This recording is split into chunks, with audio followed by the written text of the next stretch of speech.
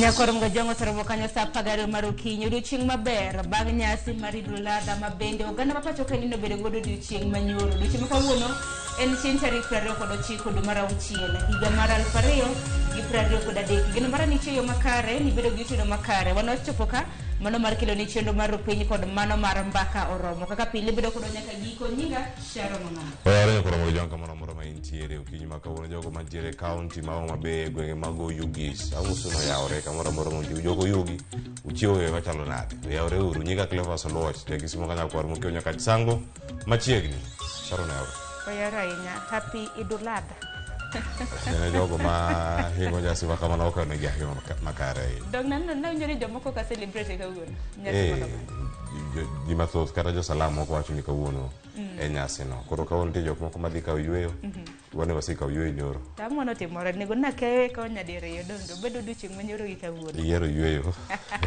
ngamo ko ero ko kama ni nicho nade achio maber wonya sero kama nyoro no yidi tulu ma yweyo matin kawarito di chieng' makawuono kono ntire anachio makare wanka mathoth bedo kati more korgo ngim pogoro pacho kaendi wanka mar kilo ne nyakwarom gajwang moko kumgi kokma nyakwarom gajwang kamoro moro mintiere machiegni kwachako gero piny nyakwarom gajwang abro bedo kami weche manyien bang'e nondo mar gazeti bro bedo kitayo kod nyawadwa Cleophas Luoch Cleophas gazeti kawuono mit manade gazet ma The Standard wacho ka nitiere strangers e cabinet kara jogo ma dipeni gin welo ahinya wacho ni mano e kuku mar telo man mar jotend migepe kaachiel koda mago bende mag sirkal wacho ka nyingi 4 manochwal kacha ineno kar kanyo David Ndi Cleophas Malala Monique Juma kaachiel koda ka Harriet Chigai wacho ni sani gazet ma The Standard nitiere kar ka weche mag tuke bende ka wacho ni Man U gi jo Arsenal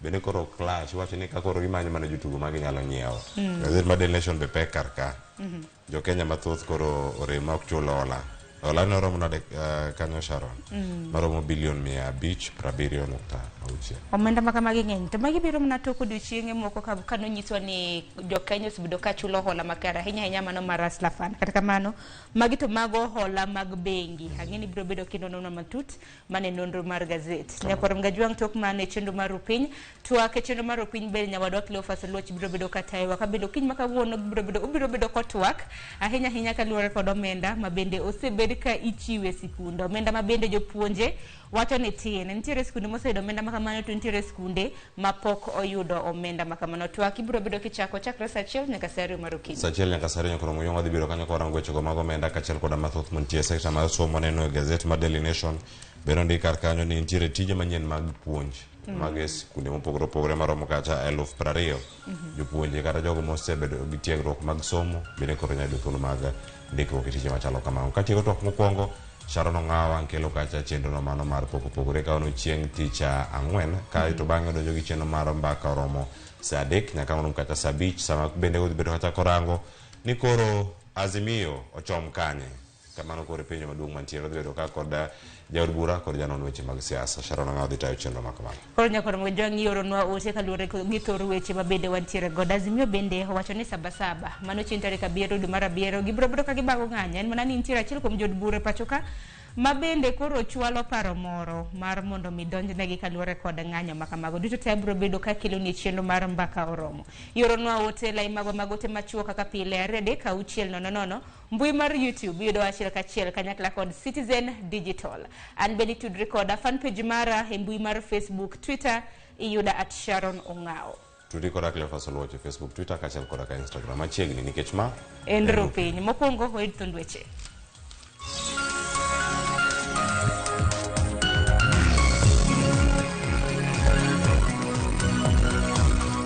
Kwa hiyo saa huyu mtoto anaitwa Shanteli akalia kwa uchungu akaniambia kima majeni naomba kuja nisaidie. Sasa sikuwa na venye naweza msaidia mlango wa bedroom ni kama alikuwa amefunga na kifuli.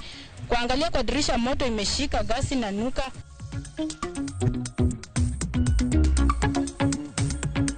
Wito wetu ni kwamba tudumishe amani katika nchi yetu ya Kenya, tuwe na upendo, tuwache mambo ambayo kwamba yatafanya nchi ya Kenya kuwa katika hali ya mivutano.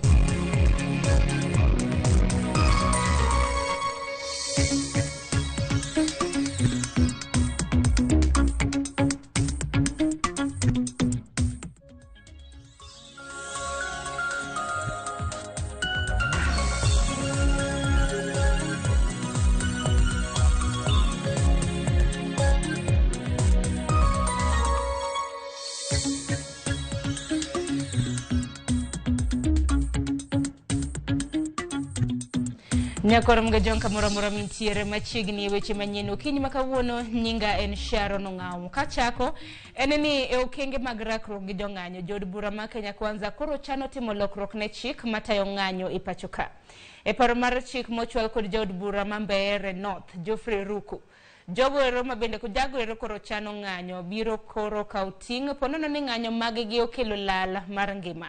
Rochruok e weche mag ohala kata lala ma jo ohala oyudo e kinde mag ng'anyo.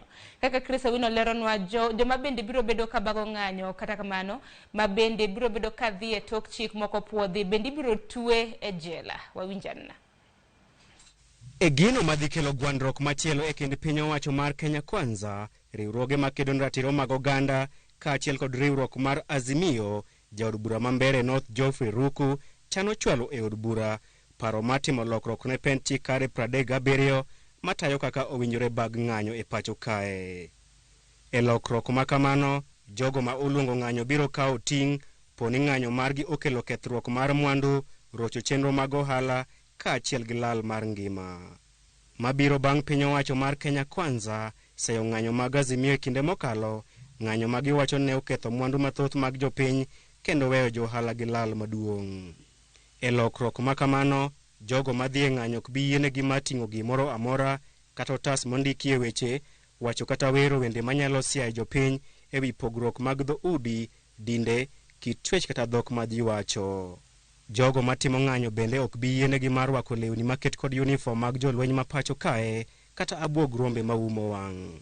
E kwayo mar bago ng'anyo, joma chano timo ng'anyo nyaka ler ne tend obila kuonde ma gidhi bago e ng'anyo, seche mag timo ng'anyo kaachiel gi yore magichano luwo e kinde ng'anyo makamano.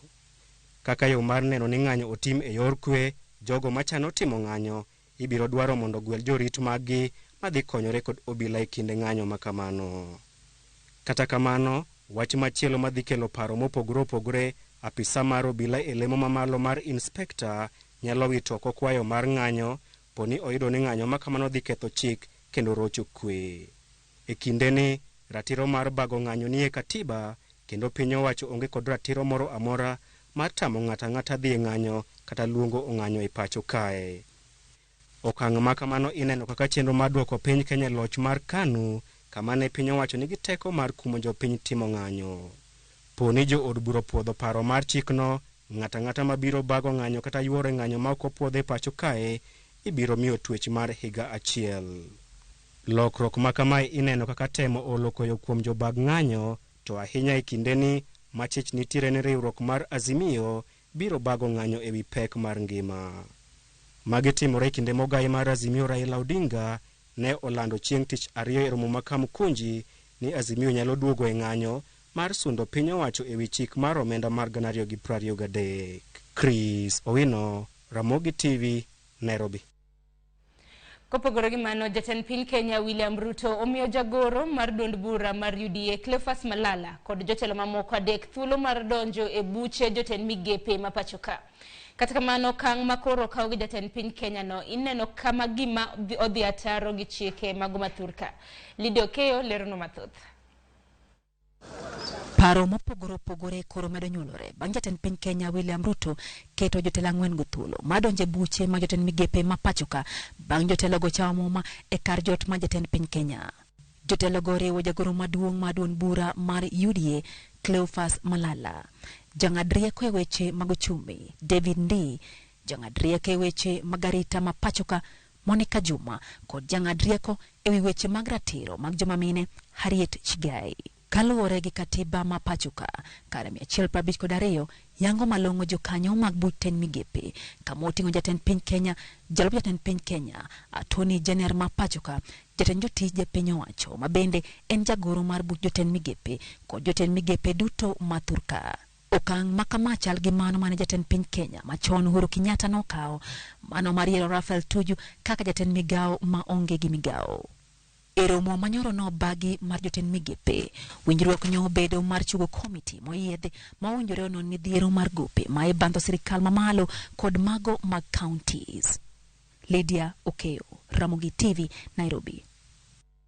Jatend migao mar somo Ezekiel Machogu onyiso jatend sikunde mondo miyo med manadayo nyuok kolero ni piny owacho biro temo kaka nyalo mano mar chwalo negi omuom e seche mawinjore. Machogu mane loso Mombasa e romo magalomoro manokelo kanyakla jotend sikunde mag sekondari pachoka. Kata kamano okoni gichano timo lokruok e chenro mar chwalo omenda kama kwalata malo 50 mar omenda ibiro chiw e okang' mokwongo. Jafambo marwa ma Mombasa Jojaoko giler mathoth. Romo mar jotend jopuonj mag sikunde mag sekondar madhi nyime e kaunti ma Mombasa ne odonjo odiochienge mar adek. Twak mar deko kaachiel kod nok mag omenda michwalo e sikunde ne ochacho e romono, kuma jatend migao mar somo Ezekiel Machogu ne osingo ni gichano time lokruok mar chwalo omenda no mar neno ni sikunde yudo yot. We want to get back from the the current quarterly system to the ratio of 50, 30, and 20 going forward. And I think the Treasury so far is in support of that. Jatelano ne onyiso jopuonj mondo mi ode mana nyuok ka bende ojiwogi mondo mi gibed ka gitimo nonro kapok ginyiewo mwandu kuom jogo ma uso negi. So you can see the very tight circumstances in which we are operating. But one thing that we want to assure you is that we are coming out of this. All is well. Kindly also do a proper market survey, because I know you are also operating on a very tight financial situation, so that you are able to get the correct figure. And I think we have all agreed that we work together so that we don't underfund anybody, neither do we overfund anybody. I can tell you that as we stabilize the economy of this country, we shall make sure that we do actual capitation. That if we say we are giving 22,224 to a kid, it is what comes to your account. We promise that that is where we are going. Kata kamano, jopuonj go ne okwayo migao mar somo mondo mi omigi thuolo mar medo school fees ka gikoni nengo mwandu to chutho chiemo ma itiyo godo e sikunde sani omedore malich mokalo. Many times the government has indicated that secondary education is free, totally free, and we are not expected to charge anything. I want to tell you today, sir, it is not possible to say that we cannot totally charge nothing in our institution. Because some of the institutions rely entirely on funding from the Ministry of Education. At least in boarding school, parents pay some extra levy. Day schools, we are not supposed to charge. So that's why we were asking that probably they need to allow us to increase the fee we ask for lunch because of the differences in prices. Midhiero mapek magikoni gisebedo ka gikale en bedo gi jopuonjre sikunde maonge pesa ka jogo machwalo mwandu mopogore sikunde go bende bandhogi. E seche gogo migao mar somo ne komachielo koni giseketo kange mowinjore mar neno ni gikedo gi wach kuo mag penj mosebedo katimore. We propose that the Ministry of Education considers to increase the capitation from the current figure of 22,244 we had proposed last year to 30,000 shillings. All schools have their own challenges. National schools have their own challenges. County schools have their own challenges. Sub-county schools have their own challenges. But when you look at it generally, every school has been affected because of the high prices of foodstuff. Romono biro dhi nyime nyaka chieng' tich abich jumani. George Aoko, Ramogi TV, Mombasa. Nyakwar mgajonka podwani weche maluoro weche mag somo en ni moko kuom jonyuol koro kwedo chik mar piny owacho mano mar kumo chenro mar daro jopuonjre masomo e skunde mag sekondar ka iterogi e skunde mamoko e diere tam. Jonyuol wacho ni piny owacho onego ket jonyuol thuolo mar daro jopuonjre e skunde e sama gidwaro. Simfra Sokinda ne oloso gi moko kuom jonyuol. Jopuonj kod jokanyo mamoko dhi nyime kod twak ewi bero chenro mag somo e romo ma jotend jopuonj mag sekondar ma Obagi Mombasa.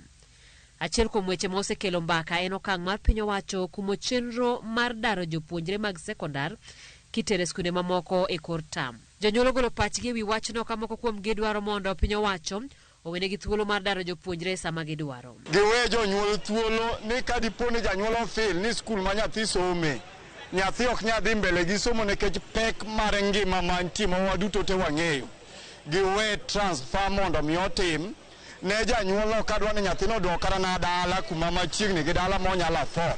Wawe mondo mi gino tim. An gino kumora nikech koro wanyalo wuonde kata matin ni koro sani kaka koro chumi oidhoni kaka no se financial bill no se bedo past koro ngima ma town oinga kata oingo owetena matindo koro ka aduoko gi koro tam mokongo rumo koro adwani mondo gidog gisom dala kama maisha koro ngima koro bedie ginya kata yudo alot moro mowuok e puodho koni one town kana kwa nyiewe. Ine wuon nyathi dak e nyathi ne mitiyo ine daily bread ngima ni olal iduoki dala bagra sidhi iki nyathino dhi dong gi ng'ae skul kuno maborite.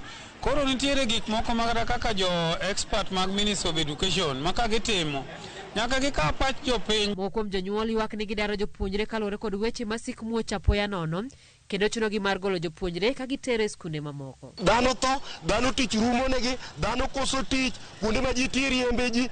Nyithi jogi duto te karibu gin 65% or 55% gidwa bedo dhoudi. Udwa nyithindo donje kuoto donje nyasoro to donje chode. Sirikal konyuru jopiny. Samoro ifwenyo ni nyathini e kor tam ifwenyo ni nyathi performance ma nyathi odok chien. Tifil ni dwa transfer to another school.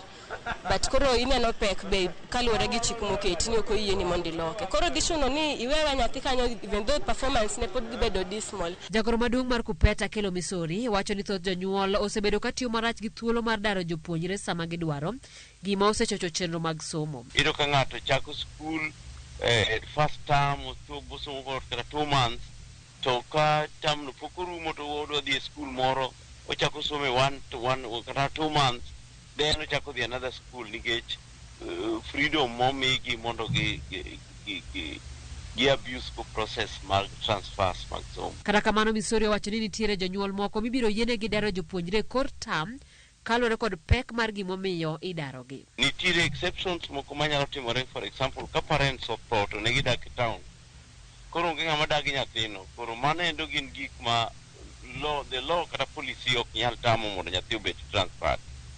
To ka ber to nego bed nyathi tieko higa mondo ka osetieko higa ni to kodonjo skul machielo to koro some en gima nyalo bedo followed. Director mar somo mag sekondar Paul Kibet nyowacho ni daro jopuonjre kor tam chocho chenro mag piny owacho mag chiwo omenda mag somo ne jopuonjre e saa mowinjore.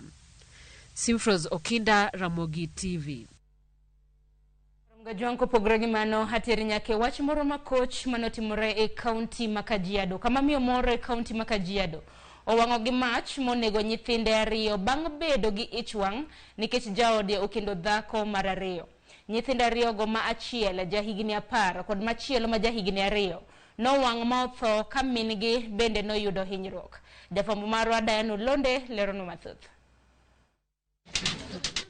Jodak ma igweng'ni nochiwo gi kuyo kendo moko kuomgi ne chalo manigi paro matut.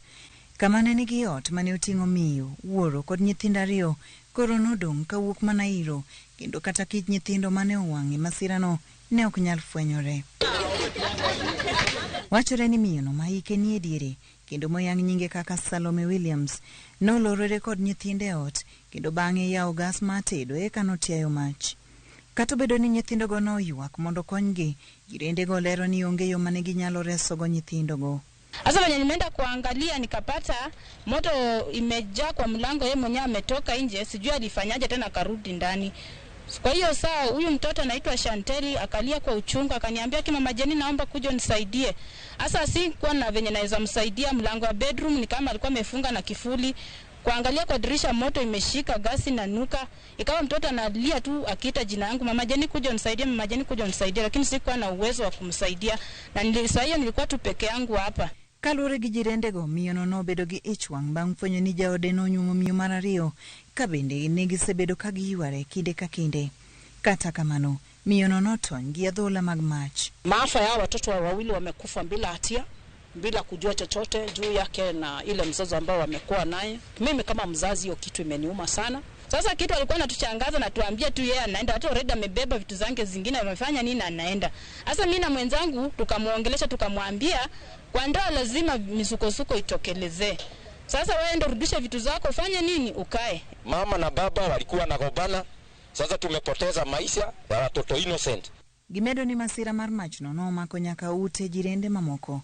Digni majo neg mach bende giyuak ni emane omiyo masira no medo landore. Moto igezimwa juu vijana walikuwa wamejitolea. Kama tungekuwa na zimamoto hii mambo haigetokea mahali imefika. Watu wa kijiji ya Saina wamehangaika sana, wamepitia kipindi kingumu kuzima hii moto kwa sababu ya ukosefu wa vifaa za kuzima moto katika mji wetu wa Kajiado. Kalure gi komanda mar obila ma Kajiado Daudi Loro Nyokwe ne uloso kodwa yoro ong'we yamo. Ringre nyithindo go noseter kar kano ringre mar Kajiado Referral ka giikore chwalo min margi e doho bang' chango. Diana Olunde, Ramogi TV. Korom gajuang manodoko wach malit. Ko programi manene piny Kenya otimo winjruok kod jokanyo mag sekta mar thieth mar chopo singo mar chwalo omenda ne chenro mag thieth kaka dwaro mano mar duol matao thieth e piny ngima mano WHO kochopo higa mar 2030. Mane oyanga e kinde tieko romo mar jokanyo mar sekta mar thieth kotelnegi kod migao mar thieth e piny Kenya mosebedo ka dhi nyime e boma ma Nairobi kuom thuolo mar ndalo 3. Romo no nen mar nywako paro ewi kaka piny Kenya nyalo yudo omenda mago mag chwalo ne sekta mar thieth kaka achiel kuom yore mag chopo lek mano mar chiwo thieth makare e yo ma oyweyo mano mong'ere kaka universal health coverage.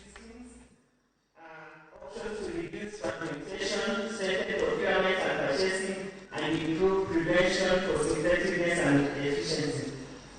In this regard, in the area of efficiency, the government of Kenya will strengthen PFM within the body of government for improved efficiency in health service provision.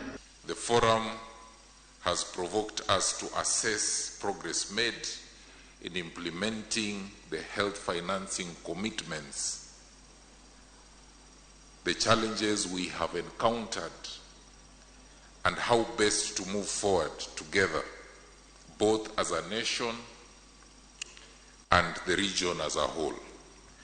Kopogore gi mano bende joyie mag jodin mar Salam nochokore muskiti maggi mar hingo odiochienggi makende mar Idul Adha maong'ere gi dhongere kaka the Festival of Sacrifice.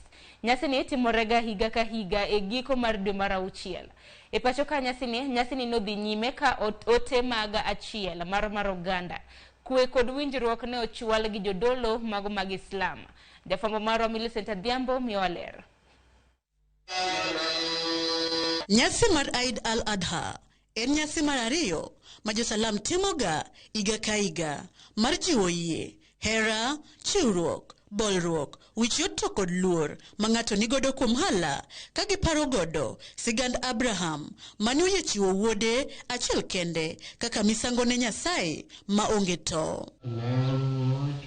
E kaunti ma Kilifi e boma ma Malindi, nyasi mar Eid al-Adha ne obagi e muskit mar Masjid Sheikh Nasor kuma jo-Salam okwa mondo chimre tir gi puonj mag Koran maler ndalo duto ma ok mana ndalo magihingo nyasi makama. Kane oyalo e sub-county ma Malindi, Sheikh Abu Katada Salim noyango ni nitiere pogruok e kind nyasi mar Eid al-Adha kod nyasi mar Eid al-Fitr.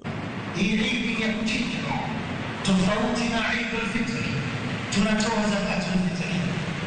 Eid al-Fitr, tunatoa zakatul fitr kabla hatujaenda kusali. Ama hii Eid al-Adha, tunachinja baada ya sala. Komachielo e kaunti ma Migori, alam mar nyasi ne obagi e muskit mar Masjid Salam.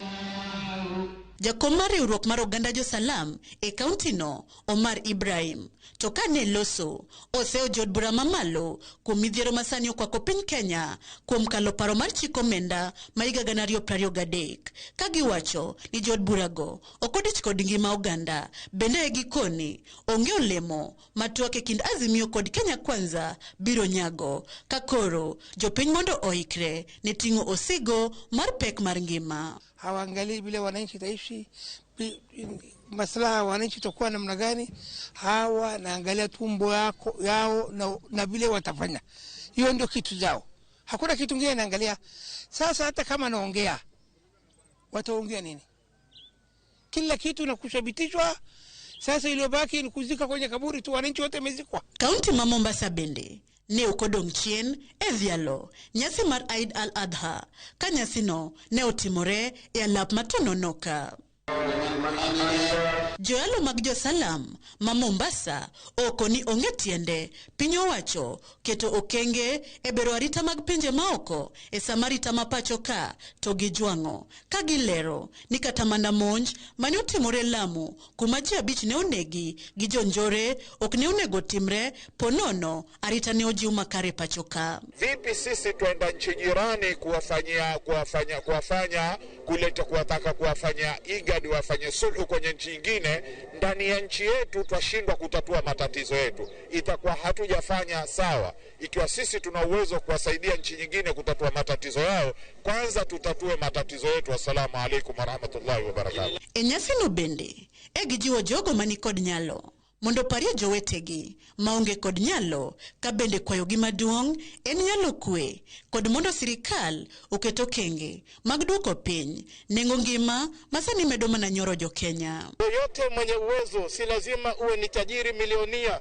Mungu iko amekuruzuku, kila amekuruzuku, tinda mpe mwenzako, ni thawabu kubwa sana. Millicent Adhiambo, Ramogi TV. Nyakoram gajango pogro gimano eni doho mashanzu oweyo gi rambun mar siling milion 1 achich moro mane omaki kitudo kod timbe njore mag Al-Shabab. Zakaria Kamal Sufi mosebedo ko gengne tesendo bila kuom dwe achiel. Itudo kod konyo kweth Al-Shabab nyiewo mwandu kowuok e piny China ka gitero e piny Somalia. George Bati ni kod ler mar wachno. E kinde ma monj mag njore ma itimo ka itiyo kod miruti mochiki bulo osebedo ka timore e gwenge mag nyandwat ma ugwe ma pacho ka kendo lal kod ngima pisa mag arita. Doho mashanzu oweyo gi rambun mar milion 1 jal moro ma itudo kod kweth njore mag joka Al-Shabab. Zakaria Kamal Sufi ma osebedo ka ogeng'ne tesendo bila nyaka ne make dwe mar 4 itudo kod tema mar nyiewo mwandu ma ichechni tiyo godo e monj e lo kweth mar Al-Shabab kowuok e piny China ka itero e piny Somalia. Achijno wachore ne ogolo e piny China bogi 3 mag gige lweny ka bogi 1 ne omaki to 2 mamoko pok oyangi kama ne otere. Kaluwore kod apisa matimo nonro e wi wachno Gideon Wambua, mwandu mane Zakaria Kamal Sufi ogolo e piny China e lo Al-Shabab oting'o kit ndege manyatindo ma idendo ni drones 5 kendo gin gi teko mar ting'o pi lita 10. Bende ginyalo fuyo mita 500 kowuok e lo e kor lwasi. Achiel kuom bogi manomaki mitudogo Zakaria bende ne oting'o mwandu ma iloso godo bunde, mwandu ma iloso go lep jolweny, tandarua mabor ne romo mita 3,000 mag losa kumba mag ema, sola manyasani minyalo ban, lewni ma ka ng'ato rwako kendo donjo go e lum kata bungu tok nyal fwenye, ka achiel kod ova mag jolweny.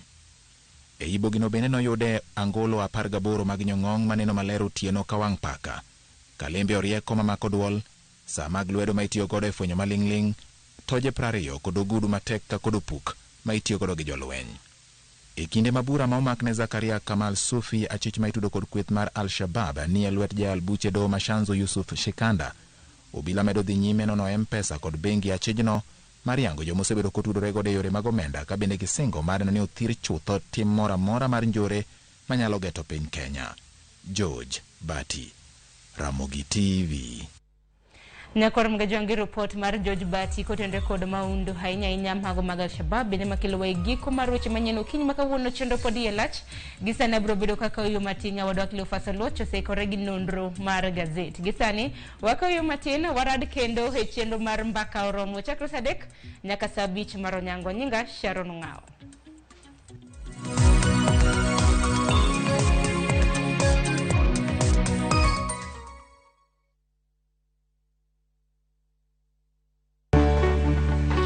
Duondgi osethir kendo ok winj motegno. E Ramogi TV wating'o duondgi. Wabedo gi twak gi nyionagi mung'eyo kendo yango mapok ung'eyo. Tijegi, lony margi, kanyakla kod ngima gi duto wamenyoni kendo wakeloni e chenro mar mine wacho. Sane nyalo dok dala ni koro na divorce na dala. Okadogi. Sani koro okan mana politician. Koro an jatich. Kamano bende, wamenyo ni miyo motimo maber juma ka juma, kaka Phoebe Asio, Charity Ngilu, Jael Mbogo, Wamboi Otieno, Mudhoni Wakirima, e kind mamoko e chenro mar miyo mar juma. Inyalo bedo miyo manigi sigana mapoko meny, kikibajigoi, tudi koda Jael Yeta, ngeso ka ngeso, Sadeko Otieno, e mine wacho.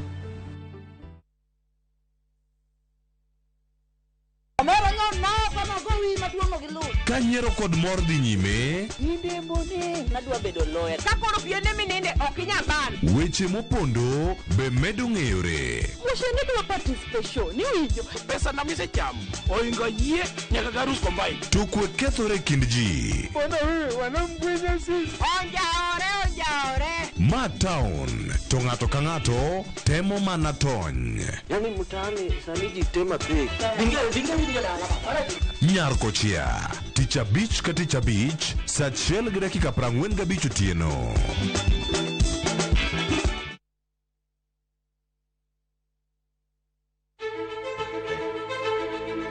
Kokalo kuom lakteche kod thieth, wayudo ng'eyo kaka dendwa tiyo. Nitie hormones mar ng'ama miyo kata ng'ama nyako. Iluongo ni estrogen gi progesterone. Kendo wayudo ng'eyo kama inyalo yude kony moluwore gi weche thieth. Daktari en tich ne thiedho oganda mondo oganda odhi maber. Kaka wadak e kinde ma ok ong'ere, ngimawa en gima duong' moloyo. Ka en ng'ama osiko ka ywaka, en kama osechopo dwa kawo ngimane. Kineno science gi, wek rito. To e penj laktar, wakelo ni lakteche molony to gilero ni weche thiedho tuoche ma opogore opogore kod rito kit ngima maber. Wanyalo tiyo kod chiemo e geng'o thiedho kachiel kod timo bero ngima wa bende. Yes, erokamano. Penj laktar kokalo e Ramogi TV kama wacho ni ngima en mwandu. Wuok tich nyaka tich abich chakre saa 12 odhiambo nyaka saa 1 mar otieno. En chenro ma kik bai kata matin.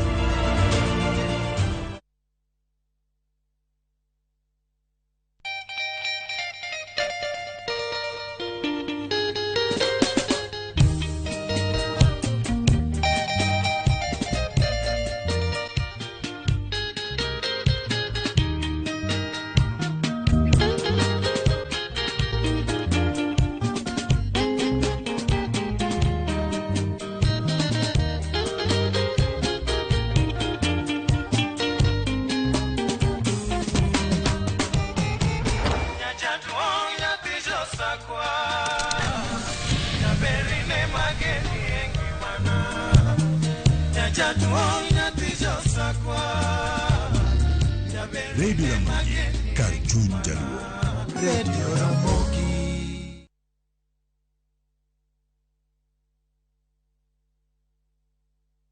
Royal Mabati Limited, waseyepo Kisumu City. Wan kod mabati marang'iny mare ni malo, otegno, nengone yot kendo gore piny. Yud ber mag offers ma wan godo mag gauge 30, kido mar profile gi siling 388 kuom mita. Roman tile gi siling 621 kuom mita. Stone coated tiles madhi gi siling 725 kende kuom pisa achiel, kanyakla gi nengo mogore piny mar chumbe witado, kido mag light gauge steel trusses. Funde duto nyalo limo bedewa Mamanjit House mayudore Accra Street, apaya mapol Mboya. Gochie 072 638 mondo kelni nono maonge chudo kuom seche 72.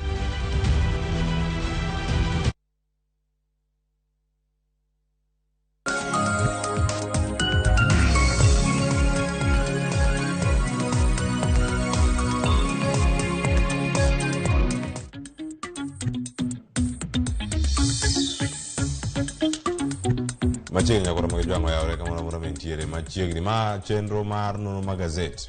Koro kawuono wanono gazet ma kawuono to wakoni ni gichalo nade. Chiwo yo machalo nade. Wachako kata gi moso jogo mantiere kaunti ma Wabei, gwenge ma Oyugis. Iwacho ni alwora mano mag joko Yugi kanyo chiwo yo machalo nade. Kae to bende ukonwa ni uyudo chenro yo mane. mano ka nitie ka okinyi ma kawuono poti pak bero dhe jogo maneno ma konde duto mag piny Kenya kod maneno ka nitie pinje maoko arwaki ni machiegni bed kodwa ka nyaka gikone mar koro sano daledo ni gazet ariyo madongo The Standard kod Daily Nation weche man ka pek wacho ka nitie chike moko iwacho ni hola Daily Nation omiyo pek weche go mag hola kata loans iwacho ka jo Kenya mathoth koro weyo mok chulgi kama chielo ka nitiere welo moko mantiere cabinet gin jok mage gazet mar The Standard ochopo ka kod yo makare antiere ka kod Solomon Atito oyawre ahinya Klafa chiemo maber to kwe iwacho ni okinyi ma kawuono gazet nitiere ka to mana lidhe walidha mondo mi gisiso kamano ka gisedo siso to koro gidhi nyiewo siling 60 ka en piny Kenya gazet mar The Standard kod mano mar Daily Nation ibero kod ng'eyo ni wache nade ineno ka nitie Tanzania nyiew gazet mar The Standard mano ma ka nitie piny ma Tanzania kata gi siling 1,700 ka en Uganda nyiewe gazet mar The Standard kod mano mar Daily Nation siling 2,700 ka en Rwanda tigi siling 900 makono tidhi ru gazet mari Kenya ka ma siling 60 nyewe gi kik bai jaera mag weche tuke ni ka Arsenal gi Man U bende koro gi Chelsea bende koro manyo mana jotugo Chelsea jotugo mang'eny osewuok e odong' gi jok mage mago bende yudgi e kar ka kaka machielo kanyo jotugo ma bende biro Arsenal gi madhi Man U gin jok mage jomage bende madhi Chelsea bende gintie iyudo gi kae kar ka weche ma pek mantiere kar ka strangers in cabinet gi weche mag chulo hola bang' kosekaw Solomon anano wachak gi ma The Standard e gazet mar The Standard mae wach montiego kaka wuono iwacho ni weche pek kar ka iwacho ni weche mag ohala nitie weche go mago mag iwacho ni mag timo mag ng'anyo mabende nitiere kanyo ma Azimio chano timo wanya mana nene kaka gintiere iwacho ni Kofi bende ero oyudo thuolo maduogo kar kanyo kachiel koda kama moko wacho ni CBK kata bengi maduong' ma pacho ka weche go mag ohala kata weche mag uchumi kanyo temo ni mondo ni dola kik bed gi pek kik bed mapek ahinya ne siling ma pacho ka weche mag tuke kana sikoni weche mag Arsenal Manchester United kod Chelsea ni kar kanyo mai thor wach Solomon ma bende waneno ka ite marang'wen mai wach mantiere kar kanyo mano kawarange kanya achiel kachiel mano weche mantie kar kanyo Cleophas Malala David Ndii Monica Juma kod Harriet Chigai jogi makoro medore e cabinet mano mar telo mar Kenya Kwanza ingeni kaluwore kod mana kaka wach kanyo ni article 152 mar chike mapacho kae yango ni cabinet oting'o jatend piny jalup jatend piny kachiel kod jokanyo magin jatend migepe ma ok tin 14 to kod bende ma ok ng'eny ne 22 koro king'iyo kaendi wachore ni chal ka gima nitiere moko kuom jogo ma bende ineno ga kinde duto te ma samoro jotend migepe nitiere kod romo to nyaka nen gi kar gi ji ang'wen gi kama oting'o jagoro maduong' mar duond buch siasa mar UDA Cleophas Malala David Ndii ma bende en jago nendo mochung' ne chiwo paro maliw momakore kod wechego eko mag yor yuto kod uchumi piny ka ne jatend piny Kenya kachiel kod Monica Juma ma bende chiwo wechego eko mag paro maliw ne weche mag arita kwe ne jatend piny to kod Harriet ma bende ochung' ne chiwo paro ne jatend piny e wechego eko mag ratiro mag jok mamine magi jok ma ineno ga kadonjo ga ni gimbe ne gibedo kaka jogo eko seche ma jatend migao nitie kata romo makamano endo dhiyo ga nyime ma bende odhi ataro koda chik kuom mano aparo ni maendi en lweny mamienjo ma kamoro dipo ka dipo ni Azimio amua to nyalo dhi kata mane odialo buche mar mondo mi gidonj ne Kenya Kwanza kuom tima ina niendi kata odoko ni samoro bende yudo ni kata mana piny owacho mokalo mane otelne koda Uhuru Kenyatta bende wachore ni ne nitiere koda joge moko ma bende nyaka ne bie kinde go kuma jotend migepe romo yes mano bende kama te kar kanyo jotelo mar Uhuru Kenyatta bende nokelo jok mamoko mano kanyo telo ne nitiere kacha owacho ne NCS bonge portfolio mano Rafael Tuju bende nodonjo kar kanyo kaka achiel kuom jogo mane bet kanyo sani bende nokoro nikech kinde ka ne en jagoro maduong' mano mar duond bura mar Jubilee mane nitiere kar kanyo ka gine mane nie telo sani bende waneno SG mano mar UDA Cleophas Malala ngiri mae ndikoro nyalo kelo penjo macha to chani nyawacho ni Rafael Tuju ne jatend migao maonge koda tich malongo monego bedni otimo to ma en na jatend iluongo ni secretary general ka jagoro maduong' mar duond buch siasa mar UDA ok en jatend migao maonge portfolio koro mano nyaka penji ni to romo mar jotend migepe to ere kaka manyore koda duond buch siasa winjo ku mano pani mago mano koro nyalo nyuolo gima duong' ahinya kata doko ni samoro ingeni nitiere gande kata mana rombe moko ma iloso momakore koda weche go kumago chumi kamonego be ni David ndi bende rombe moko ma iloso motenore koda weche magarita kwe iwinjo monego bed ni Monica Juma donje to ang'o magidhi omo romo mar jotend migepe ke jotend migepe ng'eni nitiere kaka gin chenro margi en mar neno ni kuonde mopogore kata migepe mopogore okonyo piny Kenya to bende ne gichamo muma ka gisingore kendo ne giwuongore kanyo ni gigo ma giwacho e iye kanyo ok ane winj kumoro amora ka opogore gigo ma jogo mantie kanyo osewacho koro moge jwang' yude kacha ite mar ang'wen yudo kanyo jayal bura bende Bwana Anthony Mrema ma bende nowacho kanyo ni dwaro mar jatend piny yiene strangers makamagi bedo e cabinet owacho ni mae nyalo kelo achiedh nade weche go mag chike mapacho ka wacho ni mano be nyalo en ataro mar chike wacho ni mano nyalo bedo kata gi legal consequences mag bende wacho ni gin ma serious ahinya kama chielo ka kafaya iranga ne ite maradek ite maradek kanya kuro moge jwang' weche go mago mag somo mano ka wantiere kar kanyo ang'o nyalo rangane mondo mi ang'o yudane iwacho ni sani nitiere thuolo mag jopuonj maromo kacha 24,000 kata kamano gin gazet mar Daily Nation nigi paro mopogore kanyo moloyo 20,000 kama gintiere kar kanyo e ite no mano mar adek kakoro sani wach mantiere kar ka koro neno ni kaka inyalo ndika jopuonje kinde mabende koro capitation kata omenda michwalo e sikunde bende bedo kata kodok piny ngeni kinde sani koro wan gi jumbe ariyo nyaka ne jatend migao mochung' ne weche mag somo Mashogu ne wachi ni odhi chwalo maromo shillings bilion 28 ne sikunde mar mondo mi ota chenro go eko mag somo to kanyo gintiere koda romo Mombasa kocha nyoe winjo kanyo ka moting'o akelo misori gini ywak ni jogo wachane gimomiyo pesa pok ochopo kasto bende ing'eni ne gichiwo mana shillings bilion 24 mopogore gi bilion 28 mane gisingo motelo kuom mano e kinde no endo kata jumbe ariyo mokalo go eko ne sikunde mopogore bende ywak ni pesa ni endi ochwale matin to biro bende modeko ka koro nyaka sani jumbe ariyo toke no endo pesa ni endi pok ochopo ne sikunde to machacha mane gi ywake ni odhi biro modeko ka gimoro amora osekethore apa ni ma endi koro gimonego bed ni piny owacho donjore mar mondo mi one ni tang'o momiyo pesa gi pok ochopo mar mondo mi ota chenro mopogore mag somo Cleophas apa ni king'iyo wantiere kanyo endo koda dwaro mopogore mag weche mag somo kama oting'o kata mana neno ni bende skunde go eko kata kit somo no endo mar CBC ma bende koro nye kelo e junior secondary school nyalo yudo ka samoro nitiere kaka pod ochung' kaluwore koda nok mar omenda kata wacho ni samoro onge gima dhi mbele malich ahinya kanyo nikech samoro buge ma isomo go eko pod nyithindo gi pok oyudo samoro bende jopuonje bende pod tin nikech weche go mag suppliers bende gisiwacho ni suppliers gin jogo mosebedo kacha ka yudo lal maduong' ahinya ni mar omenda ma ichulo gi bende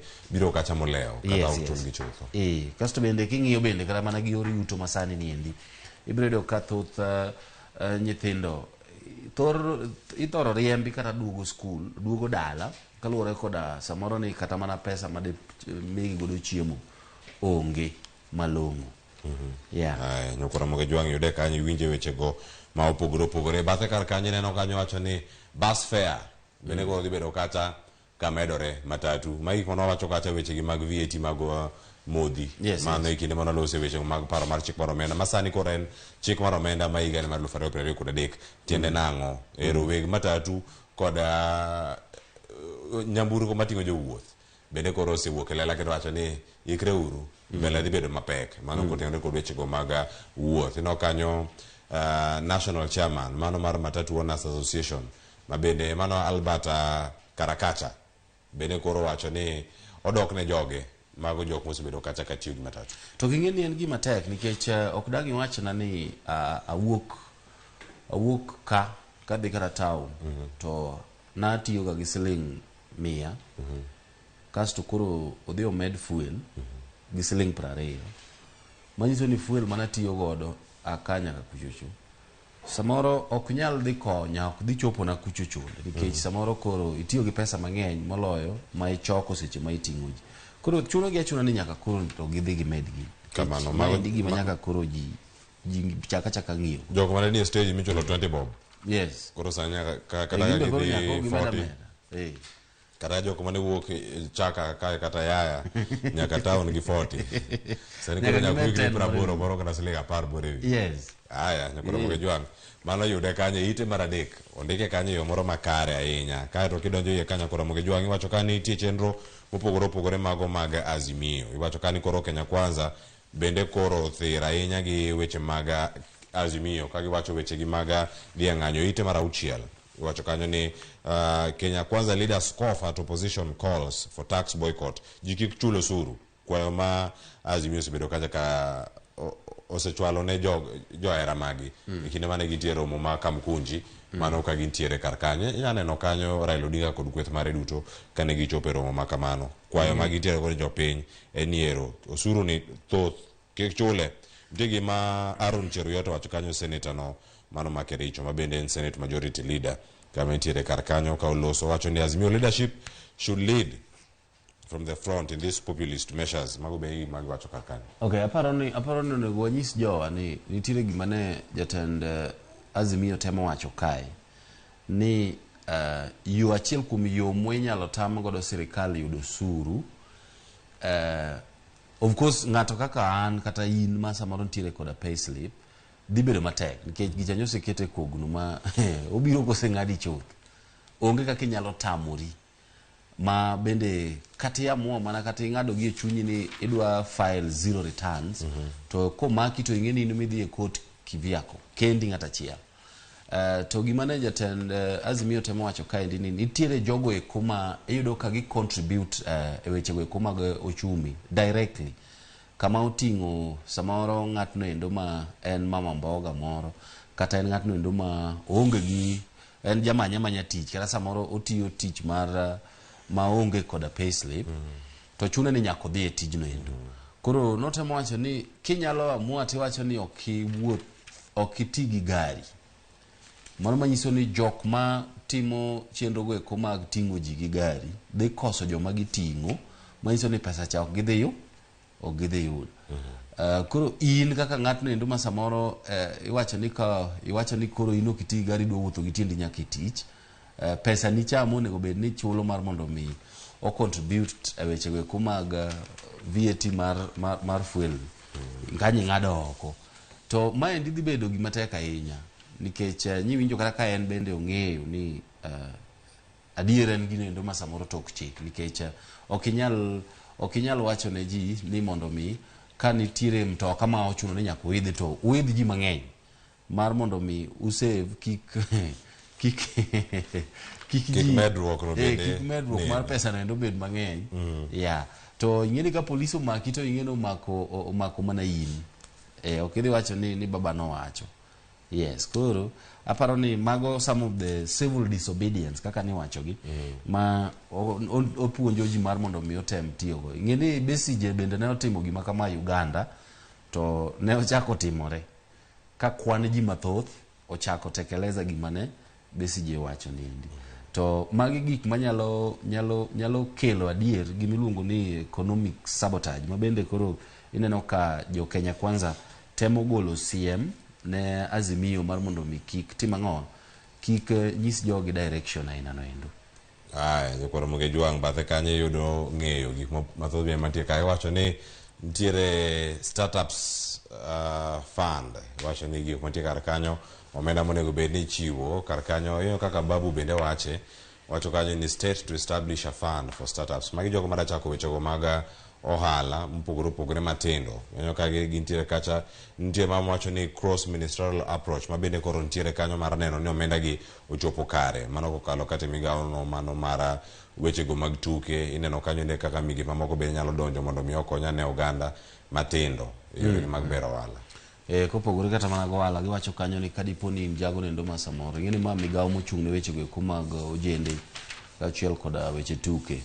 Ka in ng'at nendo ma samoro iwacho ni obwongo ni leo, nitie gimoro ma inyalo chako manyalo konyo piny Kenya, to nitiere kaka inyalo miyi gimoro mar mondo midhi mbele kod gino mondo oket piny Kenya kata mana map moro. Kinyalo bedo innovator, samoro nitiere kaka inyalo loso, sani endi ji nitiere koda riekni mopogore opogore kaluwore koda lony manyasani ni. Inyalo loso gimoro ma in emikwongo biro, ma bende samoro nyalo konyo piny Kenya e yo moro achiel. Kuom mano mae sama aparo no jende bende koro onego bed ni ichako tiyo koda creativity mari kata riekni magi ma samoro Nyasaye omiyi ma inyalo timo godo achiel ariyo adek mar mondo mi iyude omuom ni endi ilos godo achiel ariyo adek moro. Kuom mano aparo ni mae endi en paro maber ahinya mawuok kuom migawo mochung' ne weche go mag tuke. Ma bende dwa neno ni nikech ojende mathoth osebedo ka wacho ni wan gi talent lakini talent wagi ok chulwa. Koro mae endi apani sama onego bed ni kila ng'ato tiyo gi talent ne maber. Were ni no endo maber mar mondo mi ichodh godo muom. Kuom ranyisi do ing'eni kata mana M-Pesa ni endi nyathi college moro manoloso mar jomo university moro. Yes, M-Pesa ni endi kendo aparo ni noyude pesa maber ahinya. Yeah. Pesa mano wabo manye chimo. Wayudo wan Mbaka no kode. Eno dhi nade. Wana tiyo gazet mar The Standard kanyo kod ndai kaboro kendo tiyo kar kae. Wedhe ite marapar. Ite marapar kantie sigana moro solo wono Dan Warange. Koro nitiere ja siasa mabeno bedo jatend migawo maluongo ni Simeon Nyachae. Yes. Simeon Nyachae en jatend oganda bende mane wuok e gwenge go mago mag Abagusi. Kendo koro nitiere jaode mano nyinge Margaret Chwea makoro wachore kani nose nyuom di ng'wen akene nyakete yo machalo nade Solomon ikone kanyo ni woman fighting for share had 4 husbands mane kama nitiere kar kanyo ni gigi thoth gigi mosebedo kanyo katimore ten mana bilionde mathoth ahinya mantie kar kae milaro mano mane Nyachae oweyo to gigo ma Chwea dwaro kata gigo ma owacho chalo kama wanyalo mana neno gi piny ka nitiere mana tung kanyo wakonya mana nene mae kuma ntie kara wacho ni en Nyachae nonyuome kanyo higa mar 1973 kendo kanyo bende nitiere kanyo osebedo kar kanyo kendo ne pok giwere mane ken mare pok gi divorce kendo koro owacho gin gi nyithindo adek to nyithindo go bende ong'eyo Nyachae kaka ng'o kaka baba just Nyachae bende wacho ni ne ong'eye kaka ng'o mano step man. Ndio weche moko mantiere kar ka mapod medore. Wacho kanyo ni koro the former minister bende kano relocate modhi nyaka e pinyno mar Amerika.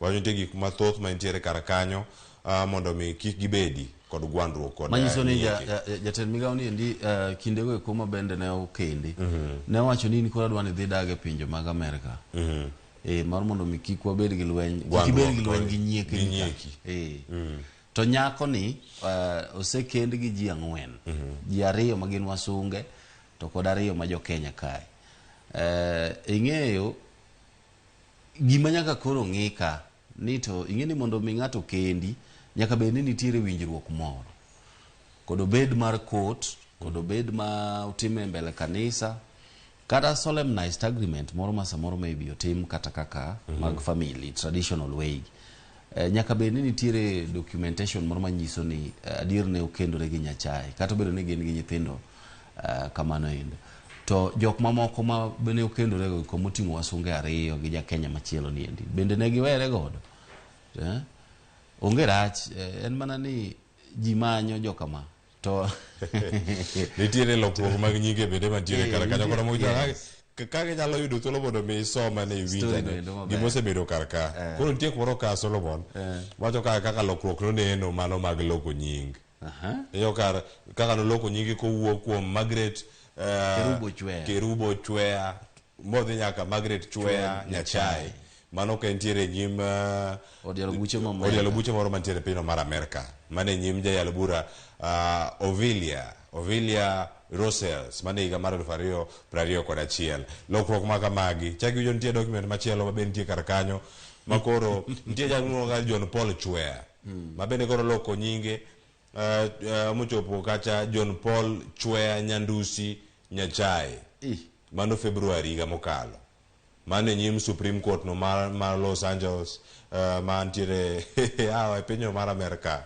California bende nitiere kar ka gigi otudore to gajore koro odwaro muom kaendi billions kamano aparo ni magi stories ma ka ng'ato ng'iyo gazeti osomo maber to biro winjo nyakwara moge jwang dhi some okete kacha ite ariyo duto ka gintiere kar kanyo ite mogik kae Solomon otie gazet mar The Standard ka watieke nitie weche gi mag tuke mantiere wie ka koro ni Caicedo odhi dhi Arsenal odhi dhi Chelsea koso odhi dhi Manchester United ma jatugo masulwe ahinya mar Brighton ma bende koro oganda moko rito ni en ochom kama chalo nade koro e kindego bende mane wach mamo ipeke ite mogik 48 ingeni Arsenal nyose yudo midfielder mane gidwaro kabisa Declan Rice koro aparo ni Caicedo yes and defensive midfielder bendo nyalo tugo creative midfield koro apani Arsenal ni maber nikech gintiere gi Odegaard ng'ani nyalo dhi Chelsea kata Man U Kai Havertz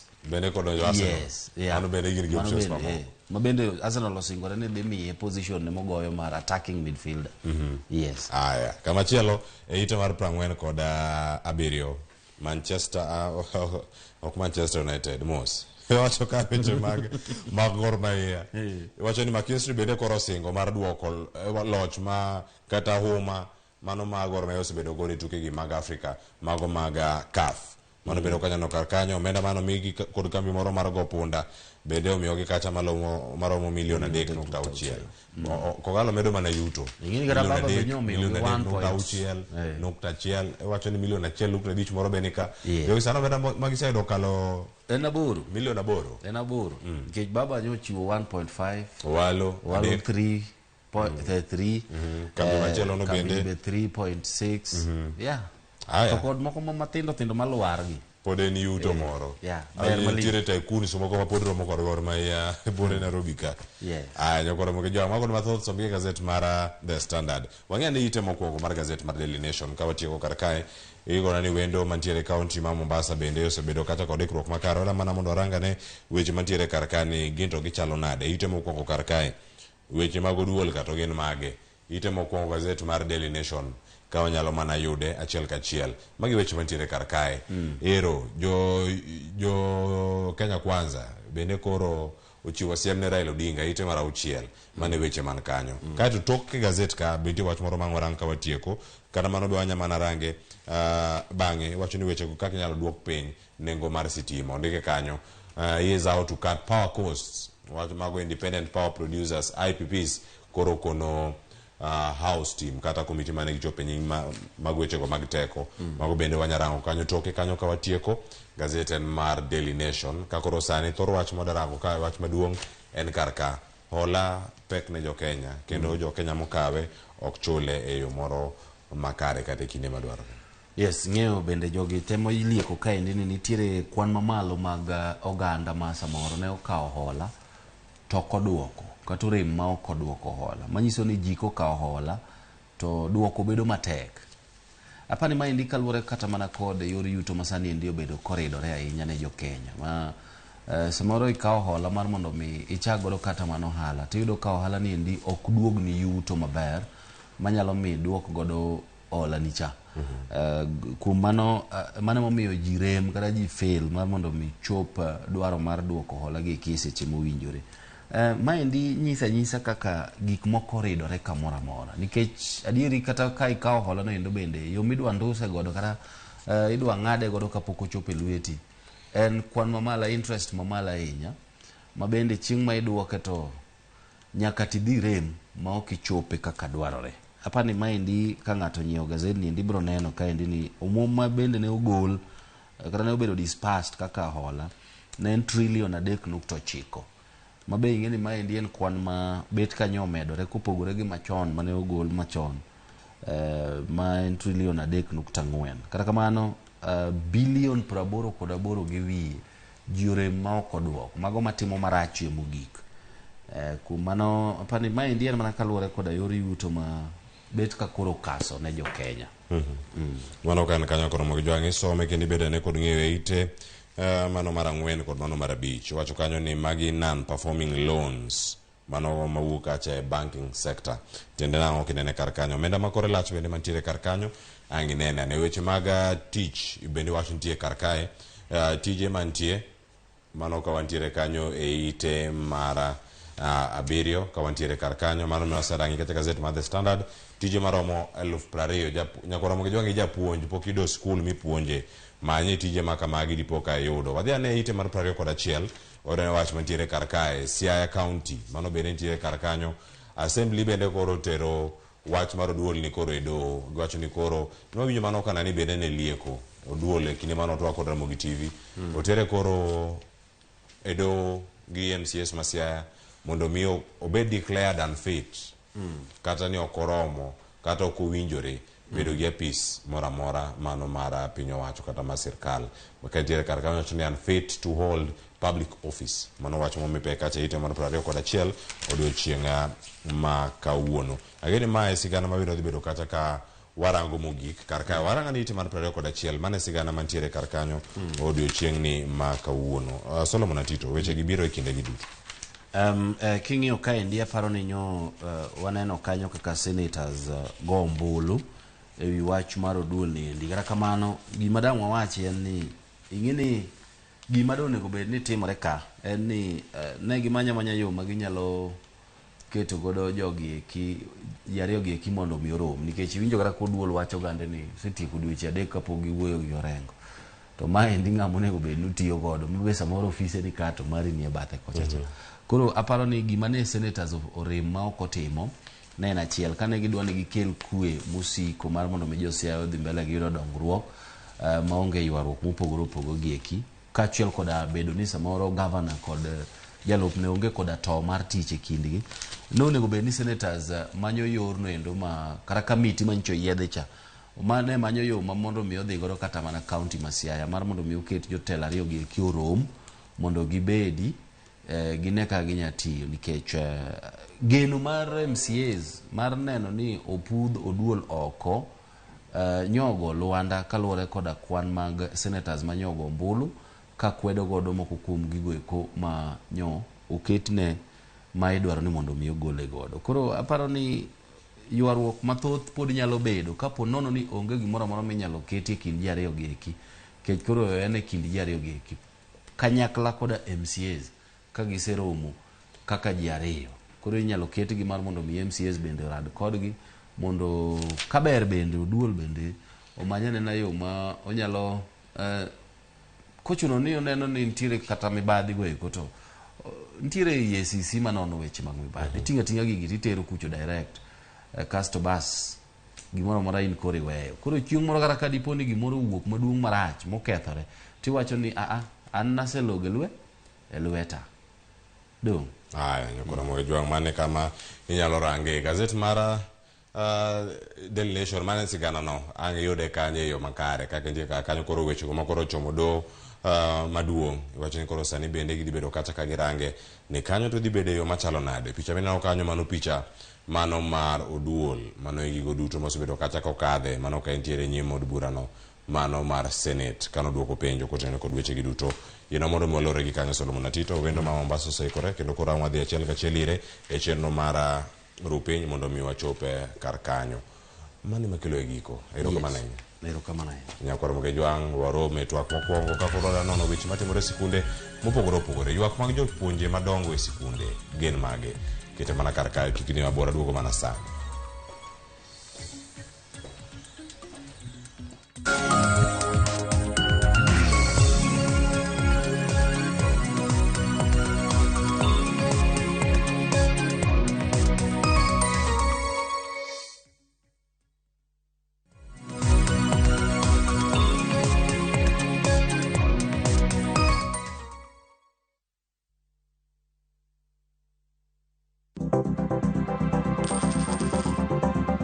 Mondo mi ikungo omenda e yo mayot kendo e yo mowinjore, onego ibed kod paro mar kungo dwe ka dwe, juma ka juma, kata odiochieng' kodiochieng'.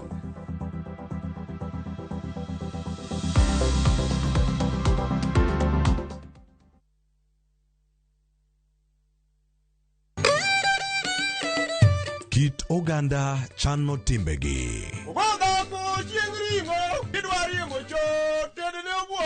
Kit ngima mar oganda duto lure kod kido. Dholuo wacho niya, ng'ama ito lirore en ng'atno endo moseneno ketho mare. Dhok wan gi dholuo mar kendo to gi kendo wan gi din. Chike kuono nyaka siem timma gima wacho no biro kelo luor. Winj ka wagoyo sigandwa. En adieri ni pigni ka miyo moket gweng'ni oluokorego to ok odhi. Wamor kanyakla. Joluo wan gi kitwa kod timbewa. Un. Gin. To wan. Ngeso ka ngeso, sa 1:45 otieno, mana e Ramogi TV.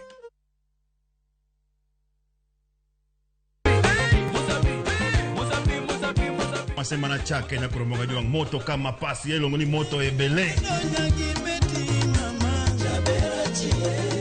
Dhano moro kabisa fan page mar Ramogi TV, dhano ng'eny kae kabisa. Kidonjo thum ma serious ikete ngoma owake.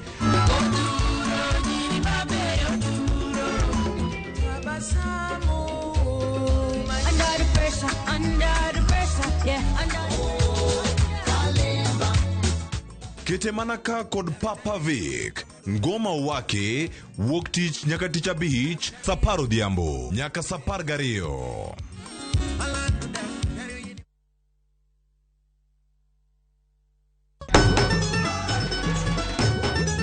Ma en sigand hera. Bedo ng'at moher, pile abo bedo kod ero ng'ato. Abe abo eri nyaka chieng'. Wuoth mar nyako marawera manigi chuny motegno. Mama, kaponi dwa kumo ng'ato to kuma an. To loso chikene owuon. Kiwuoyo go wadwa majaga. Nyise ni inidwa kenda mapiyo. Kata bedo ni joot osiko ka gitemo ng'ado ne paro e gima gidwaro. En ng'ama chal nade midwa ni mondo kend mehe. Wachna. Mae ng'ama dwaro. Ining'eyo kaka ichwang' mar mama ni chal. Anyalo timo ni gima rach. Behera gibiro tony nyaka giko. Choti Sardani, Sario gi dakika 15 otieno e Ramogi TV.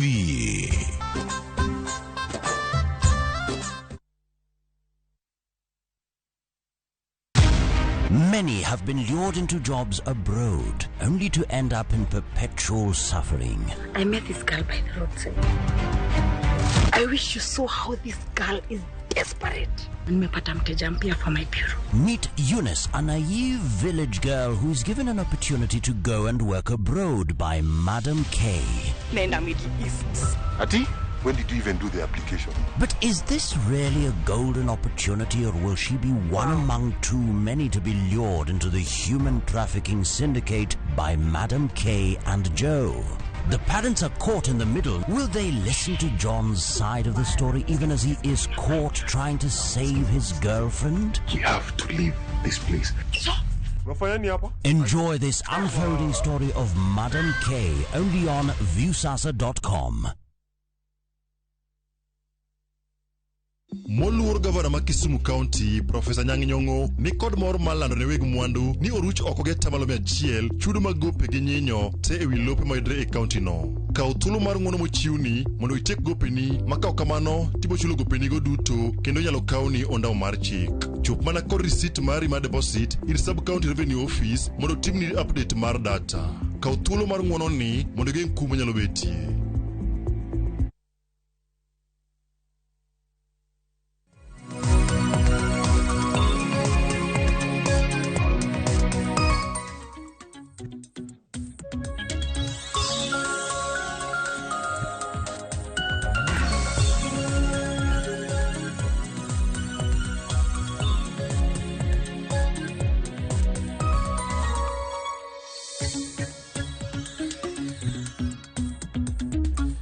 Machiegni nyakoro mag jwang'o yawre kamoro amora ma intiere kodi kachiel kachiel mano ka wan kodi kae chenro maru piny osechaka yanga okinyi ma kawuono intiere ndara intiere apaya idhi kama chalo nade wadani arwakiri machiegni odiochieng' ma kawuono wadago kodi mbaka kendo wago mbaka kod mago bende mag jopuonj gigo mag sebedo kacha ka gikadhe midhiero machalo nade sikunde odiochieng' ma kawuono bende nyakoro mag jwang'o wantiere kod mor ni mar wadabedo kae ka watwak achiel kachiel kod mano ma bende ni achiel kuom jopuonje mantiere pacho kama odiochieng' ma kawuono bende nitiere kaunti ma Mombasa midhiero mag sikunde gin mage jopuonj madongo osebedo kacha ka ywak ni omenda bende tin omenda miore sikunde ma bende ok rom omenda monego bed ni ikete wi japuonjre ka japuonjre mano midendo kanyo ni wechegi mag capitation nyathi sikul ka nyathi sikul onego bed ni yudo pesa di to pek mantiere sikunde gin mage kawuono wada winje to wada winjo kuom jolony weche mag somo wada winje kuom maneja mar sikul ma bende en japuonj maduong' e sikul ma bende otelo ne jopuonje madongo mamoko mondo konwa ni midhiero magi ma sikunde kadhe nyocha nyakura moga jwang' sikunde ne odhi half term kata mid term wachore ni mae nobiro kinde machon ahinya kae kinde ma wantiere kar kae wada yudo thuolo mondo mi watwag kod japuonj ma wantiere godo odiochieng' ma kawuono mano japuonj Pinto Edward Arum nyakura moga jwang' otudore kodwa kowuok e kaunti ma Mombasa en japuonj maduong' e sikul no mano mar Lambwe Secondary School mayudore kaunti ma Homa Bay odiochieng' ma kawuono en bende en japuonj kata en jakom mano mar Kesha riwruok mag jotend sikunde kata principals kata heads mag sikunde mago kumopogore opogore mago mantiere kaunti ma Homa Bay tainya e sub county no mano Mambita odiochieng' ma kawuono wantiere kod achiel kachiel koduoko kanyo e kaunti ma Mombasa amosino yawre ahinya japuonj kama intiere kanyo e kaunti ma Mombasa machiegni rupiny e Ramogi TV okinyi ma kawuono arwaki ni ibed kodwa e twak kawuono machiegni erokamano jaduong' kuom rwaka mondo watwagi gi jokanyanam e weche mag somo erokamano ahinya kuom kete kar kae nitie sigana moro madani wawinja ne motelo ne kata chako twak odiochieng' ma kawuono mondo mi ang' ikonwa ni achiedh nade maponono sikunde kadhe nyaka sani romo ma osebed kata ka ibago gi kaunti ma Mombasa ma bende yuoro kar kanyo ang' ikonwa ni maling'ling mantiere kanyo kar kanyo muselos nyaka sani gin mage kata tok ka jatend migawo bende osebiro kar kacha nyakwara moge jwang' sani koro yienwa mondo mi wawinj sigana ne mokel kanyo koda nyaoda Judith Omondi mondo mi wawinjane chal mar wach mano sigana mantie wiye kanyo kata motelo ne mano nyakora moge joma nyawinjo sigana mano ma losno kod jofwambo wacho ni weche mag somo gi gibiro kata kopogi Sifros kena noloso na sigana moro kotenore kod chenro mopogore opogore mag sikunde Judith Omondi bende noloso na sigana moro koro ma wawinj sani bende ang' wayudo ne thuolo mar winjane sigana ni kaka en jopuonj kod jokanyo mamoko odhi nyime kod twak ewi bero chenro mag somo e romo ma jotend jopuonj mag sekondar ma Obagi Mombasa. Achiel kuom weche ma osekelo mbaka en okang' mar piny owacho kumo chenro mar daro jopuonjre mag sekondar kitere skunde mamoko e kor tam. Jonyuol ogolo pachgi ewi wachno ka moko kuom gidwaro mondo piny owacho owenegi thuolo mar daro jopuonjre sama gidwaro. Giwe jonyuol thuolo ni ka dipo ni janyuol ofil ni skul ma nyathi some nyathi ok nyadhi mbele gi somo nikech pek mar ngima mantie ma waduto te wang'eyo. Giwe transfer mondo mi otim ne janyuolno kadwa ni nyathino dok kata na dala kuma machiegni gi dala monyalo afford wawe mondo mi gino tim. An gino ok mora nikech koro wanyalo wuonde kata matin ni koro sani kaka koro uchumi oidho ni kaka no se financial bill no se bedo past koro ngima ma town oinga kata oingo owetena matindo koro ka aduoko gi koro tam mokwongo rumo koro adwani mondo gidog gisom dala kama maisha koro ngima koro bedie ginyaka yudo alot moro mowuok e puodho koni one town ka nyaka nyiewe. Ine wuon nyathi dak e min nyathine mitiyo ine daily bread ngima ni olal iduoki dala bag rasidi iki nyathino dhi dong' gi ng'a e skul kuno maborite koro nitiere gik moko magara kaka jo expert mag Ministry of Education maka gitimo nyaka gikaw pach jopiny. Moko kuom jonyuol ywak ni gidaro jopuonjre kaluwore kod weche masik muoch apoya nono kendo chunogi mar golo jopuonjre ka gitere skunde mamoko. Dhano tho, dhano tich rumo negi, dhano koso tich,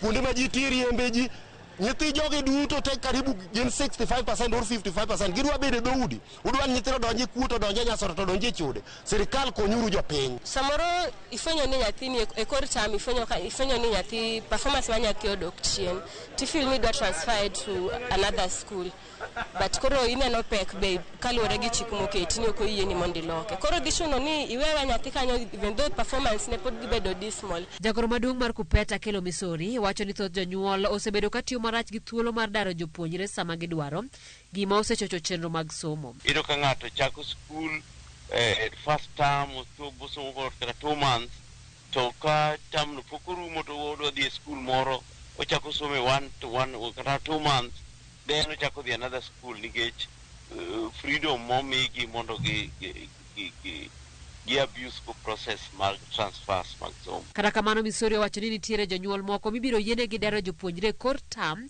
kaluwore kod pek mar gimomiyo idarogi. Nitiere exceptions moko manyalo timore, for example ka parents otho to ne gidak e town koro onge ng'ama dagi nyathino koro mano endo gin gik ma the law kata policy ok nyal tamo mondo nyathi obed transferred to ka ber to onego bed ni nyathi tieko higa mondo ka osetieko higa ni to kodonjo skul machielo to koro some en gima nyalo bedo followed. Director mar somo mag sekondar Paul Kibet nyo wacho ni daro jopuonjre kor tam chocho chenro mag piny owacho mag chiwo omenda mag somo ne jopuonjre e sa mowinjore. Simfros Okinda, Ramogi TV. Nyakora moke joang mano sigana mokel kan kod Simfros Okinda. Arama na dhi achiel kachiel japuonj Arum aero kamano kuom kete Ramogi TV okinyi ma kawuono kendo mana kama dalo chako midhiero mopogore opogore ma sikunde bende osebedo kanyo kakadhe odiochieng' ma kawuono oda mana mondo mi wawinja ne chal mar wach to en mane kowuok kuomi achiel kachiel weche mag daro jopuonjre e sikul e kinde ma ji ochopo e midterm kata tam pok orumo kaluwore kod lokruoge mopogore opogore en paro mane wasumo odiochieng' manyoro kuom jopiny kendo wawinjo nyaka kuom jolony mag somo kendo jotelo mag jopuonje ka winjo kanya Kelo Misori bende koloso chal mar wach en kamane en ang'o manyalo miyo ga jopuonjre odare sikunde gi jonyuolgi mano ka gichopo mana e kor tam to kelo midhiero machalo nade ne sikunde machiegni. Erokamano wadwa kendo ago erokamano ni onagi koro golo pachgi e weche motenore kod somo. Adwa ni waduto wang'e ni wan kaka joluo thoth efforts ma wan godo kete somo ma joluo chamo kiwuotho e gwengewago iyudo kata kama od mabati nitie te nono tibiro yudo ni nitie nyathi mane odhi sikul koro miyo somo wamiyo pek mang'eny. Wach ma jonyuol go wuoye mar transferring nyithindo e kor higa gigolo pachgi to wan kaka jotend schools kendo Ministry of Education mae kaka wanene en ni school ka school nigi plan. Ing'eyo ni ka higa chakore to in gi nyithindo adi to ibiro dwaro chiemo maromo nade, ibiro dwaro buge maromo nade, ibiro dwaro gik machalo nade ma nyithindo dhi tiyo godo olia. Sani watimo budget dwe mar 6 makawo higa mangima koro nitie itimo budget kaluwore gi nyithindo ma intiere go then wa engage joma supply wa gigo koro gin ging'eyo ni ka higa no chakore to gikelo gi quantity maromo kama. Now ichako gi nyithindo mang'eny kendo ise engage suppliers kelo gik moko then e diere kanyo nyithindo moko wuok ineno ka wadhi bagni kaka schools. Koro momiyo nikech watimo planning ministry insist ni transfer itimo end of the year. Koro ka wachako higa manyien to wang'e clearly ni higa manyien an gi nyithindo makama to makawo bedo transferred makama oduogo odonjo sikunda koro an gi kama koro planda nyaka tim kama. Mae gima Ministry of Education wacho kendo en kod tiende nikech kata dalani itedo chiemo moromo gi nyithindo ma ing'eyo ni irundo mogo king'eyo ni an gi nyithindo ma di chiemo marom kama. Mane gima watimo. Omiyo kaka jaduong' Misori wuoyo no en right kendo kaka minister wacho kata kanyo wacho nyoro en kamano. Number 2 wakonyo nyithindogi sikunde gi opogore gi kaka gitimo syllabus. Koro ibiro yudo ni sikul nyo gisechako topic moro dhi mbele, to kodhi e sikul machielo to yudo ka topic mane pok otimo ni jogo nosetimo chien. Koro momiyo wadwaro ni nikech end of the year idwaro ni syllabus mar higa no osetieki. It does not matter ni ne gichako gi kanyo to gitieko gi kanyo. En ni ka higa orumo onego bed ni syllabus orumo. To nyathi mowuok gi e kore dhi bedo disadvantage kodhi e skul machielo. Koro momiyo kwawacho ni transfer tim end of the year ber nikech wakonyo kata ngima mar somo mar nyathino. Kamano. Koro jonyuol onego ng'e mano maler kamano. Erokamano ahinya. Japuonj Arum, ka wadhi mana nyime, wadani waranga okang' machielo. Ang' med mano bere sama ng'iduoko penjo machielo makoro ada penji kar ka sani. Inyalo mana leronwa bende gik mathoth ahinya mantiere kar kanyo. Achiel kachiel kiwuok e kaunti ma Mombasa. Nitiere penjo mathoth mantiere kar ka. Omenda nok e sikunde, midhiero ma okale kotenore kod omenda ma ikelo kod migawo mar somo. Miwa mana kuom ranyisi, in kaka japuonj maduong' e skul no mar Lambwe Secondary School. En adieri mar wach koso nyalo bedo ni sikunde moko dhi makare to moko bende yudo chandruok. Erokamano wadwa, en adieri nyo ka minister nyo biro principal secretary be jobiro nyinjo ka jatendwa Indimuli Kai owacho pachwa kaka principals. En ni higa ka higa onego bed ni nyathi ka nyathi miyo siling 20,000 gi around 140, tibiro yudo ni higa mokalo cha nokel pesa to nodong' 4,000 nokel. Higa ni kama koro wetundo ni onego bed ni ne osemiwa 50% of pes duto mwadwaro in the year. Ibiro yudo ni pod sano odong' gowi mar siling 5,000 moro mapok ochiw. Koro en adier ni sirkal bende struggle gi economy, koro pok gimiyowa pesa kaka onego miwa. Omiyo samoro koro chuno ni wadok ir jonyuol mondo jonyuol ochul fees kaka dwarore, eka wanyalo keto pong'o hoho modong' mekwa kaka wa spend pesa e school. Koro ok en wach awacha, en wach ma serious kendo nyo wakete, nyo kwapande, nyo wawacho ne jatelo maber kendo nyo chikowa ni kwachako sani kwa dhi mbele odhi ensure ni sikuno yudo pesa mowinjo giyudi. Erokamano ahinya. Kiwacho kanyo ni kinde magigi duto bende osebedo kata kadhi nyime. Paro mar medo omenda ma ichulo e sikunde kaka yo mar medo omenda de wachi ang'o nyaka sani kamane paro mag jotend sikunde. Nyalo bedo ni mana gima useyieru kar kanyo kosen paro manya bedo ni mienjo mana kuom moko kuom sikunde. Paro mar medo school fee inyalo wacho ang'o japuonj? Wadwa mano en paro ma wan wegi kaka joma kuom ng'uono Nyasaye miyo thuolo mondo orit sikunde, wan ema wasekete forward. To en gima ji duto neno nikech fees ma watiyogo sani en fees mosetieko almost 16-17 years nyaka ne ketonwago. To for example, iyudo ka sikul nyo budget gi bando siling 80. To sani bando nyo wang'iewo kaka e Nyanza wa kanyo wang'iewo bando nyaka almost siling 200 gi bathe. Oganda yande wa budget siling 150. Sikunde moko kaka Ndiwa, Homa Bay kanyo nyo ing'iewo bando gino oganda siling 600. Gik moko duto osedhi malo. To sirkal ok miwa pes boarding. Pes boarding jonyuol ema chulo. Koro wadwaro ni watela fees kaluwore gi kaka nengo gik moko osedhi malo. Nyocha wabet piny kaka governing council mar Kesha ma ong'iyo ni nengo chalo nade. To 23 to nengo chalo nade. Wayudo ni thoth gik moko osedhi gi almost obedo double. Kamano.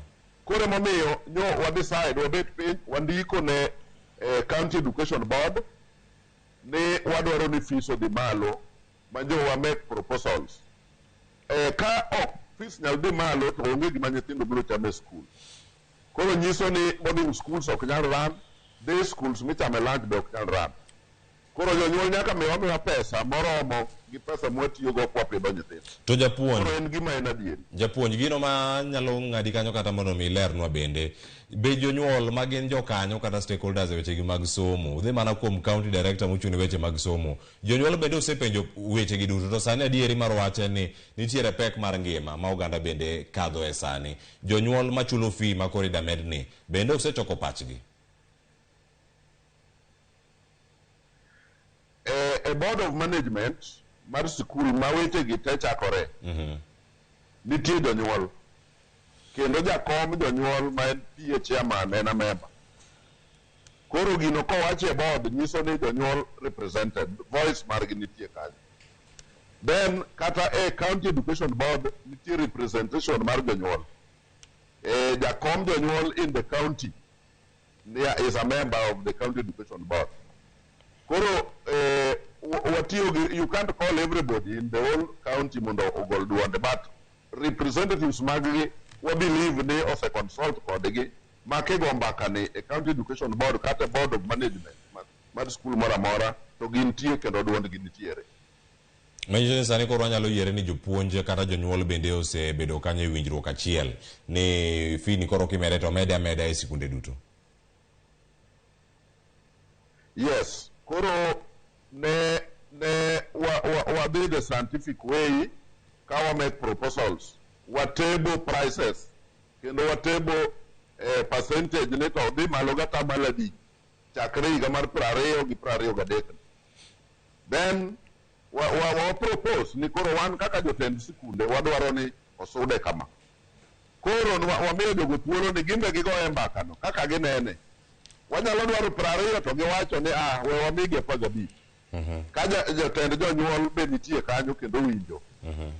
Koro jaduong' wadhi maber, kendo kwayogo pod ringo mag day schools negi county education boards, mag boarding schools ka osewache county education board titero ne principal secretary biro make decision kata gibiro nyiso wande mae kaka winjruok osebedo. But gima nitie en ni nengo gik moko dhi malo, ok wanyal bet kaka nyo bet chon. Nyaka gimoro medi eka nyithindo nyalo yudo kaka chiemo e schools. Erokamano ahinya japuonj, iwache e yo moro makare ahinya. Bende wadwani mondo mwadhi okang' machielo bende bilion 24 ne ochiw ne sikunde ma opogore opogore, mano jumbe 3 mokalo.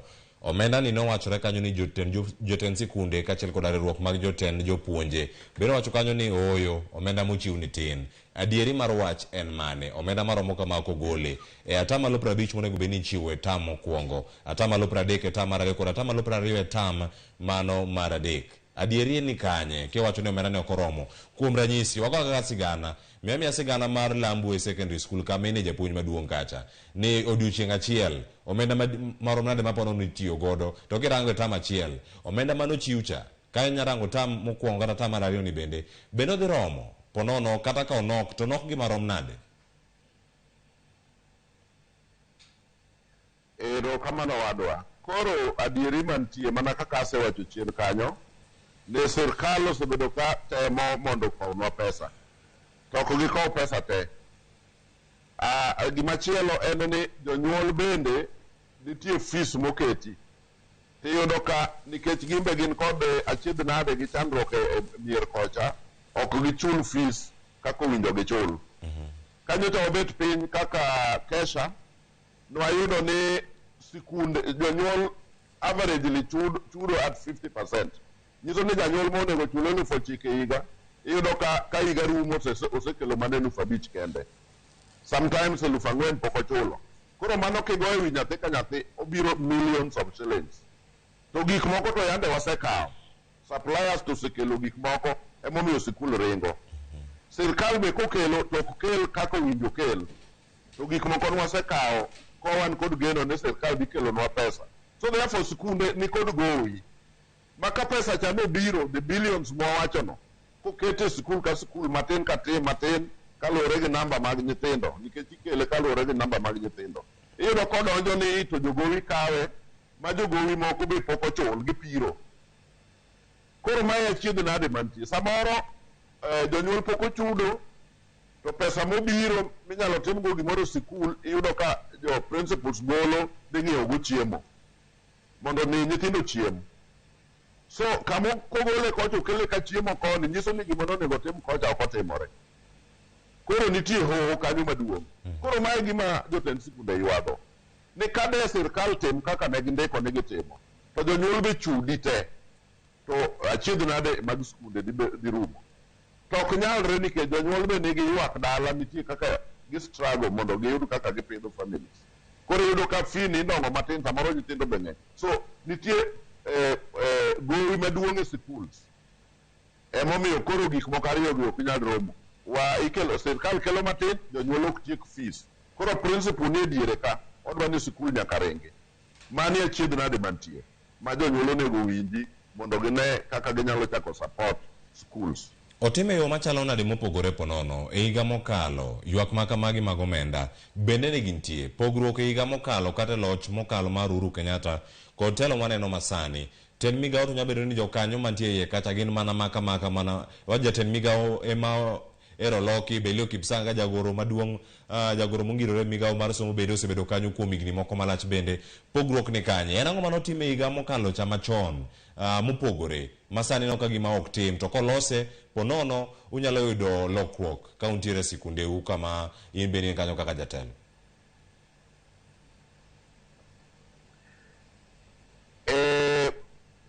Higa mokalo kiparo ka wan Mombasa wawacho the same issues.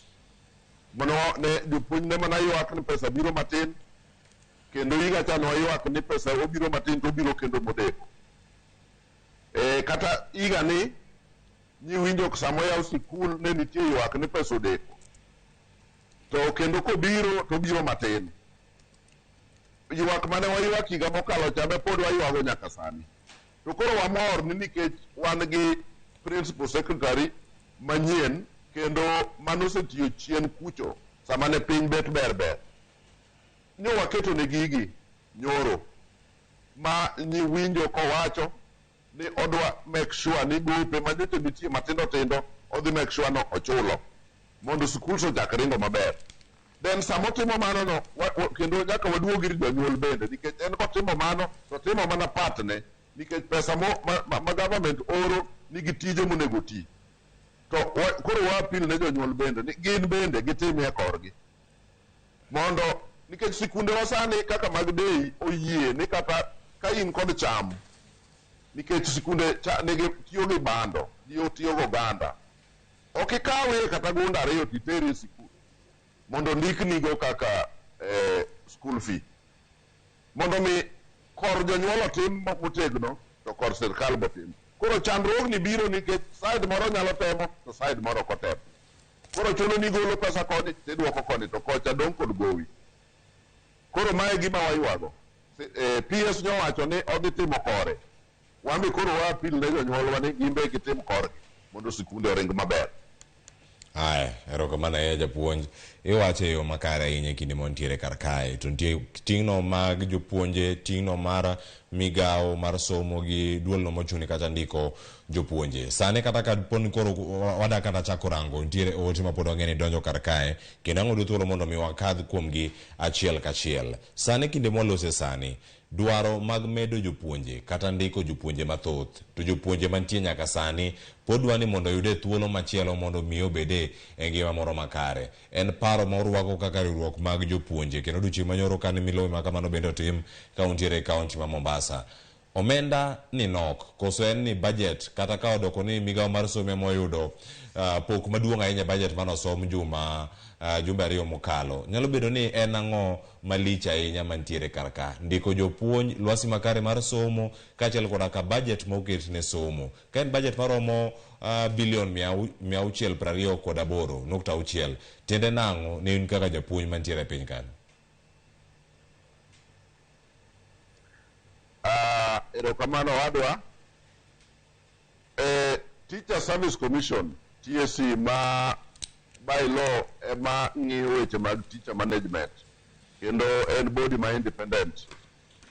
En tije kaka ondiki e chik onego bed ni ensure ni schools duto mane Kenya oyudo jopuonj moromo kendo jopuonj iketo sikul kaluwore gi namba mar nyithindo. Tiyudo ka jopuonj tin e sikul. Gimomiyo jopuonj tin TSC wacho ni ikelo negi pesa matin. Koro much of pesa ma iwinjo kolandi ni education oyudo pesa mang'eny, thothne omi TSC, to TSC tiyo kode chulo msara.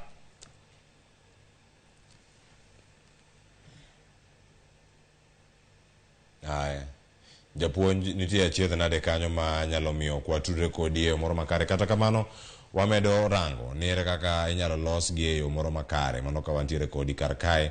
Mano bende gino ma waluwo kanyachiel kachiel. Nyakoro Ramogi Jwang sani bende koro wakaw thuolo mondo wakale ote ma bende sebedo kata ka ioro e mbui marwa mano mar Facebook. Ang'eno kama wayud thuolo kata maketo kar kanyo, kata kamano ang' wakaw gi achiel kachiel kama gidonjo kacha SMS mano ka wantiere kodi kanyo achiel kachiel. Wacho Ramogi TV, ageno ni studio kanyo bende nitie yo makare, aruwo piny e yo mayom kendo luwo chenro ka ntiere Oyani Masai, mano Lamek Omedo awuondo. Erokamano ahinya ote mar chopo kar ka. To mana mondo mapari nyako Ramogi Jwang, sikunde osebedo kata kakala achiedh nade, jopuonj achiel koda ka jotelo mag sikunde osebedo kanyo gi paro ma opogore ma nyaka sani bende wabedo kanyo ka warango ka wan kodi achiel kachiel kar kae gi japuonj mano Pinto Arum, mano japuonj maduong' ma skul sekondar ma Lambwe mantiere sub county Mambita, ma bende ntiere kar kanyo kaka jakom mar Kesha mayudore kacha e county sub county mano Mambita mayudore county ma Homa Bay.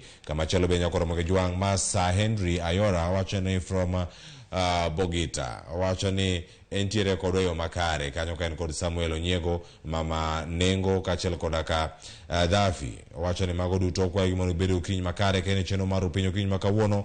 Ornwa ote kachiel koda ka pachi kotenore koda twak wan go kinyi makawuono. Sa osekalo kanyo dakika 37 saa makoro bende wadakaw ywewa masani. Ka waduogo ka kod japuonj, ka koro japuonj bedo asayudo yo makare ka ne county ma Mombasa, ang' waduogo mondo wadhi nyime kod chenro. Kikidhi mabor, chenro mar Mbaka Oromo.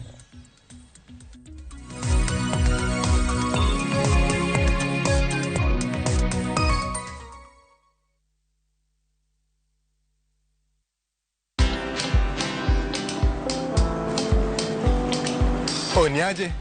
Ni kama unashangaa kwa nini naangalia simu with so much focus eh? Usishangae sana. Nimekuwa ndani ya story kabisa. Ni kama ile hali ya juzi. Ni kama nilikuwa hapo iki happen. And when this new market was being opened, ni kama nilikuwa hapo tu. Hata vile local tourists for a special rate at the coast, I was there. And when this new road was being commissioned, I was right there. Na hata wewe, unaweza kuwa ndani ya story wherever you are.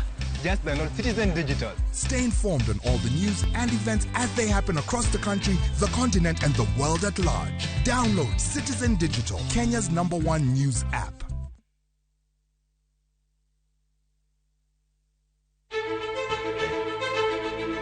Kokalo kuom lakteche kod thieth, wayudo ng'eyo kaka dendwa tiyo. Nitie hormones mar ng'ama miyo kata ng'ama nyako. Iluongo ni estrogen gi progesterone. Kendo wayudo ng'eyo kama inyalo yude kony moluwore gi weche thieth. Daktari en tich ne thiedho oganda mondo oganda odhi maber. Kaka wadak e kinde ma ok ong'ere. Ngimawa en gima duong' moloyo. Ka en ng'ama osiko ka ywaka, en kama osechopo dwa kawo ngimane. Kineno science gi wek rito. To e penj laktar, wakelo ni lakteche molony to gilero ni weche thiedho tuoche ma opogore kod rito kit ngima maber. Anyalo tiyo kod chiemo e geng'o thiedho kachiel kod timo bero ngima wa bende. Yes, erokamano ahinya. Penj laktar kokalo Ramogi TV, kama wacho ni ngima en mwandu. Wuok tich nyaka tich abich chakre saa 12 odhiambo nyaka saa 1 mar otieno. En chenro ma kik bai kata matin.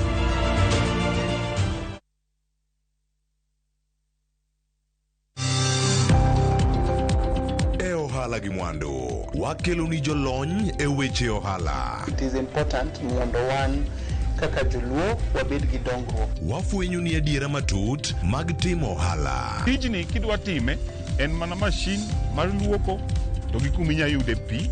Wawuoyo e wi yore makare mag timo ohala. Kisechopo level mabedo brand, onego bed ni gimoro amora mitimo en gima timo ang'o makelo pesa. Wakonyi dongo handi ka wamiyi yore mag kano mwandu. Investment group kawache mana gi nyinge no en choko pesa kasto ikete kamoro kaso golo nyinyo. Mabiro konyi e kinde mabiro. Omiyo wakwayo ni ji duto ket pesa gi e savings mondo wapuonji kaka gibiro tiyo godo. Riwri kodwa chieng' tich ang'wen saa 1:45 otieno. Mana e Ramogi TV.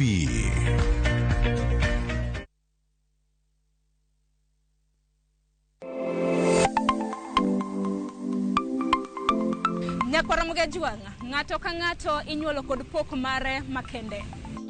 Hero mara marokapu nochakre chon. Nafwenyo ni mae gima hero timo, mae gima lwetega nyalo loso. Ramogi TV koro mi pok mopogore opogore manyalo loko ngimani. Nitie gima iluongo ni giving back to the community. Like iga moantie ni asepuonjo ji ariyo no. Chenro mar pok opogore nyaka Ramogi juanga biro ni chieng' tich ang'wen ka tich ang'wen chakre saa 2 nyaka saa 3 mar okinyi kod an Sharon Ong'ao. Kik bai.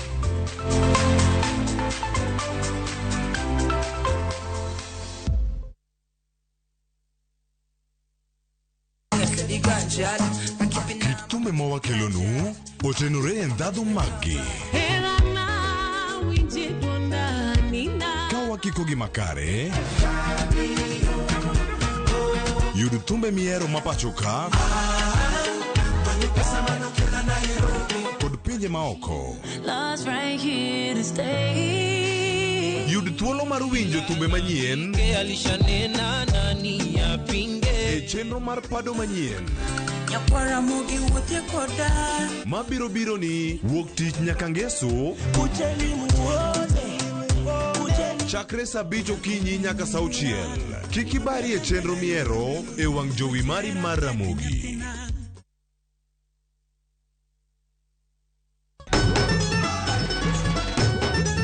Ma en sigand hera. Bedo ng'at moher pile pile abo bedo kod ero ng'ato. Abe abo eri nyaka chieng'. Wuoth mar nyako marawera man nigi chuny motegno. Mama, kapo ni dwa kumo ng'ato to kuma an. To loso chikene owuon. Kiwuoyo go wadwa majaga. Kise ni inidwa kenda mapiyo. Kata bedo ni joot osiko ka gitemo ng'ado ne paro e gima gidwaro. En ng'ama chal nade midwa ni mondo kend mehe. Wachna. Mae ng'ama dwaro.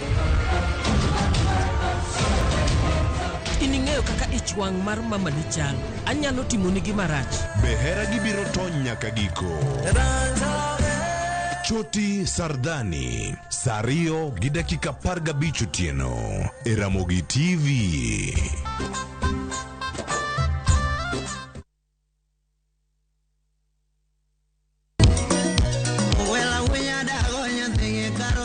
Mae e chenro makelo ni gigo mamit. Gikelo ni weche mamolo e pacho ka. Nyanya kaji edhidungo ng'ato gero ot mochung' gi chama. Gima wuok e pinje maoko. Itoni kia kato koro Paris. Gi twak mamulo rowere gi oganda duto. Mana kuom nyithindo ma neno masani. Winjane janyuol. Janyuol gima ber ahinya. Timne ng'ato gima imbe kotimi to ni winje maber. Yud danje maliet. Inyalo kwayo thum kidwaro ma kaka talanta bro goni studio kaendi. Mane mbak ndalo chakre wuok tich nyaka tich abich saa 8 odiochieng'. Ibonuo chakre saa 5 otieno mane Ramogi TV.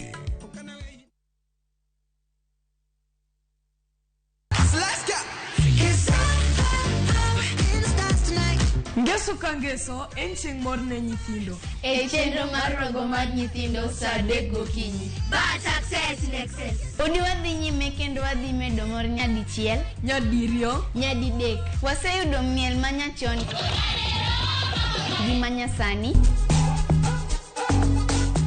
tedo, katiratira, tugo gi gik moko mang'eny mabeyo beyo. Wayud mor gi ilo kaka rogo mar nyithindo. Kikelo ni kod Lox Ponde, Sally Kosgei Odhiambo, to gi Josephine Achieng'. Rogo mar nyithindo, ngeso saa 3 mar okinyi, to ibonwa e Jumapil saa 8 mana e Ramogi TV.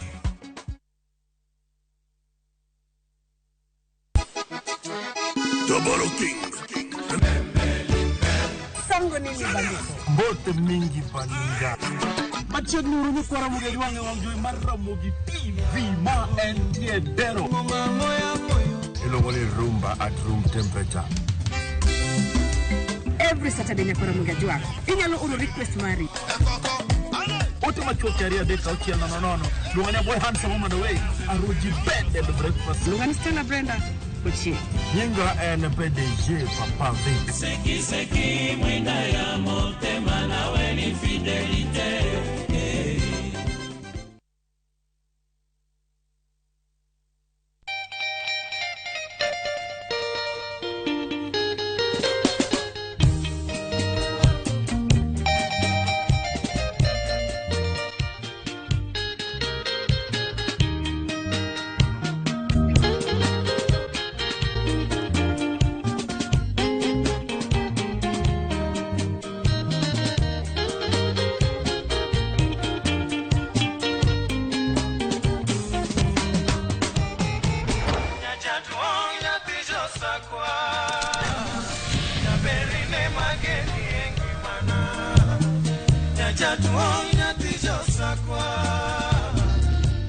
Radio Ramogi, Cartoon Jaluo. Radio Ramogi.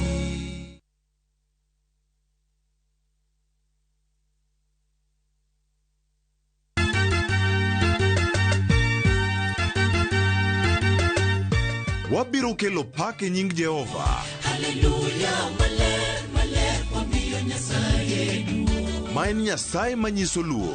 Sabato ka sabato, wabedo gi thuolo maber ahinya mar pako. Kendo lamo Nyasachwa. Gi wende kod wach Nyasaye. Tamor gi Yesu Kristo. Ni wuod Nyasaye ni ng'amo keto geno ne kuome ok nyal lwar be ok nyal neno wich kuot. E Injili ngima. Ngeso ka ngeso, chakre saa 2 okinyi e Ramogi TV.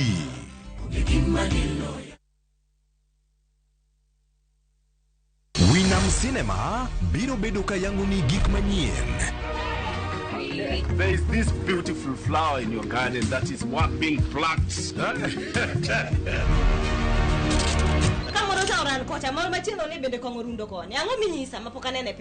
To kaka wawacho ga pile, ma en odwa.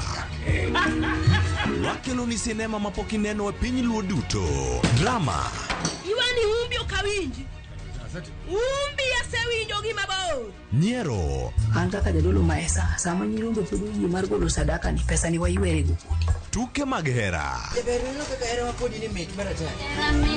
Ma ene jo gweng gomba. Kod mor moloyo. Kik sinema mora mora bai.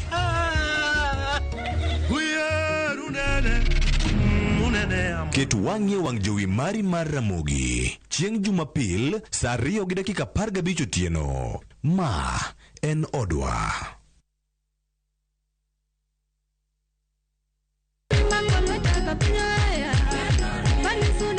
E Injili kalo, wakelo nu wende mag puoch gi pak. Walemo kanyakla, kendo wajiwore ka achiel gi neno mang'wono mar Nyasaye osetimo e ngima joge. Tudri kodwa Jumapil ka Jumapil chakre saa 12 okinyi nyaka saa 7 odiechieng'. Kama wayudo e chiemb chuny kod gweth koa kuom jotich Nyasaye mopogore opogore. Kaitai kod Roda Nyarko Kitmo kod Ken the DJ. E chenro mar Injili kalo mana e Ramogi TV.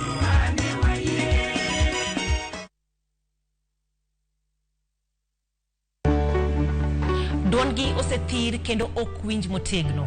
E Ramogi TV wating'o duondgi. Wabedo gi twak gi nyionagi mung'eyo kendo yango mapok ung'eyo.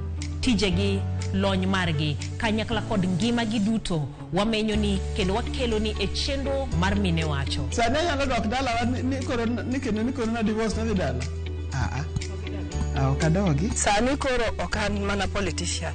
Koro an jatich. Kamano bende, wamenyo ni miyo motimo maber juma ka juma, kaka Phoebe Asio, Charity Ngilu, Jael Mbogo, Wamboi Otieno, Mudhoni wa Kirima, e kind mamoko e chenro mar miyo mar juma. Inyalo bedo miyo manigi sigana mapoko meny, kikibajigoi, tudi koda Jaelieta, ngeso kangeso, Sadek Otieno, emine wacho.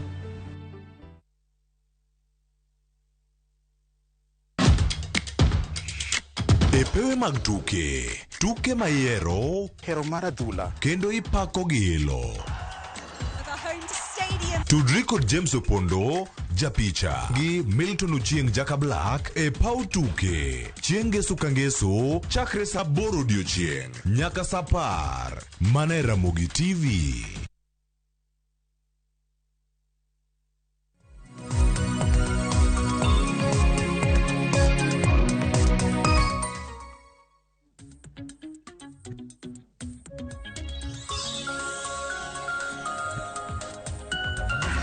Nyakoromo ke juang mos en cheno mar upiny Mbaka Oromo chako Sadek machiegni ka wantiere kodi kachiel mondo mi wakoni ni mage ma timore kor gwenge ta ahinya mago bende ma okiny ma kawuono watwake ahinya kotenore kod mago mag sikunde. Wadwa mana dakika mano to tieko chenro no idong ikni maka ka mago mag wechego mag tudruok gi wendo mantiere studio mantiere county ma Mombasa. Odiochieng' ma kawuono nitie kanyo kod japuonj Pinto Arum, man japuonj maduong' ma sikul no mano Malambwe Secondary School mayudore Mbita Sub County. To bende ne jakom mar Kesha mantiere Mbita Sub County e county Homa Bay.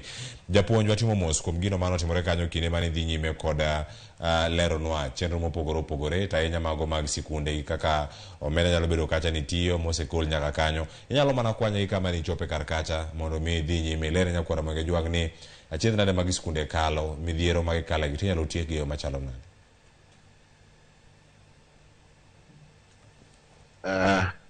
Erokamano.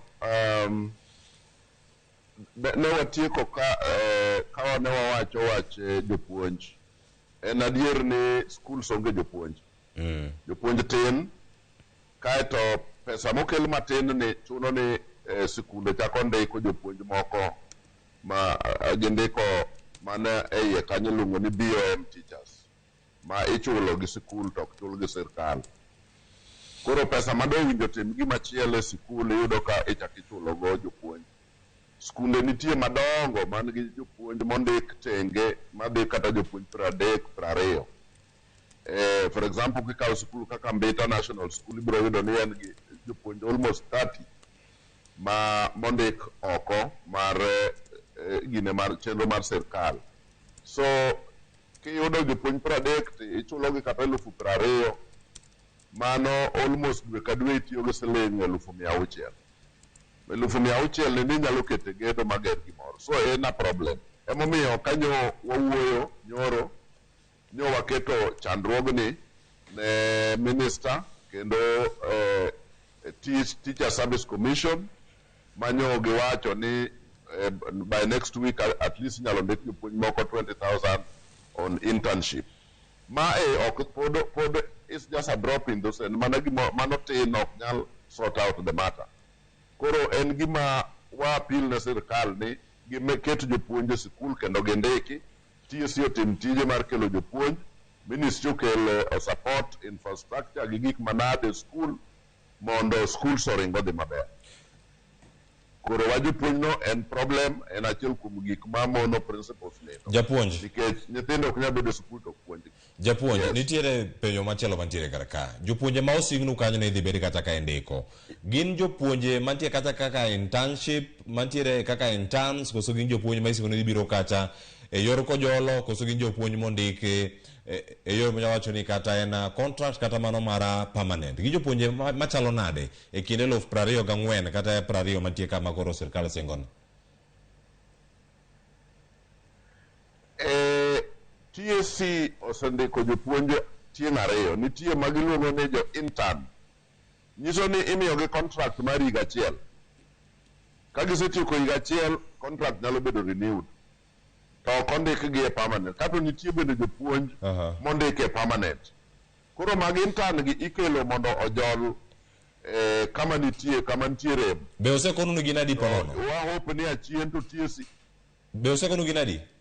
Nyiso wasani ni osenyiswa next week gidwa ndiko 20,000 mag intern. Yes.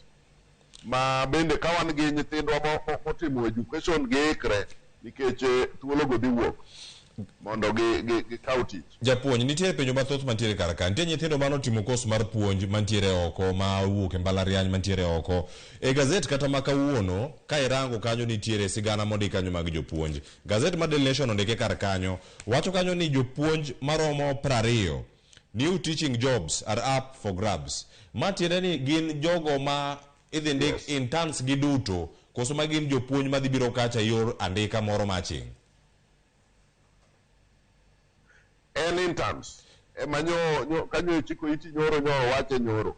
Gidhi ndik interns 20,000. Nyiso ni gin joma kondik ma permanent.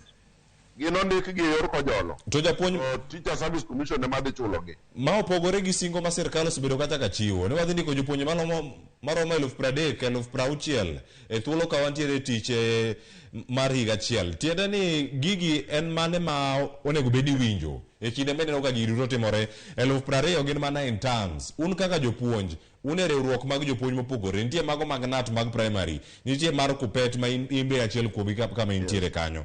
Usebedo kupingo weche mag contracts gi weche mag interns gi. Sani bende uyieru gi sirkal e weche machalo kamagi. Bende udhiro mondo jopuonj oyud andika moro yo moro makare kata mano mar permanent. Wan kaka principals wadwaro ni at any given time omiwa jopuonj.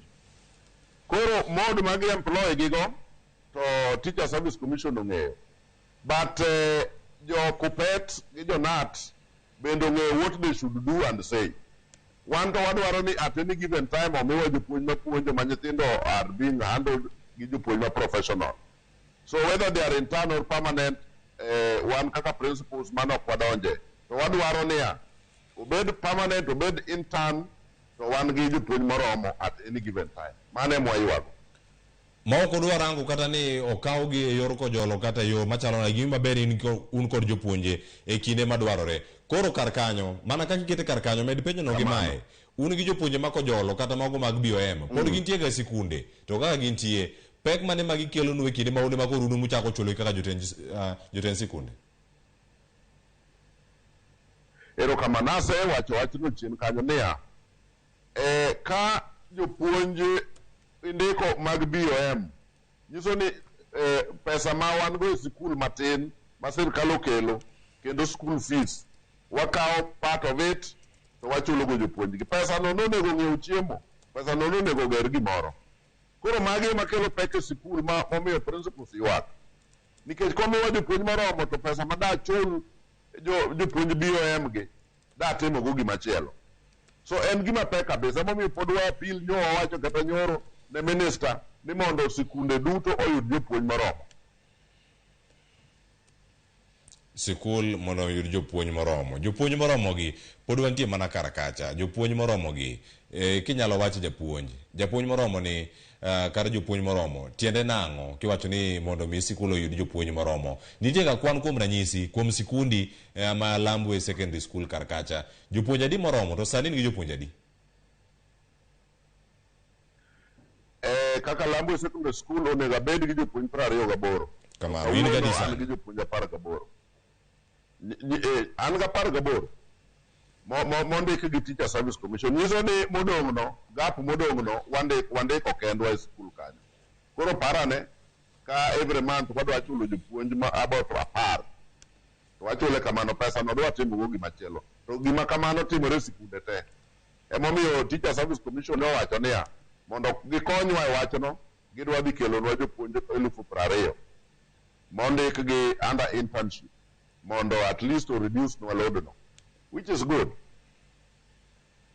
Erokamano ahinya nyakoro moge jwang' wapenji kar kanyo ni to in gi paro machalo nade. Saro mo kanyo sario mar okinyi nitiere ote moko ma bende ang' wayude thuolo mondo mi wakale achiel kachiel ka gidonjo kacha e mbui mar Facebook kod mano mar SMS mondo mi ang' waduok gi ane kar kae. Ka in gi penjo ne japuonja Pinto Arumo an god chieng' ma kawuono ka wantiere kod achiel kachiel nitiere mago madonjo kacha e mbui mar Facebook. Wacho ni moko bende koro duoko de bed matek ahinya Ramogi TV okinyi ma kawuono ni sirkal ni ema nigi kod duoko kaka ne Kiogol wacho kanyo ni penjo ni onego penj Ruto wan ok wan sawa kode. Aya, jomoko bedo wacho ka ni okinyi ma kawuono penjo mupenjo onego bed ni jatend piny Kenya duoko kod jalupne.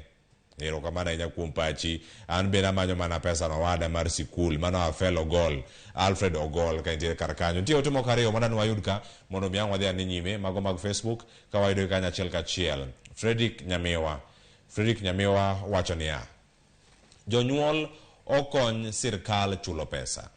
Sikunde matimo maber, PTA gi board winjore e gik mowinjo gitim.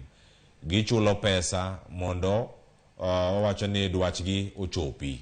Aya, mano bende japuonj Nyamiwa pachi nire kaka gitiyo kanyachiel, mago jo PTA kod BOM, mago jo board. Stephen Otieno wacho kanyo ni Ministry of Education got lion's share. Mano wacho ni pok maduong' ahinya budget mano som mana idwe mawantieni. Wacho ni money is not the problem. The problem is how to use it. A good song of our time back in the 90s. Mano ntiere kar kanyo kwa wache kama ochope kar kanyo. Nitiere penjo mopogore madonjo kar ka. Japuonj Aruma ngeni angwa yud thuolo mag somo SMS mamoko mapod donjo kar ka, to mana ma waseyudo sani waduoge studio mondo mi wayud chenro mamoko mapod ntiere kar kanyo ka koro angwa yudi kacha achiel kachiel ka wantiere kodi kanyo in janeno maro Ramogi TV. Japuonj iwinjo kanyo tiyo kanyakla mar BOM jonyuol kod PTA mana kaka niselere kacha telo mokwongo. En ang'o minyalo medo wiye kanyo kotenore kod chenro mag bero chal mar wach mane kama sikunde nitiere, board kachiel kod ka jonyuol kod association mag jonyuol mag sikul gidonjo ga kanye? Erokamano. Board tichgi en management mar school, ma weche duto gi programs matimore school ikuongo iketo ne board. To ka nitie moro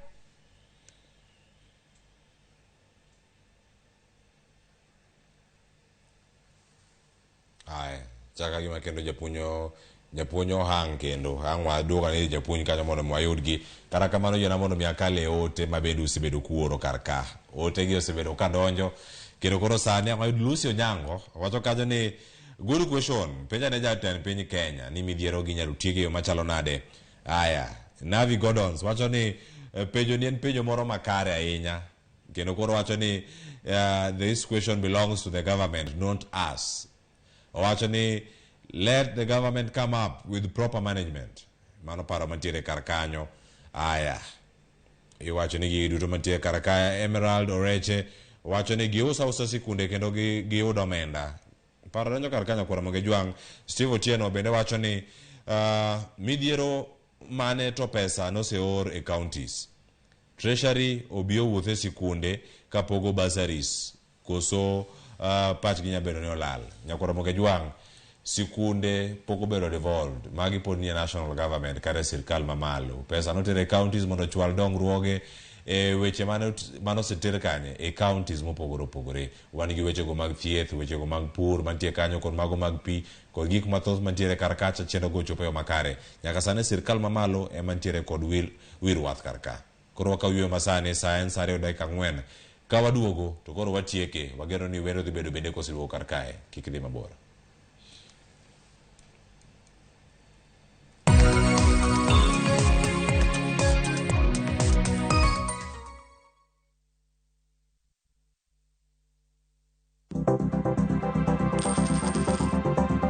Mondo mi ikungo omenda e yo mayot kendo e yo mowinjore, onego ibed kod paro mar kungo dwe ka dwe, juma ka juma, kata odiochieng' kodiochieng'.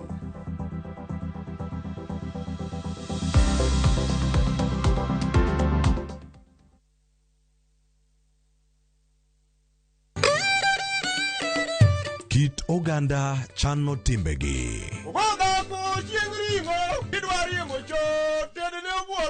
Kit ngima mar oganda duto lure kod kido. Dholuo wacho niya, ng'ama ito olirore en ng'atno endo moseneno ketho mare. Dhok wan gi dholuo mar kendo to gi kendo wan gi din. chike, kuomi nyaka siemini tima. Gima wacho no biro kelo luor. Winj ka wagoyo sigandwa. En adieri ni pigni ka miyo moked gwen ni oluokorego to ok odhi. Wamor kanyakla. Joluo wan gi kitwa kod timbewa. Un. Gin. To wan. Ngeso ka ngeso, sa 1:45 otieno, mana e Ramogi TV.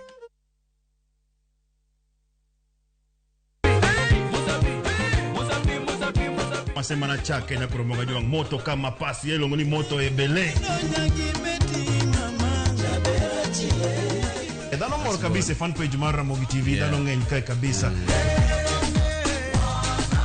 Kido njofu ma serious ikite ngoma oake.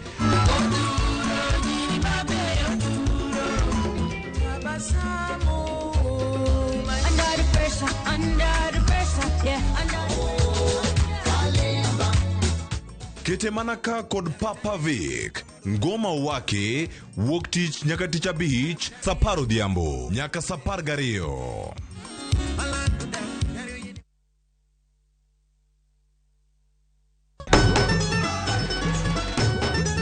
Ma en sigand hera. Bedo ng'at moher, pile abo bedo kod ero ng'ato.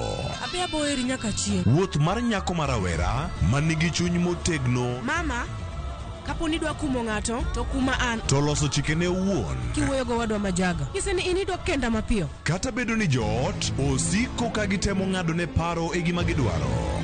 En ng'ama chal nade midwa ni mondo kend mehe. Wachna. Mae ng'ama dwaro.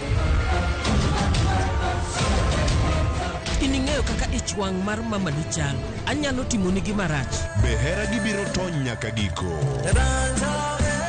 Choti Sardani, Sario gi dakika 15 otieno e Ramogi TV.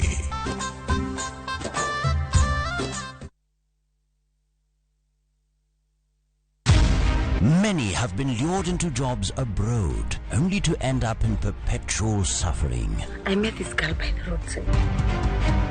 I wish you saw how this girl is desperate. Nimepata mteja mpya for my bureau. Meet Eunice, a naive village girl who is given an opportunity to go and work abroad by Madam K. Nenda Middle East. Ati? When did you even do the application? But is this really a golden opportunity, or will she be one among too many to be lured into the human trafficking syndicate by Madam K and Joe? The parents are caught in the middle. Will they listen to John's side of the story even as he is caught trying to save his girlfriend? We have to leave this place. Enjoy this unfolding story of Madam K only on viewsasa.com.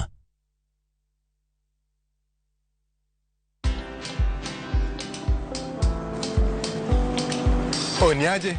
Ni kama unashangaa kwa nini naangalia simu with so much focus, eh? Usishangae sana. Nimekuwa ndani ya story kabisa. Ni kama ile hali ya juzi. Ni kama nilikuwa hapo iki happen. And when this new market was being opened, ni kama nilikuwa hapo tu. Hata vile local tourists for a special rate at the coast, I was there. And when this new road was being commissioned, I was right there. Na hata wewe, unaweza kuwa ndani ya story wherever you are.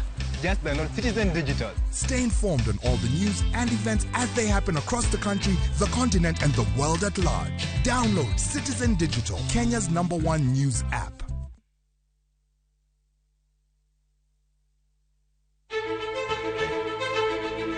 Kokalo kuom lakteche kod thieth, wayudo ng'eyo kaka dendwa tiyo. Nitie hormones mar ng'ama miyo kata ng'ama nyako. Iluongo ni estrogen gi progesterone. Kendo wayudo ng'eyo kama inyalo yude kony moluwore gi weche thieth. Daktari en tich ne thiedho oganda mondo oganda odhi maber. Kaka wadak e kinde ma ok ong'ere. Ngimawa en gima duong' moloyo. Ka en ng'ama osiko ka ywaka, en kama osechopo dwa kawo ngimane. Kineno science gi wek rito. To e penj laktar, wakelo ni lakteche molony to gilero ni weche thiedho tuoche ma opogore kod rito kit ngima maber. Anyalo tiyo kod chiemo e geng'o thiedho kachiel kod timo bero ngima waben. Yes, erokamano ahinya. Penj laktar kokalo Ramogi TV kama wacho ni ngima en mwandu. Wuok tich nyaka tich abich chakre saa 12 odhiambo nyaka saa 1 mar otieno. En chenro makik bai kata matin.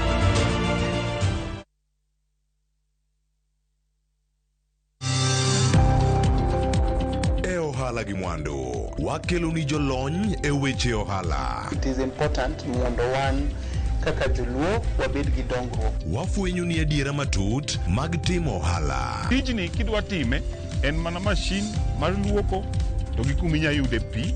Wawuoyo e wi yore makare mag timo ohala. Kisechopo level mabedo brand, onego ni gimoro amora mitimo en gima timo ang'o makelo pesa. Wakonyi dongo ohandi ka wamiyi yore mag kano mwandu. Investment group kawache mana gi nyinge no en choko pesa kasto ikete kamoro kasto golo nyinyo. Mabiro konyi e kinde mabiro. Omiyo wakwayo ni ji duto ket pesa gi e savings mondo wapuonji kaka gibiro tiyo godo. Riwri kodwa chieng' tich ang'wen saa 1:45 otieno mana e Ramogi TV.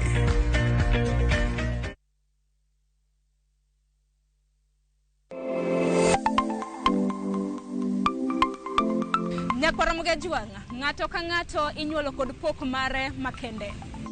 Hero mara marokapu nochakre chon. Nafwenyo ni mae gima hero timo, mae gima lwetega nyalo loso.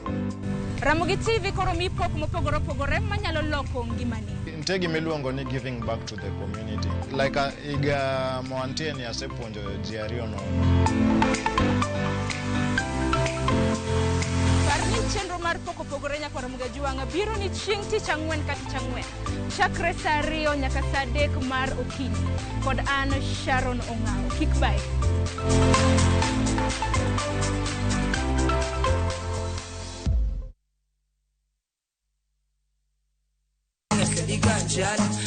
Kitume mawakelonu otenore e ndhadhu magi. Kiko gi makare yud thumbe miero mapachoka kod pinje maoko. Yud thuolo mar winjo thumbe manyien e chenro mar pado manyien mabiro biro ni wuok tich nyaka ngeso chakre saa 5 okinyi nyaka saa 6. Kik ibari e chenro miero e wang' jowi mari mar Ramogi.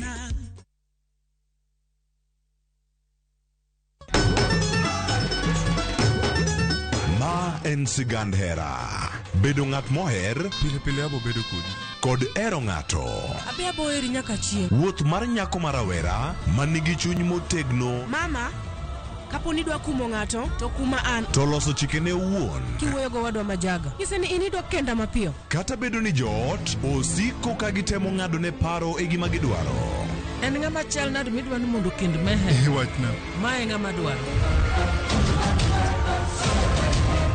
Ining'eyo kaka ich wang' mar mama ni chal anyalo timoni gima rach. Behera gibiro tony nyaka giko. Choti Sardani Sario gi dakika 15 otieno e Ramogi TV.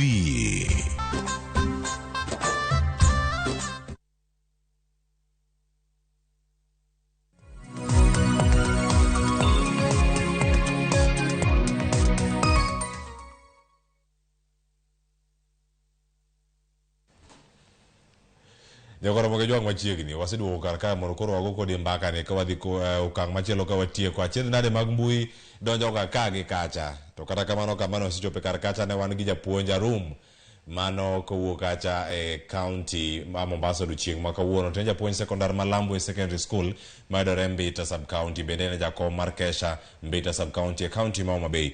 Wantiere kod japuonj kae podi. Japuonj kane wadhi nyime ne walose weche mopogore opogore mag jopuonj mendiko moko ndiki orak tiyo kanyakla kaka sikul mondo mi jogi ochopo yo makare.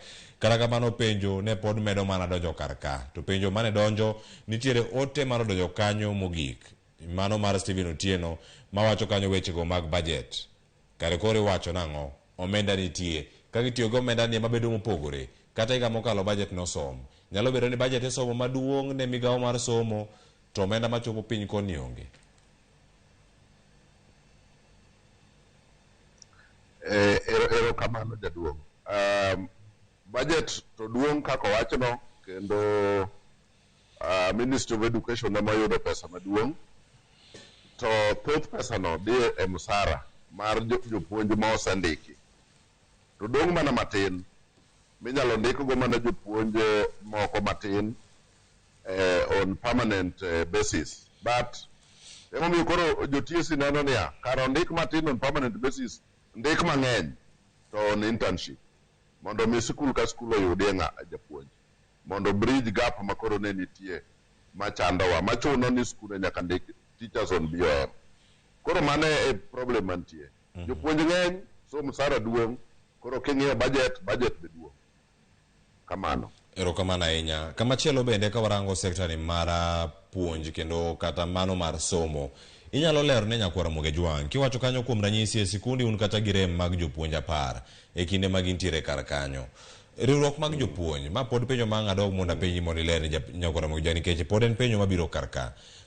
Riwruok mag jopuonj ma pacho ka, mano mar Kupet, mano mar Jonat, ka gidhiro mondo mi ondik jopuonje, gin ga ging'eyo ni gidhiro mondo ondik jopuonje e yor internship kata kawo intern teachers, koso en ang'o ma gisebedo ka gidhiro ga are gichak wacho ni wadwa ni jopuonje mondo ndiki maromo 5,000 tam ka tam kata maromo nade tam ka tam. Gin gik mage ma gidwaro ga ahinya kuom ndiko mag jopuonje? Unions to ing'eyo ni gidwa ni members gi obed mang'eny, kendo gidwa ni gibed on permanent and pensionable basis. Eka koro subscription margi is continuous, kendo nikech gin ging'ado pesa kuom jopuonj kaluwore gi percentage mar salary. Koro ng'ama ndiko on permanent basis chamo pesa mang'eny, koro kata king'ade 1% madhi e union to koro mano pesa mabet dit. Mano normal gi unions. To wan kaka principals wadich gi jopuonj kanie sikul. Koro kata gin permanent, kata gin on internship, but as long as wan gi jopuonj moromo, mano will make us move on.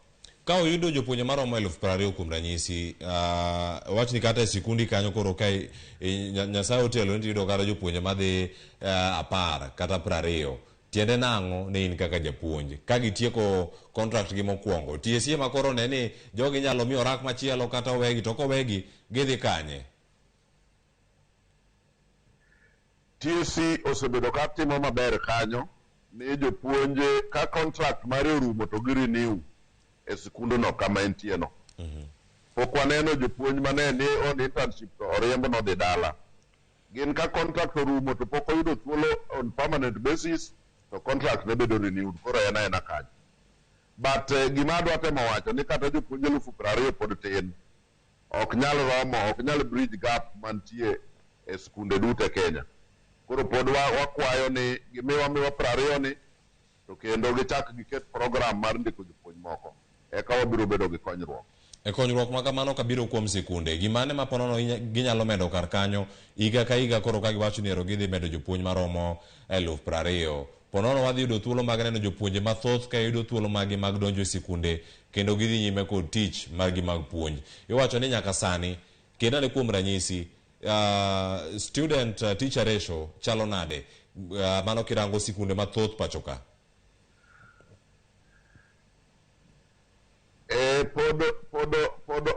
Secondary schools ibro yudo ni sikul man gi about nyithindo 100 nyalo bedo gi jopuonje TSC 4 kata 5. Koro student teacher ratio no pod ne piny kabisa.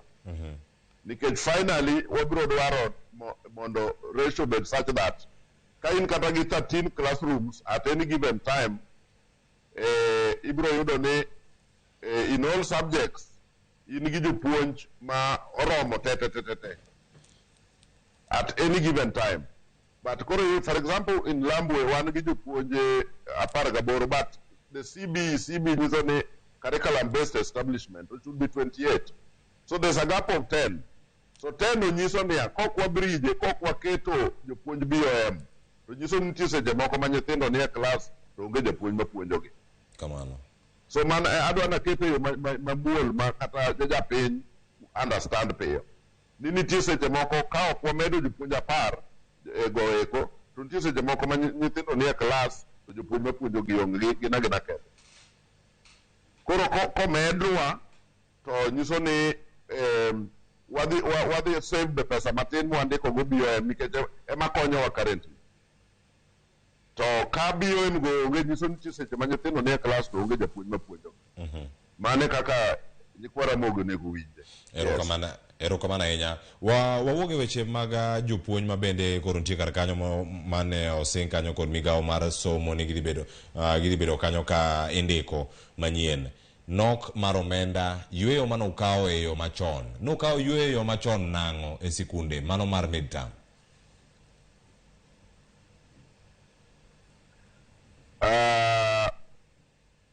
Kaka kesha ne wase plan nwadhi bedo gi conference. Adieri mantie ni kesha nondiko ne jatend migawo ni mondo wabed gi after mobie chien matin mondo wabed gi ndalo abich mitime conference. So conference ok inyal timo ndalo nyiso nyaka ndalo moko 2-3 di travel nikech ma gima national.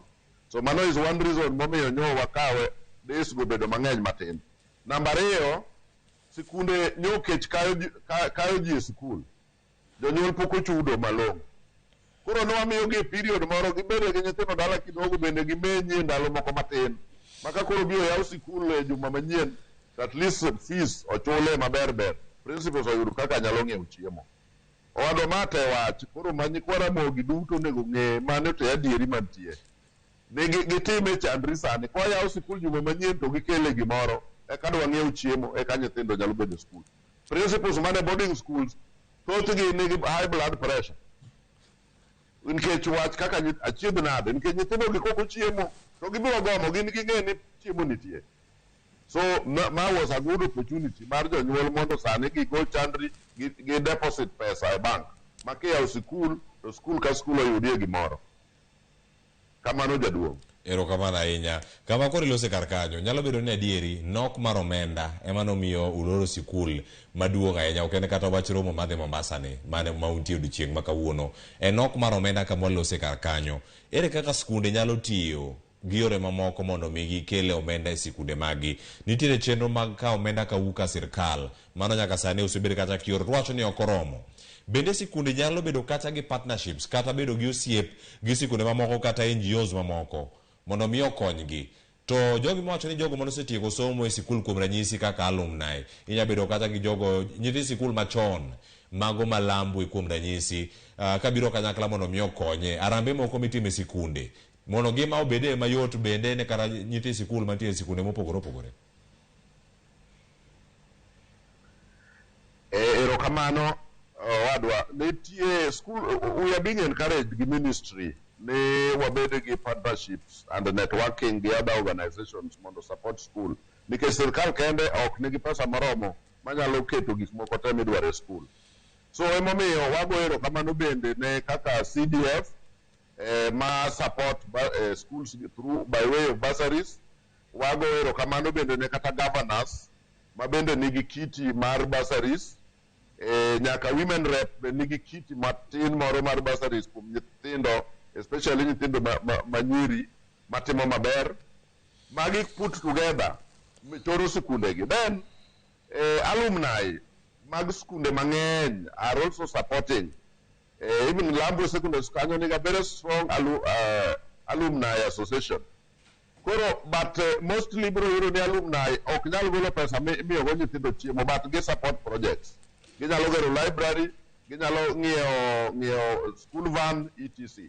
So schools are also encouraged kabisa mondo gi make sure ni nyithindo manosomo e sikundego matinde ni oko kendo Nyasaye ogwedo gi gimoro ginyalo pay back to the institution manokonyogi. Koro wa appeal ne schools ma pok obedo gi alumni associations mondo move with speed mondo tim mano nikech ginyalo yudo support. Then we also have a number of non-governmental organizations bende ma support sikunde. Koro and teach principle mondo identify those bodies, approach gi mondo nyisgi ting' ma gin go ma ginyalo kwaro mondo migi. But sometimes so ginyalo biro e school nyaka go out for them. And then we also have partners moko abroad. Moloyo to onagi moko nitie kaka moko nitie New York ma are supporting nyithindo in a number of schools. Koro magi ko approach to nyalo konyo kata duoko ting' chien kata jonyuol bede kod yot. Koro wachna yie go kamano. Erokamano ahinya japuonj mano japuonj Pinto Arum mano japuonj maduong' mar Lambwe secondary school. Wakao otemati kaka duogo japuonj anga duogo mondo miya wach mari mogik okinyi ma kawuono ka watieko chenro. Aya wakawa ne ote ari adek mokale SMS wa ari adek auchiel no Facebook wantiere kacha Ramogi TV nitie penjo mopenj kar kanyo. Thothu wacho ni penjo no penj sirkal. Uni jok mano yaro sirkal. Unyalo chwalo paro ne sikunde mopogore. Wayuda ne ote mantiere kar kanyo. Rolex Odhiambo. Kare budget manye treasury waknego ni kare poko chwalnegi e sikunde. Koso pod gichamo makorka korgi modong makoro gitere sikunde. Waol gi uwi. Erokamano Rolex. Samson Owangi wacho ni sirkal otere pesa e sikunde giwek pimo wiwa. Erokamano. Kabari Ochola. Thank you. It's simple. Education sector onego bed kanyo a national government kaka entiere. Parents bende onego bed ni chulo pesa activity koachiel koda mago mag chiemo whereby no child should go back home for lunch. Paro ntie kanyo meda beno ke school mag lunch go. Boaz Baba Ihaj wacho ni oyawre ka ng'iore mar Uhuru kod Kibaki somo ne ber to nyaka Ruto ne donje telo wiyo wil kod skunde. Instead gero udi pesa no onge wacho ni onego ket okony sikunde. Anadok Chemelil roundabout. Aya Ogwe Junior wacho kanyo ni mae chandruok manyalo rumo kama okwongo sirkal ochwalo omenda ne sikunde wang' saa. Mar ariyo sikunde utiyo gi pesa e yo mowinjore nikech duto wang'eyo ni mibadhi sani okwako kila sekta. Mogik jonyuol otem ochul school fees chon mondo konye chenro mag sikunde. Mano Ogwe Junior kaen Sondu.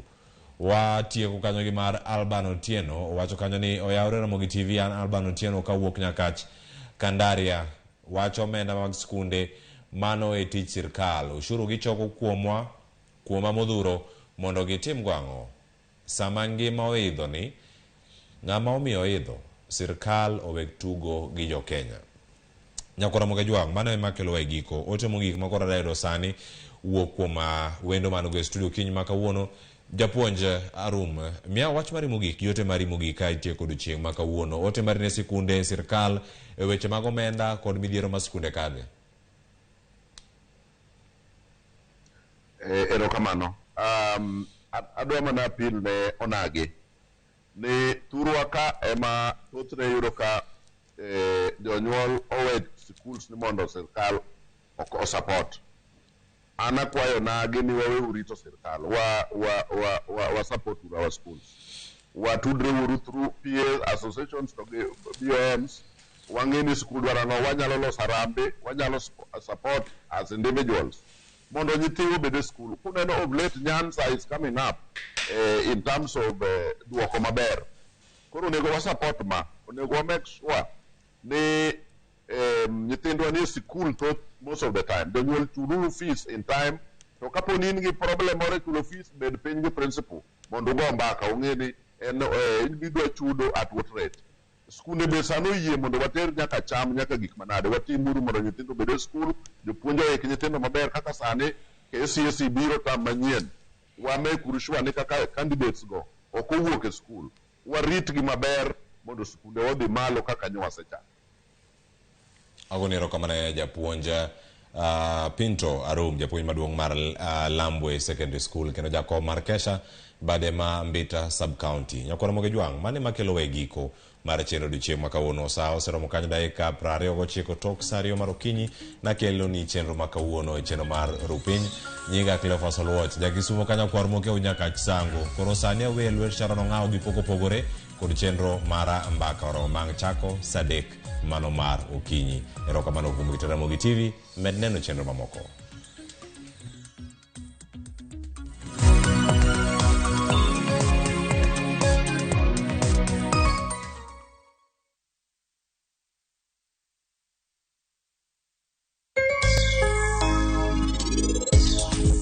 Wachnauru gimomiyo unuringo matek kamano. Matieni awacho unji ariyo kamoro achiel gowadu ang'o matimre? Wachnauru Be gik moko ni kar adier. Inyengo, wano konyal yudo meher, wano wamanye. Jaherana, nitiere wach manyien. Jogi kia kuma mehero dhiye. Ageno ni en ok olal gi ng'at moro machielo. Ok abi yie mondo arus otimre kawuono. Dial *334# to enjoy 1 GB at 50 Kenya shillings for 24 hours. Bundle exclusively available on Airtel Money. Okay, nimesha set hiyo 1 GB. Sana data yako kakuku tu.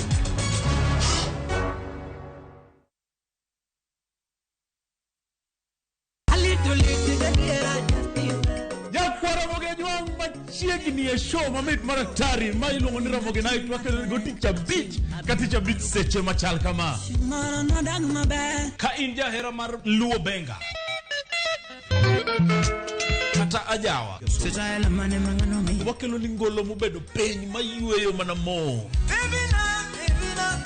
Lungani kolo con instrumental kaberni be inyalo lungani Boy Handsome Within and Without. Boy Handsome moment away aroji bed and breakfast sama pekni tilungani ngenja the entertainer.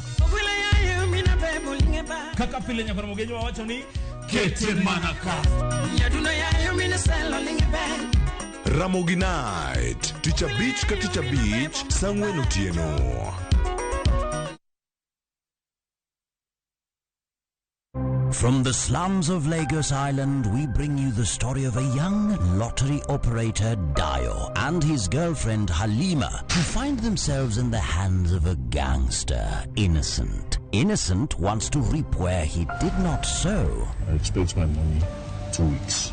Dio has to find a way to escape from the deadly wrath of Innocent and at the same time save his relationship with Halima. You dey use your brain. You hear what they talk. You use your brain at all. That's why you talk. It makes sense. What's enough for you? What's enough for you? Watch this action-packed Nollywood movie Out of Luck only on viewsasa.com or dial *487*3#.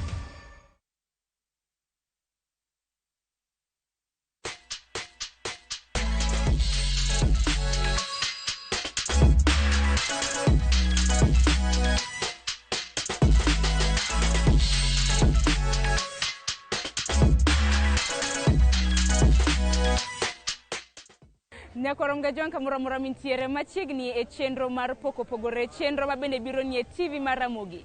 Chieng' tich ang'wen chakre saa 2 nyaka saa 3 mar okinyi, chenro mabende tayo kod an Sharon Ongao. Okiny makawuono chenro mar poko pogore wabiro bedo kwa kilo ni e apaya mong'ere kaka Taifa Street mabende nitiere e county ma Nakuru. Okiny makawuono pok mabende wabiro bedo kwa menyo en pok mano mar loso wuoche. Nitiere onage mabende ong'ere gi nying mar Eric Omondi mabende osebedo ka loso wuoche e county ma Nakuru chakre higa mar 2013. Mane pok mabende wabiro bedo kwa menyo. Bedo kodo nyaka giko mar chenro makama machiegni.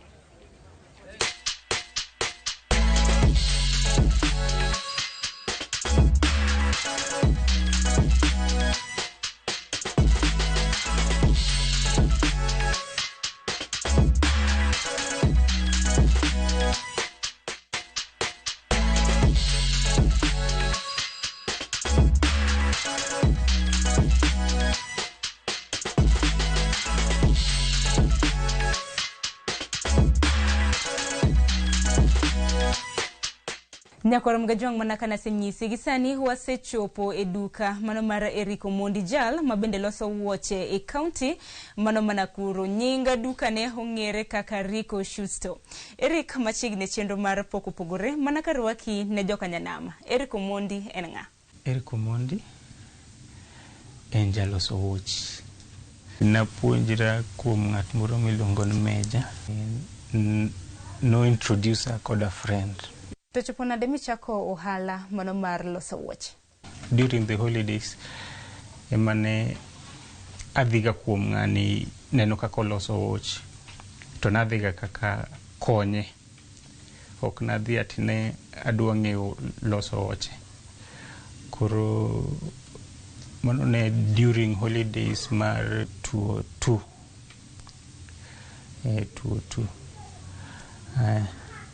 kana I dropped out of school 2003. Korone aonge gima nyalo timo.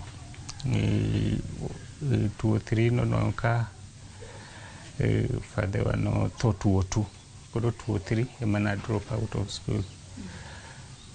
Koro ndalono nan ga kod owadwa. Koro by then koro neno odhi school. Banyisena onge kaka wanyalo survive, koro ka endelea, mimi niangalie vile tuta survive. By then hauna wazazi, so hapo ndio nikachukua interest koro mang'eyo. Mano ne higa mane chakre ni chak loso wuoche samoro ka ni konyo e loso wuoche nyaka yaw kambi mari? Mano ne higa 2013 emana chake. To ere ko bedo nade mani wuok kama na ikonye loso wuoche mabende yaw kambi ni mabende sani ung'ere kaka Rico Schuster? Kapo kawuok kanyo monda chak loso wuoch ne nitie kamoro mane ondika bwana ne loso wuoch, koro kano ondika koro monda chak mara na nyiewo machine nikech na hero tuang'o. Koro ka na nyiewo machine taketi ot, koro kila weekend nikech no okno oti Saturday ne ja 7th day, koro weekend na kwae ga bao nikech magina very expensive, okne inyal nyiewo ka ndalono. Koro kana kwae adhi aloso yot, koro aloso yot kaka pe ariyo pe adek. Koro nachako koro uso jo plot kuma na adaki. Koro ne nitie nyithindo madhi skul, anyisogi naloso wuoche. Koro gibende ne gidwaro neno bwana niloso wuoche adier kose gin koro kakanye mana chake. Chutho ja ohala ka dwaro timo ohande ng'ato nyaka bede gi omenda mar chako ohala mabende gi dhongere ong'ere kaka capital. Akeni mari no bedo nade capital mari mani chako godo ohala mar loso wuoch ni gol kanye? Kuom chako na chako kod pesa mane ichula, ni chula ga Saturdays, Fridays. Koro pesa no ema na chako loso gimo pe ariyo pe adek pe abich. Koro no chopo kamoro ma a friend of mine and my no introduce equity group. Koro kakanye mana donjo equity to ema chako saving mos achako saving. Koro kakanyo emana achake nuonge capital mar tich. Mano ne higa mane? 2013. Ise loso matut kotenre kod sir mabende bengi mar Equity nomi kopogre gi chiwo hola, sir mage kendo mana gimi? Kuom tijni Equity osa mako lweta chakre 2013. Okena miyo ng'ato loan. Equity kapok umi pesa kata mar kidwaro pesa mar tich kata kidhi kuom ginyalo gimi kaka an gisamako lweta chakre 2015 itijni kidwaro manage kidwaro manage pesa, kakinyalo loso kod customer, kakinyalo grow tiji odhi malo. Equity osebedo part mar tija. To customers magi chudo ga e yo mane? Customer meka nitie jok ma chudo cash, moko chudo through pay bill mar Equity.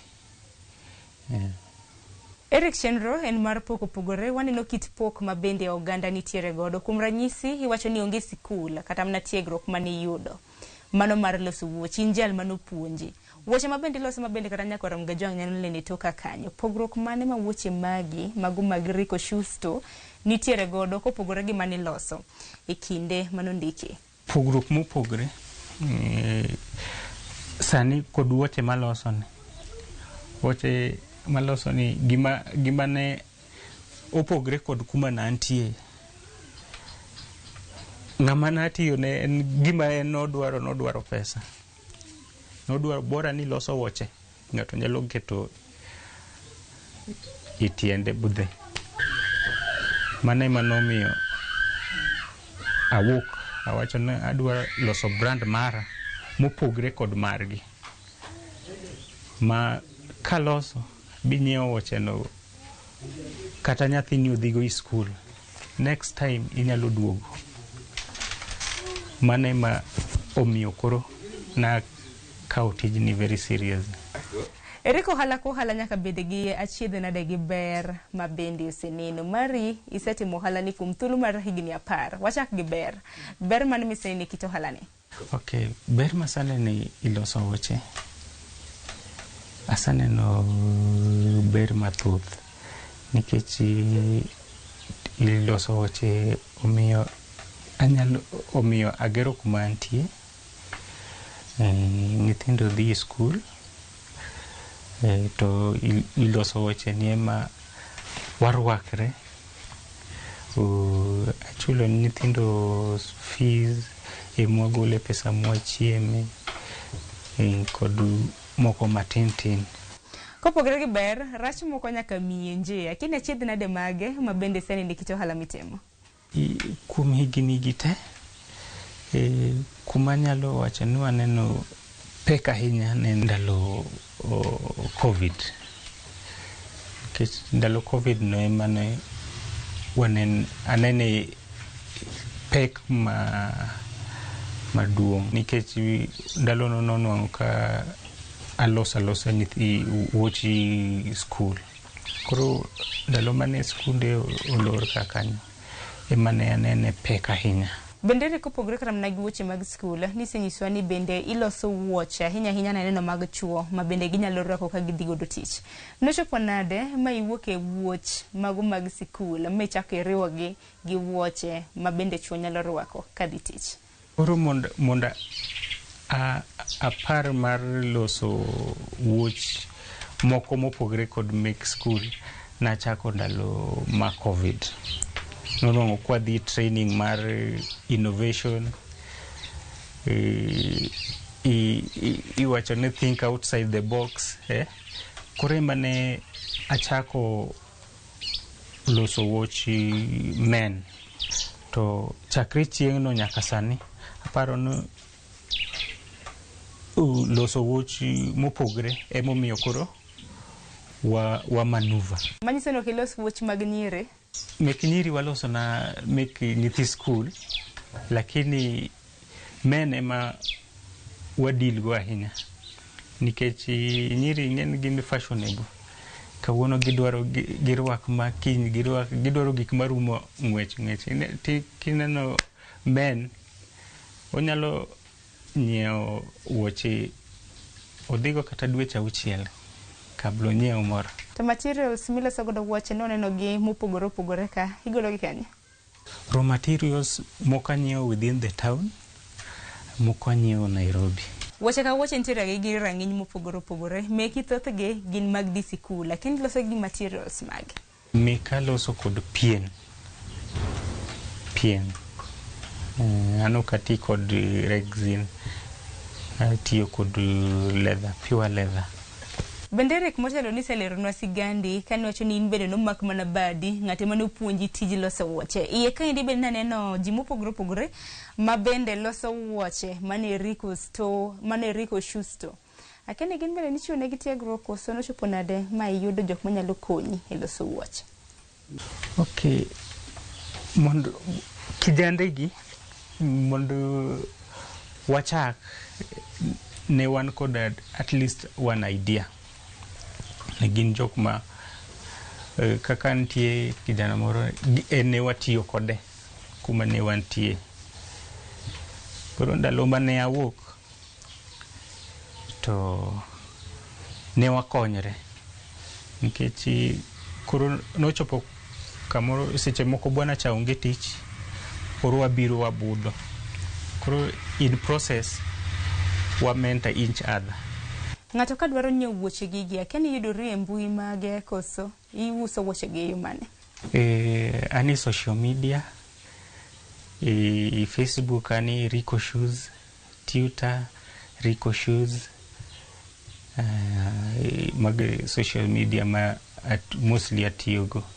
Town anti town Taifa Road, JT Plaza F10 mano Nakuru town kakanyan kod duka alafu kod jo order imia order wuoch midwaro mago a deliver countrywide. Bende gima nyakwara mga jwang dwaro winjo en nengo wuoche gigi range margi kwa chako ramna gi mag sikula range mag genadi gi mago mabende chuorwako gi range kuanzia chakre 700 ntie wuoch ma 700 ntie mara 1000 ntie mara 1500 upogre lure kod yudo mang'ato.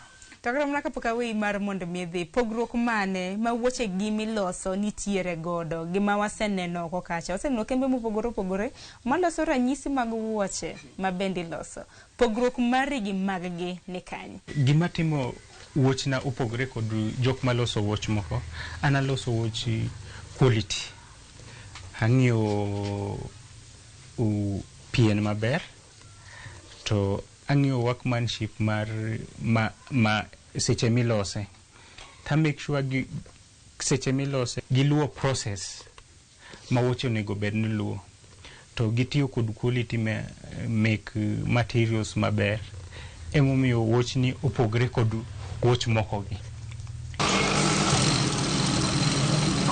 Eric nisecho ni isebedo kichiwo training samoro ne jodak e alwora ma Nakuru samoro ng'at mawuok kata mana oko diwach ni trainings itimo nono to itimo gi kind thuolo maromo nade samoro ka chudo nitiere? Training atimo training to training ichulo kantie ng'at madwaro na apuonje tapuonje nyaka ong'e chakre chakre iloso nyaka wuoche obed wuoche wanalipisha 20,000 per head for a period of 6 months. Eric, erokamano ahinya kuom rwakowa e kaunti mano ma Nakuru kendo nyiswa kit pok ma bende itimo. Kok manyakwaro mga juang kapok atieko chenro makama bende ing'eyo kaka iloso wuoche malos wuoche owuoge pien mabed wuoche okiny makawuono mae chenro makende mabende obiro bedo kwa nyisi kaka iloso wuoche achiel kuom jotije mabende nitiere kambi mar Erika biro bedo ka nyisowa kaka iloso wuoche nyinge en Onyango kapok atieko chenro. Aero kamano machiegni oru kendo wachako loso wuoche kaina ma oting'o e lwedo ni wan ka kod gik moko mopogore opogore kaka pattern ma iluongo ni top and then wan gi back wan gi tank miluongo ni ulimi then wantie gi mship koro mship ni en main maa to back emitwe laces ni and then top en maumo tiend ng'ato mondo bur kik cham tiende tank en gima chalo kama en maa koro en ma kitwe laces dhi to make ayo koro kwa chako nitie goro wuoche wanyalo chako gi top mogore kama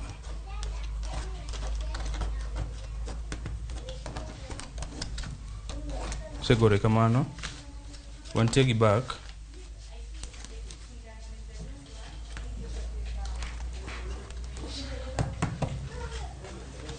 igoro gi pieces back ni igoro pieces 4 ama pieces 2 ma mondo mi okel gi miluongo ni half pair kikole pieces 2 kama ma kelo acham ga chich nikech wacha nyaka bed acham ga chich koro ma gi ma kikao to dhi golo back main side achiel to acham ga chich no odhi wuok wakati ma wacha oserumo nitie miluongo ni mship men ma kigore achiel kama odhi tielo koracham ama korachich to ma wan gi tank ne modhi donjo e wi top wanyalo gore half pair kamano kosegore kamano kore kantie cutting magi wadhi keto tenge. Koro cutting, kwasekawo cutting mwang'ade maber mwalose, ma koro e top manawachono, ma e top, koro mwaseriwe te morumo, to e back. Mship cha eriwo ka, ma back midhi fite kama wanya fite kama. Kwase fite kama, aeto wadhi machine. Kwase dhi machine, to en gima idhi stage ka uso ariyo kendo ka uso ariyo mamaki obedo gimotegno. Makoro kwase stiche to dhi biro gimokainani. Makoro iluonge ni apples. Koserumo te iluonge ni apple. Ma gik mwatwang'e godo ka ok watwang'e gi lwedo, watwang'e gi machine. Ma machine no wan kode ka.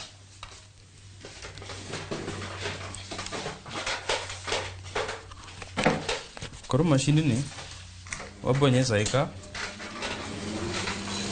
and then waso gini idiere ka. Mano watimo gimiluongo ni locking. Waloke ma mondo mi wakati miywaye to ok ochodi.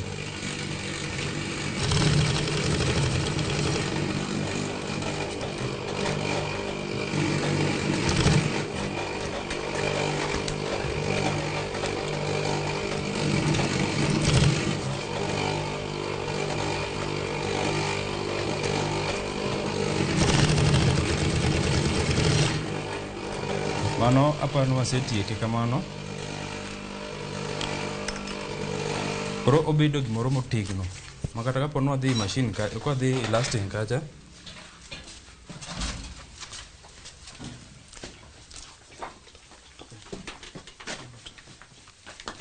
Koro kwa chopo elasting ka, nitie gimiluongo ni bao. Bao ni en modhi miwa shape mar wuoche, ma koracham gi korachich.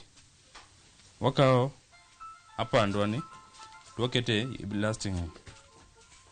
Mokwongo kapok wakete wawiro ka gam maber. Kosewire gam maber to nitie gimoro miluongo ni top off. Top off ni ma top off no. Top off ni wakete ka ma mondo mi wi wuoche ni obed motuo kendo obed motegno. Makata kapo nyathi ogwero godo mpira to kiny tiende no ka wuoche no otegno.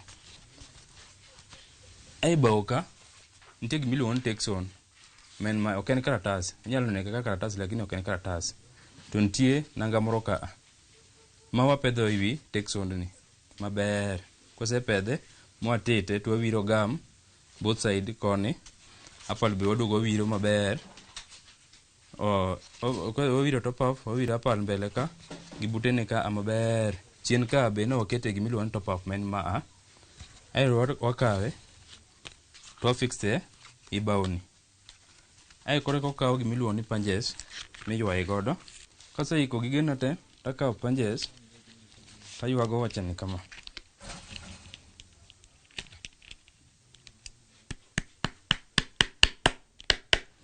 Taduogo ang'iye, aneno ka wuoche ni oriere maber. Takawo tol ni tatwe godo kama. Atwego itnegi. Mano wawacho ni back.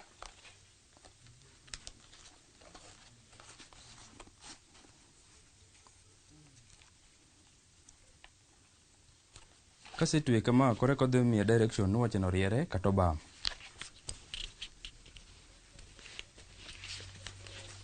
Taduogo mako ka taywa kama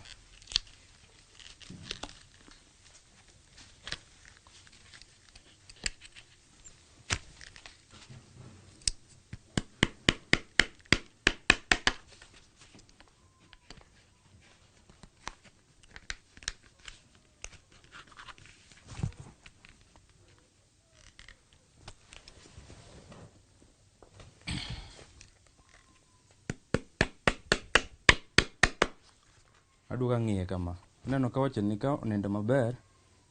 Kosenindo maber kamano, shape mar wuoche chiegni wuok. Ok obor ahinya.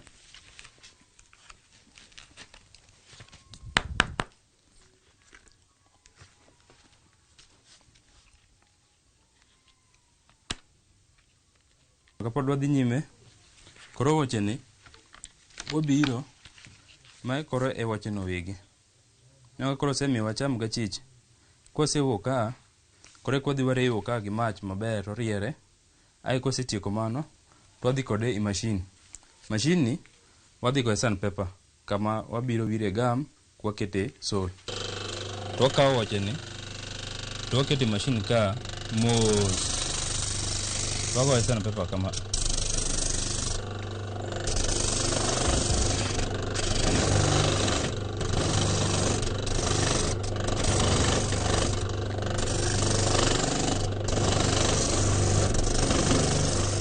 Watieko na kamano go e sandpaper.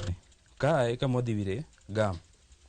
Gam no wakati mwawire ka, nikech sol gam ok nyal mako pien nikech pien nigi rangi. Mae momiyo wago e sandpaper. Koro ma e sol madwa kete woche ni. Sol ni kwase kawe, to ka wadhi kawo gam to wawiro bathe ka maber aluora te. To duogo wawiro woche ni kama no wago sandpaper cha. Kwasetieko ma woche ni otuo maber, takawo woche ni, akawo mach tamoko, tarewe sond ni to chiro teko mar gam cha. Aeto akawo woche ni ta fixed ka. Kase fixed ka maber modonjo ma adiyo kwende gi momakre maber, to sol ni dhi bedo ni koro osemakre gi woche. Ae kodhi kelowa gima chalo kama. Makoro mae woche mwa setieko process nete morumo kuom sani. Koro gimodong' kuom en gole e baoni to wadhi go e rangi oko. Kwasetieko mano koro en gima inyalo ng'iewe kendo inyalo use gi jang'iewo. Apani woche ni kane wasetieko diyo sol, koro kwadhi kar gole baoni e woche. Ikawo woche timake kama, tikawo woche ni burni ikete chuma ni kama. Koro modwa golo woche ni bao, igole kamano. Kisegole woche ni osewuok e bao ni. Aeto itwe tol maber. Wadhi na ka watieke. Koro mesa ni, mesa ma kosetieke woch te, to wakele to wagoyo rangi. Kwasegoyo rangi, marangi no mashine ni wan godo ka ma spray. Wakawo woche wago spray.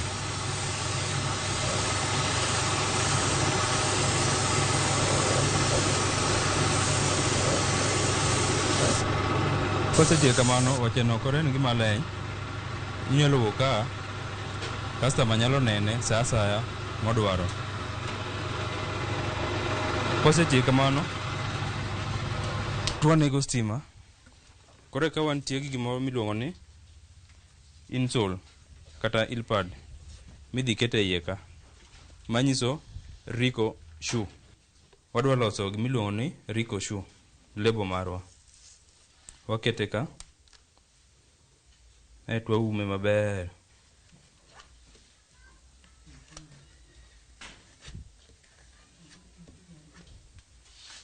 Kosemene kamano, tigole. To dhi nwang' ka nying mar Rico shoe owuok gi iye ka. Seche moko onyalo wuok ni marach, seche moko be onyalo wuok maber. Koro kapo no wuok maber, to dhi biro kimokena ni Rico shoe. To wakawe kosetuo maber. Ae wakawo woche mano wago rangi cha, mano waseloso motieko cha. Wawiro gam ka. Kosewiro gam ka, to duogo wamieno gam iye ka. To lebo mar Rico shoe neno iye kacha cha. Woche no kachop kanyo to rumo, en gima koro wanyalo kawe to watere e chiro. Erokamano, kamano e kaka wachopo giko. To mago e process te mwaluwo seche mwaloso wochewa kata waloso tijwa mar woche.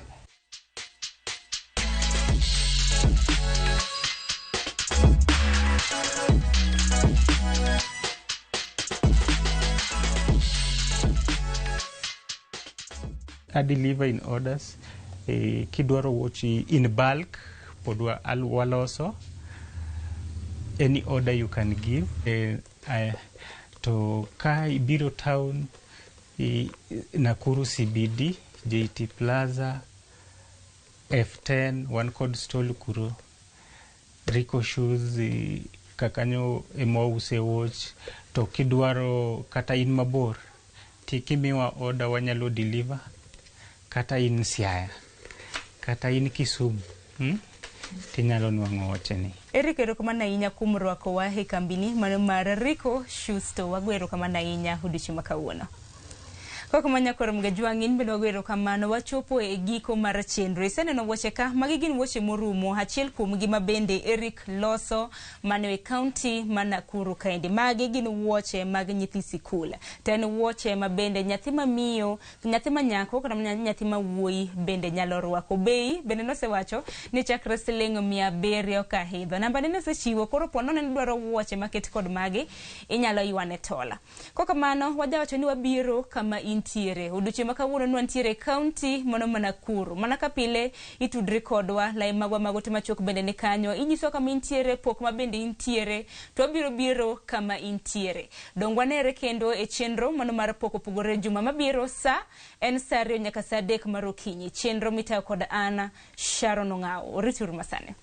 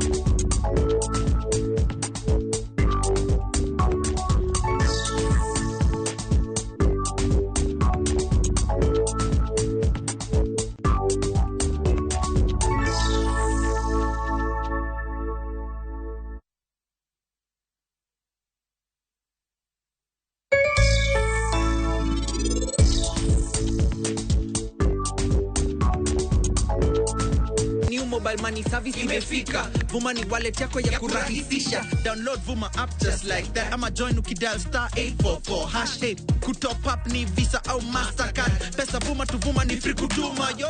To join, dial star 844 # and download the Vuma app now. Let your money flow with Vuma.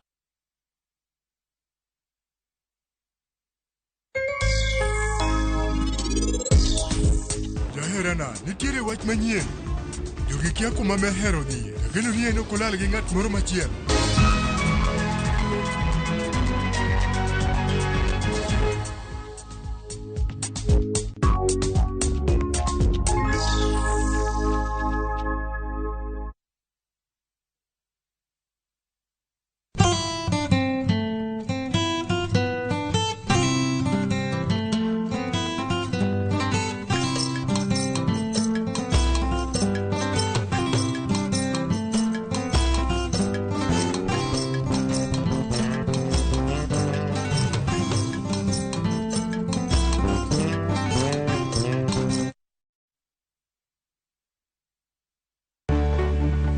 Duondgi osethir kendo ok winj motegno. E Ramogi TV, wating'o duondgi. Wabedo gi twak gi nyionagi mung'eyo kendo yango mapok ung'eyo. Tijegi, lony margi, kanyakla kod ngima gi duto, wamenyo ni kendo wakelo ni e chenro mar mine wacho. Sane nyalo dok dala ni koro na divorce na dala.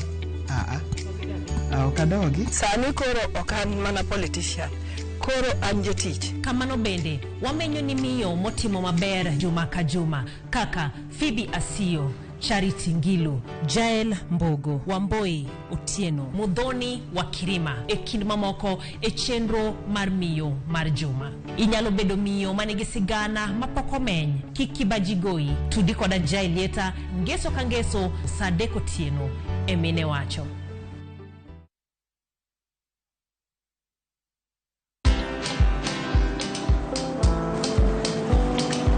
Niaje?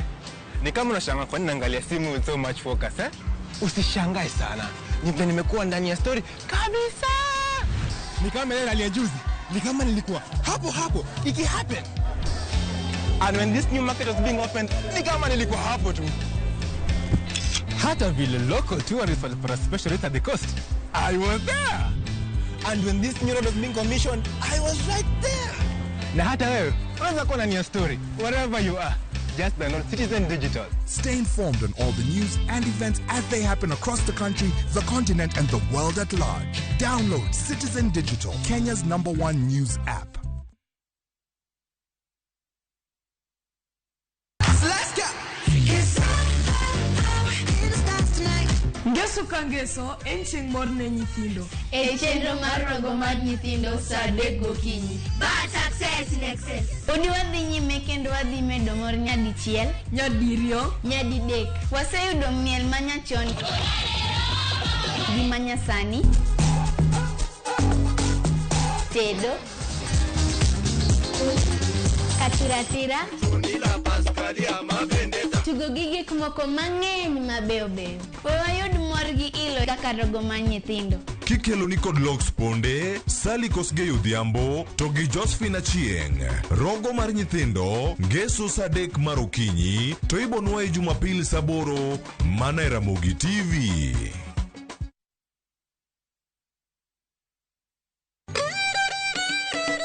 Kit oganda chano timbegi. Kit ngima mar oganda duto lure kod kido. Dholuo wacho niya, ng'ama ito lirore en ng'atno endo moseneno ketho mare. Dhok. Wan gi dholuo mar kendo to gi kendo. Wan gi din. Chike. Kuono nyaka siemin tima. Gima wacho no biro kelo luor. Winj ka wagoyo sigandwa. En adieri ni pigni ka miyo moked gweng'ni oluokorego to ok odhi. Wamor kanyakla. Joluo wan gi kitwa kod timbewa. Un. Gin. To wan. Ngeso ka ngeso, saa 1:45 otieno, mana e Ramogi TV. Jiboost na milioni 1 kila wiki kwa kucheza Shabiki Midweek Jackpot. Kwa 15 bob pekee, bashiri mechi 15 za Shabiki Midweek Jackpot ushinde milioni 1.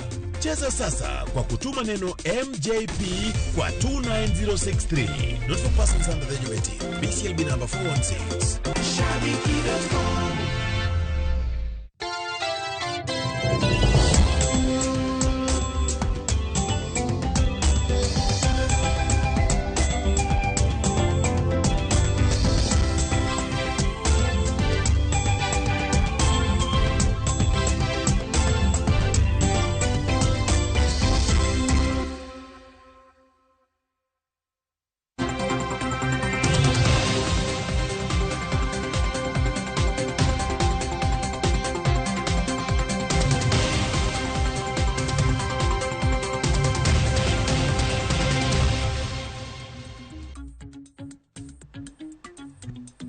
Nyakwar mgajwang dakika nochiko tok saa 3 mar okinyi kamoro mora mintiere machiegni e chenro mar Mbaka Oromo. Mana ka pile Mbaka Oromo nitiere kidienje ariyo. Mokwongo en chal mar fwambo, ka mar ariyo en twak e chenro mano mar Mbaka Oromo. Kiny makawuono abro bedo katayo e chenro mar Mbaka Oromo chakre sani nyaka rom kanyo saa 5 maro nyango. Kiny makawuono kwachako gi chal mar fwambo Nyakwar mgajwang, weche mabende bro bedo kwa luoni e kor gwenge mopogore opogore. Wach mabende donjo kiny makawuono en wach kotenre koda Tom Osinde. Nyakwar mgajwang ing'e ni Tom Osinde ndache no lala. Osebed kimanye ga jwala mare. Ka wach mabende donjo kiny makawuono en ni ringre mare koro no yudi e aora mong'ere kaka Kuja mantiere e county ma Migori. Mane wach modonjo kiny makawuono ka ringre mano mar Tom Osinde, mano jatich machon mabende natiyo e duola mano mar treasury, koro ringre mare oyudi kiny makawuono. Ringre mare oyudi kanowiti mane aora Makuja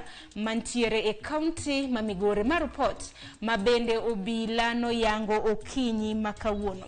Kanyalo na mi siganda Osinde matinya kwa mgajwang no lala mano chieng' tarik 17 mano mar dwe mar auchiel mabende wantiere ni e kinde mabende nowuok e dalane mano mantiere e county Manakuru kochomo gwenge mago mag Kisii kama bende dalane moro bende nitiere. Kata kamano bang' mano chieng' tarik 22 mano mar dwe mar auchiel mano mar higani nyakorom Gajwang' bende obila noyudo milome ni nitiere gari moro mabende noyudi e bath yo gari mabende koro kana gidhi magirango noyudore ni en gari mano mar Osinde mabende noyudi e gwenge mago mag Sikawa kichomo Kilgoris mantiere e county Manaro. Kata kamano wuod Osinde kanodhi orango gari makamano noyango ni mano gach wuon mare en mana ni gari makamano bende noyudi ka betri kanyakla kod radio bende nokwal e gari makamano. Osebede kimanyo ringre karamna mar yudo ponono no ngima kata oyo kata kamano kiny makawuono ringre mare korono yudo kotho ka bende owiti e aora Makuja e county mano ma Migori.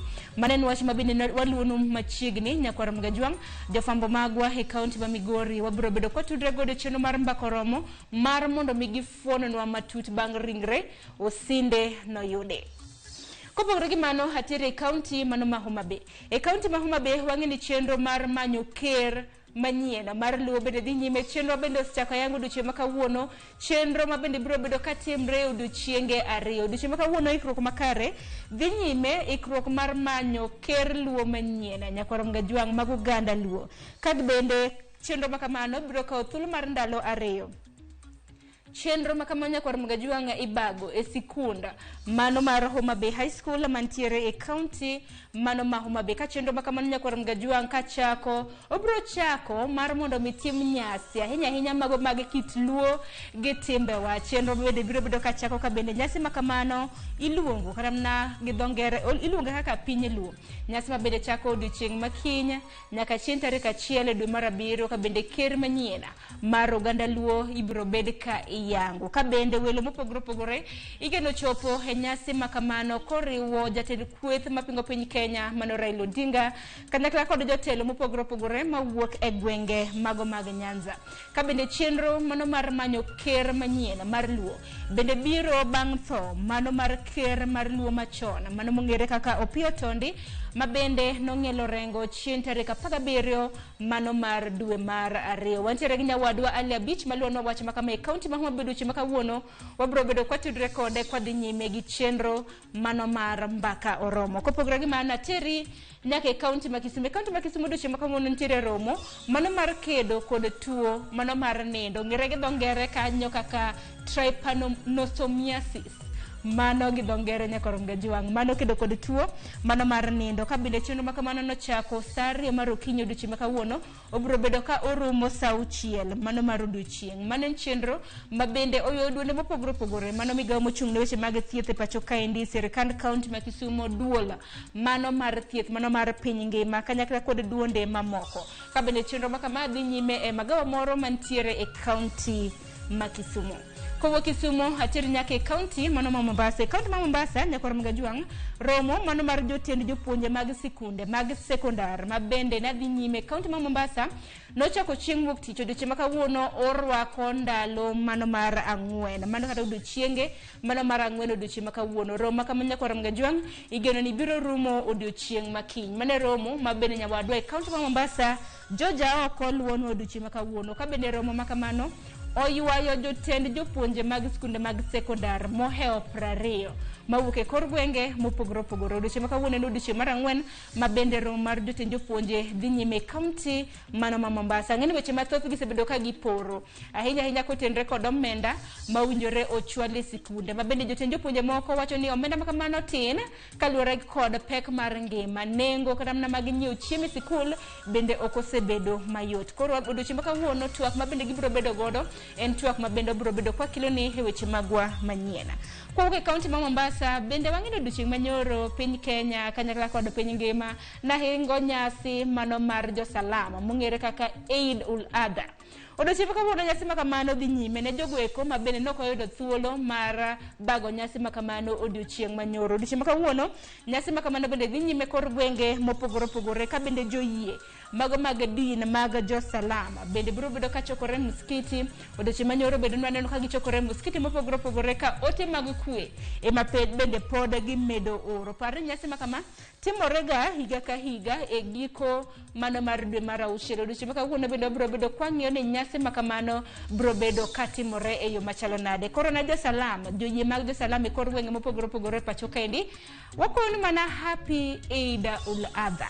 Kok manya korum ga juang' yiena mar mondo mi atigi kanyo weche ma bende biro bedo katucho e kor konde mopogore opogore bende matimore pacho kaendi matimore pinje ma oko. Wan ka nikech in wan wang'i wan iti wabiro bedo kwa kilo nigi ka gituch. Yiena mar mondo weka yo matin abiro gi twak e chenro mano mar mbaka oromo. Kiny maka wuodo bende wapore wach kaluwore kod dwaro mar Azimio. Negiselando kanyo ni gibiro bedo ka gidhi ng'anyo mano chieng' tarik 7 mar dwe mar 7. Okang' ma kamano nyiso nang'o ahinya ahinya kaluwore kod chal mano mar ochumi e pacho kaendi. We waka yo matin kik dhi mabor.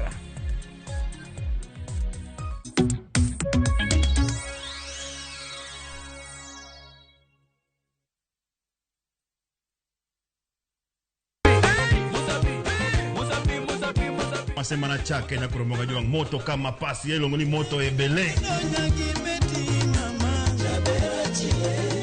Dano mor kabisa fan page mar Ramogi TV dano ngeny kai kabisa. Kidonjo thum ma serious ikite ngoma oake.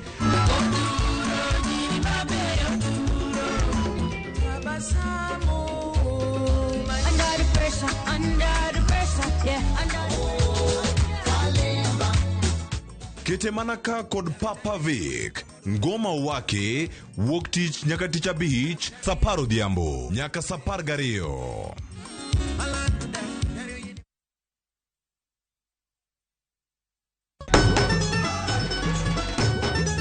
Ma en sigand hera bedo ng'at moher pile pile abo bedo kod ero ng'ato abe abo eri nyaka chieng' wuoth mar nyako marawera manigi chuny motegno mama kaponi dwa kumo ng'ato to kuma an to loso chikene owuon kiwuoyo go wadwa majaga nyise ni inidwa kenda mapiyo kata bedo ni joot osiko ka gitemo ng'ado ne paro e gima gidwaro.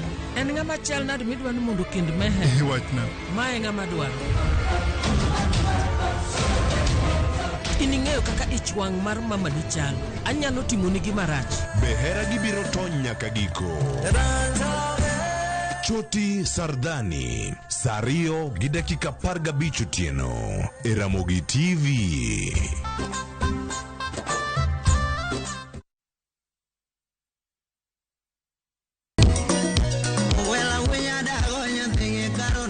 Mae e chenro makelo ni gigo mamit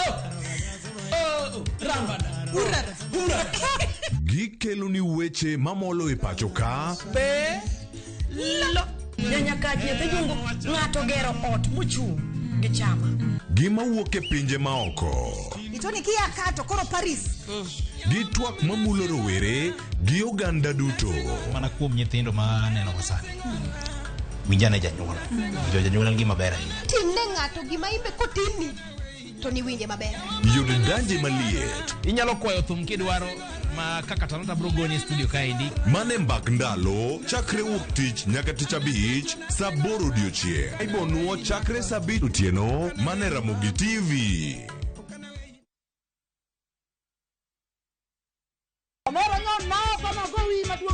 Kanyiero kod mor dhi nyime inde mone nadwa bedo lawyer kaporo piene mininde okinyaban weche mopondo be medo ng'eyore moshene dwa participation ni winjo pesa na mise cham oinga yie nyaka garus kombai to kwe kethore kind ji ona wanamgwenya si onjaore ma town to ng'ato ka ng'ato temo mana tony yani mutani sani ji tema pek nyar kochia tich abich ka tich abich saa 1 gi dakika 45 otieno.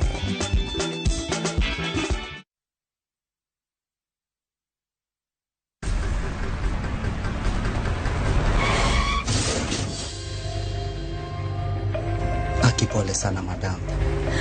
wewe usijali. Wacha wasiwasi.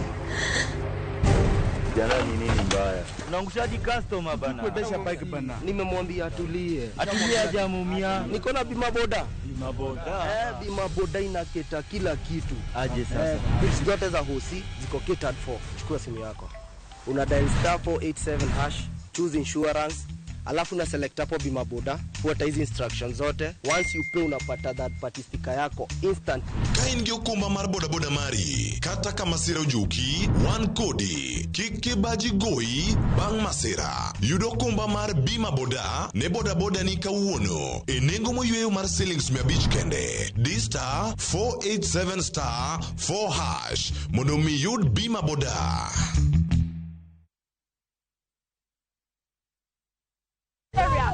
The marrying off of an underage girl has caught these women's attention. All the women where they walk up and down, that one no do. Hey! Fire! And the battle is now between the wives and their husbands. And the wives are relentless in their course. That's it. I don't strike. One, your wife. I know they fight trouble. Will the husbands look for other options? Or do they have the keys to unlock the treasure? I know waiting a bit. The last time I buy flour, you know what she asked me? Whether she be good? Watch this hilarious and informative African drama of Wives on Strike. Women power! Only on viewsasa.com or dial *487*3#.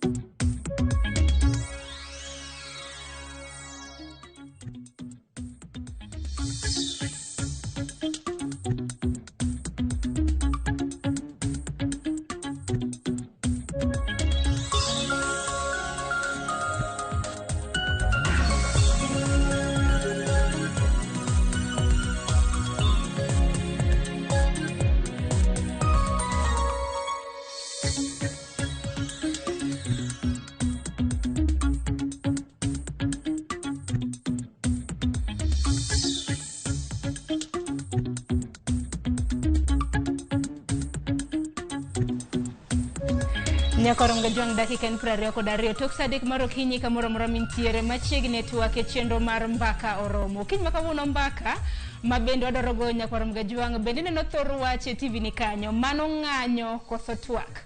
Wang'eni riwruok mar Azimio nobedo kod romo gi jokanyo kata na johera maggi mano chieng' tich ariyo mar jumani. Kama bende negi poro weche mopogore opogore nyakoronga juang. Weche makamagi bende jafombo marwa Eriko Wenga na nitiere karomo mar Kamukunji. Kan ponono ni nokiwinjo kata na weche mabende negi poro kotende kod ng'anyo kotende kod pek mar ngima. Dong wawinja nena report mano mar Eriko Wenga. Bang'e anyisi welo ma antiere godo ponono no kineno posters mabende nwa keyo e mbui. Wawinja na. Alak ma Kamukunji buore Nairobi. Romo ne ochik jomokalo kweth mar Azimio ne omolo mar lalruok gi oganda. Tumejaribu kupigana na hawa watu huko kwa bunge, imeshindikana. Tumeenda kwa mazungumzo, yameshindikana. Sasa Nairobi munasema nini? Munasema nini? Wale munasema maandamano nionyesheni na mikono. Hawa watu hakuna lugha ingine wanasikia. Lugha ambayo watasikia ni sauti yenu kupitia maandamano, si ndio? Mimi nataka ni confirm hapa kwa sababu mlinituma kula Senate. Ruto ameshaamua Wakenya wakufe. Hiyo ameshaamua. Ile uamuzi tunataka mfanye nyinyi leo ni wapi tutakufia. Kae negiriedo ndamo agibiro kao kochakre kawuono banka jatend piny William Ruto nyo podho chike manyien magomenda. From today, we embark on a campaign of defiance and civil disobedience, which will take different forms at different times, including refusal to pay taxes, whose aim is to force Mr. William Ruto's punitive regime to go home. Mumekubali pesa yenu kuharibiwa. Mumekubali munataka unga au munataka assistant ministers. Mnataka walimu kwa watoto wenu au mnataka mabwenyenye? Mimi nasema tuwe tayari kulipa nini? Tuwe tayari kulipa gharama. Tusikubali kunyanyaswa tena. Tuko tayari kutokelezea. Silence will be treason. We cannot be a nation of people who, having eyes, refuse to see, and having ears, refuse to hear. We have suffered a cruel betrayal of our trust and confidence in the ability of our representatives to protect us. We must punish the traitors, and we must force a repeal of the Finance Act. But what happened this past week and yesterday is not just about the Finance Act. This is about the re-emergence of a dictatorship. Riwruok mar Azimio osebedo ka kwedo chik mar omenda mane jatend piny William Ruto goyo kogno. Mae achiel kuom gigo ma ochuno Azimio mar rido tol e lweny margi Kenya Kwanza. Odinga wacho ni nyaka gikaw okang' ma bende biro mono piny owacho choko osuru ma piny owacho geto tiyo godo. Let us deny Ruto the fuel tax by limiting consumption of petrol and diesel. One way to do this is to carpool. Let us arrange to make regular journeys in a single vehicle whenever possible. Give each other a ride. Cut down on non-essential travel. Walk instead of driving whenever possible. Ama mutalipa ushuru. Mutalipa ushuru ama amulipi. Tumesema hatulipi. Karako doko ni ng'anyo ne gichungo dweche 2 mokalo, Azimio ramo ni mano kende e dholu ma piny owacho winjo kendo nyaka koro gibage. Ka kuku mar ng'anyo no en tarik 7 dwe manyien. Hawa watu hakuna lugha ingine wanasikia. Lugha ambayo watasikia ni sauti yenu kupitia maandamano, si ndio? Koro ena yanga ni piny owacho ka achiel kod riwruok mar kwedo mar Azimio biro rakre matek mokalo mae kaluwore kod okenge madito ma riwruok mar Azimio olando kochakre kawuono. Eric Owenga, Ramogi TV, Kamkunji, Nairobi County. Nekoro mgajuang mano kaka chal mar wach na ntiere chieng' chario mar jumani bango gai mar Azimio Raila Odinga nowuok e piny mar Poland. Nomola achiel kachiel nyaka alap ma Kamkunji kama bende romo nobaga gi jopiny. Romo mabende achiel kuom okenge mabende kata winjo ka report mabende Eric Owenga osechiwo. En kanyo ni koro ng'anyo biro bedo chieng' tarik 7 mar dwe mar 7 mano saba. Bende weche motendre kod ng'anyo kotendre kod chudo mar osuru bende nopore. Emeno kiny makawuono mane Mbaka montiere godo kintiere gi thor wach moro amora ioronwa lai magwa magote machok 2:600 mbui mar YouTube Citizen Digital Live yudowa achiel kachiel. Okiny makawuono antiere gi welo nyakoro mgajuanga antiere ka mokuongo gi Beti Adera ma bende biro bedo ka konyowa nono siasa. Beti kinde mathoth kapok ibiro e chenro mar Mbaka Oromo. Arwak ni machiegni. Erokamano ahinya kuom rwaka, amor mar biro, amor mar romo gi mheshimiwa. Asebedo ka onge matin lakini kuom grace of God aseduogo kendo kora nyonora ka machiegni. Erokamano. Kopogore gi Beti mabonde wacho no senyonore studio antiere ka gi mheshimiwa Peter Orero mano mwalimu mabende ni jaod bura makibra hekar chungod bura ma Nairobi. Arwak ni machiegni mwalimu mos jopiny. Erokamano ahinya mokwongo duoko ne Ramogi TV. Erokamano maduong' kuom luonga kawuono mondo watwak gi jopiny. Duoko erokamano ahinya. Erokamano ahinya mwalimu. Achak mana kodi biro chulo osuru koro koso kibichulo. Winjo kanyo ka Lilian Gogo na penjo johera mago mag Azimio mabende no yuore romo. Mtalipa mamlipi. Achak mana kodi. Genyi nitie kuon ma inyalo we chulo osuru. To nitie bende kuon ma gikawo kata idwaro kata ok idwaro. Kaka wan jood bura. Kapok ochuli mshahara to nyaka ichul 35%.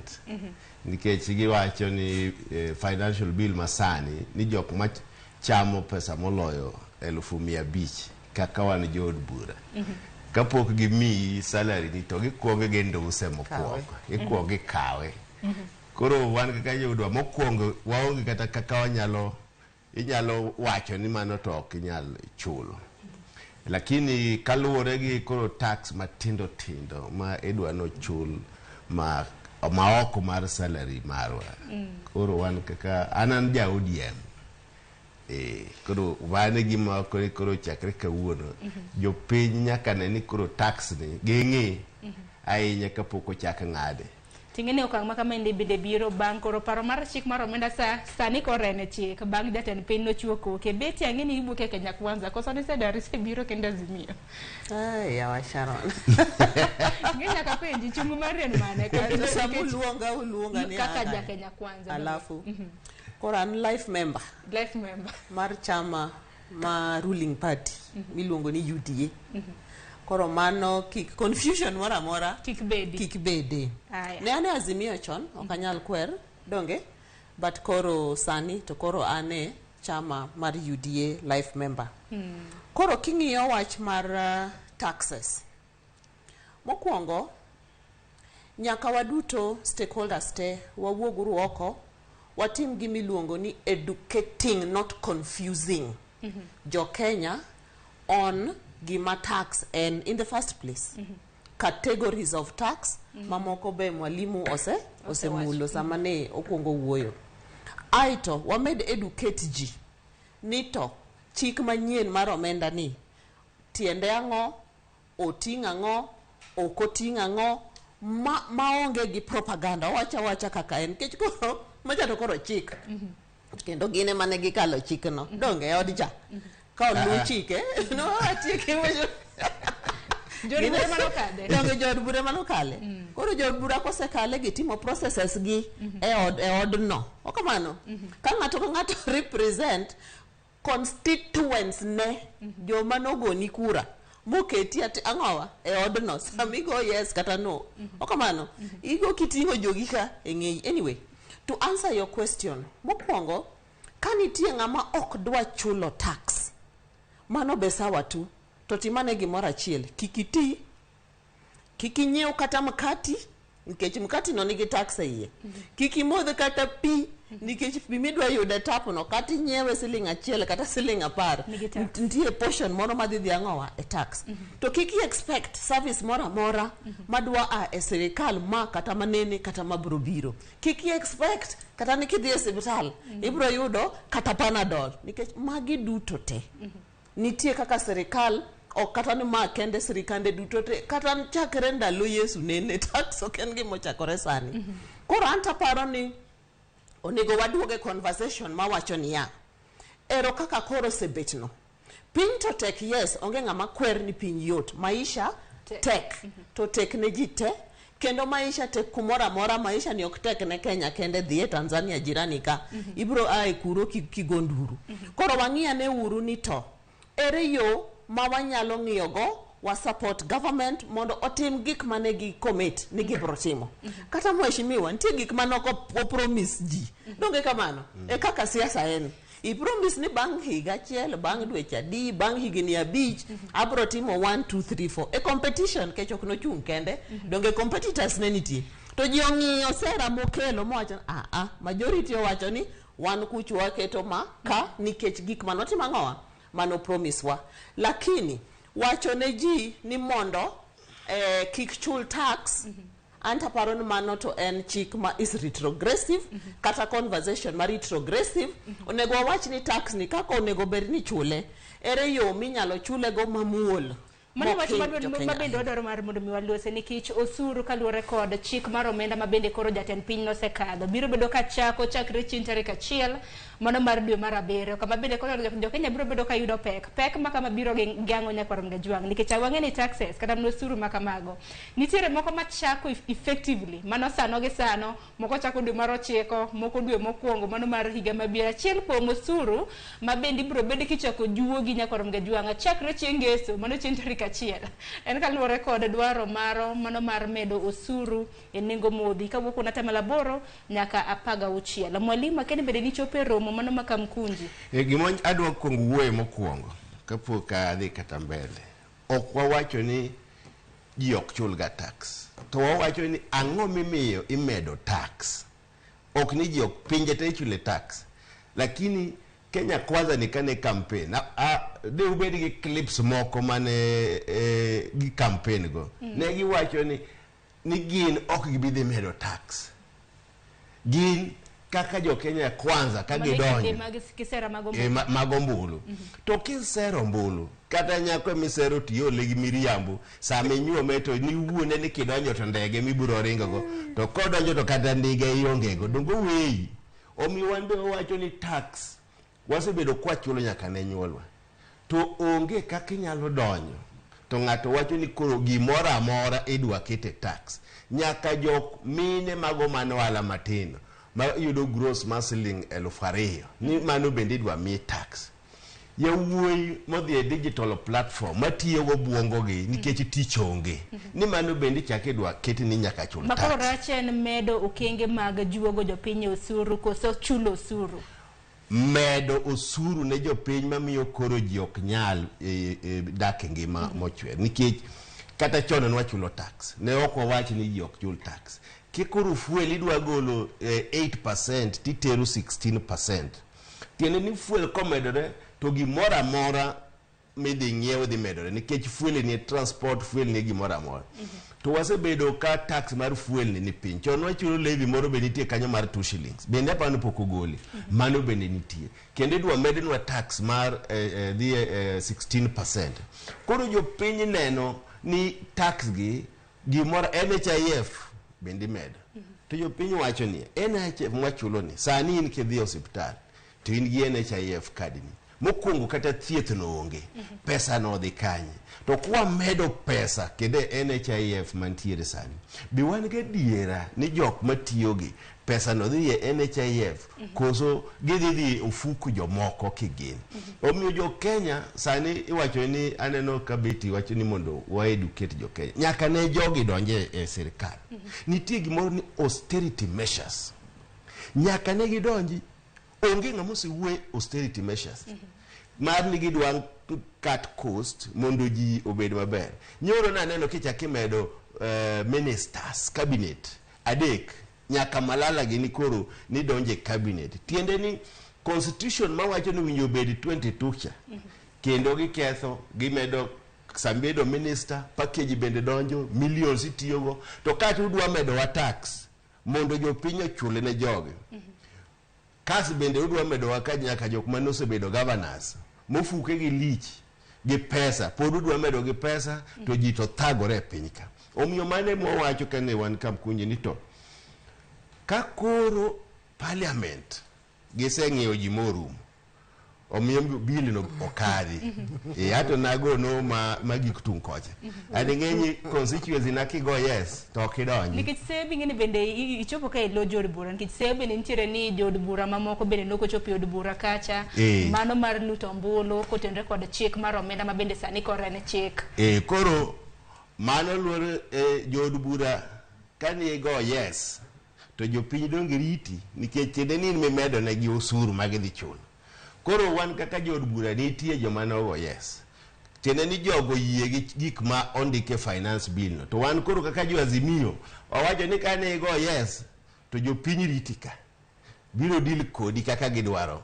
Omiyo wan kaka jo Azimio kata jo wan ja ODM mane Azimio wawacho ni finance bill no nyaka obed withdrawn mondo kel gima jopiny dwaro. Mane omiyo sani kosekadhe nikech bende ng'eni bende josundo kata mana jokedne ratiro mopogore opogore wantiere kanyo gi seneta e kaunti ma Busia mano kia umtata bende nacho ne gidhi e doho en mana ni doho pok ochiwo negi order makamano en mana ni betin bende winji pachi kotenre kod paro mar chik mar omenda nikech kata mana chik mar omenda gi sani ema bende kelo weche gi duto te.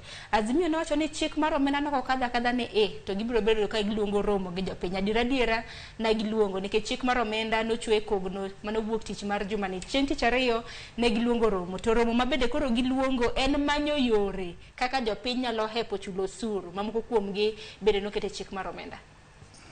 Mokwongo abuok ahinya ka awinjo ka mwalimu puonjowa kendo educate wa ni e od bura ma ot matin National Assembly ne nitie wabunge monyiew. An kipenja mano en hatia monego bed ni mano wach mikawa kawa ngwech evidence ma donge mi athuolo mondo awuo koro mi athuolo na mondo awuo mondo koro tera ne mbele mondo wach ni tim ang'owa wach ni non matut nikech mano ten wach ma kata na buok winjo kopon nikech oja inside kanyo kopon otimore adier for real to mano wach monego bed ni ikwanyo ngwech. Now an kachiwo example mara kwa mfano in the last 10 years kata mana NHIF mingado msach ji ingen odhi okinene ni ikawe chuth ini yudo gimiluongo ni net okamano osebedo kimedo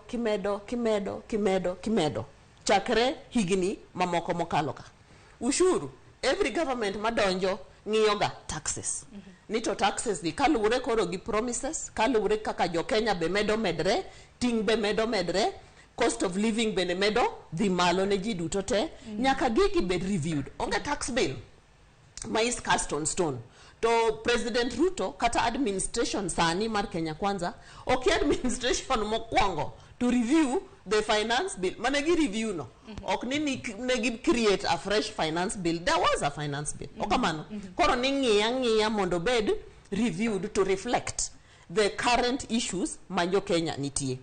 Ayie gi mheshimiwa kowacho ni taxes momedi ema is the issue okamano but if that is the issue mama noto one kaka jokoni we are open to having conversations to ere kaka jo Kenya nyalo bedo boosted cushioned mondo goals both sides to bed met nikech government to must function okamano to kiwinjo gik ma iwacho from that side e rally to pogore gi mano rally iwacho nang'owa mokwongo koro kikuchul tax. That is the message that came out clearly okamano to kendo kamane kaka jopiny timre nade gine yore maginyalo hepo chulo godo osuru go exactly donge to man ngino pogre gi gima koro mwalimu wacho emomi I still go back to the issue niya wapuonjuru jowa wa educate our people ni gini bill ni te kaka in its entirety okorach 100% kopo nitiere bits and pieces monego bedni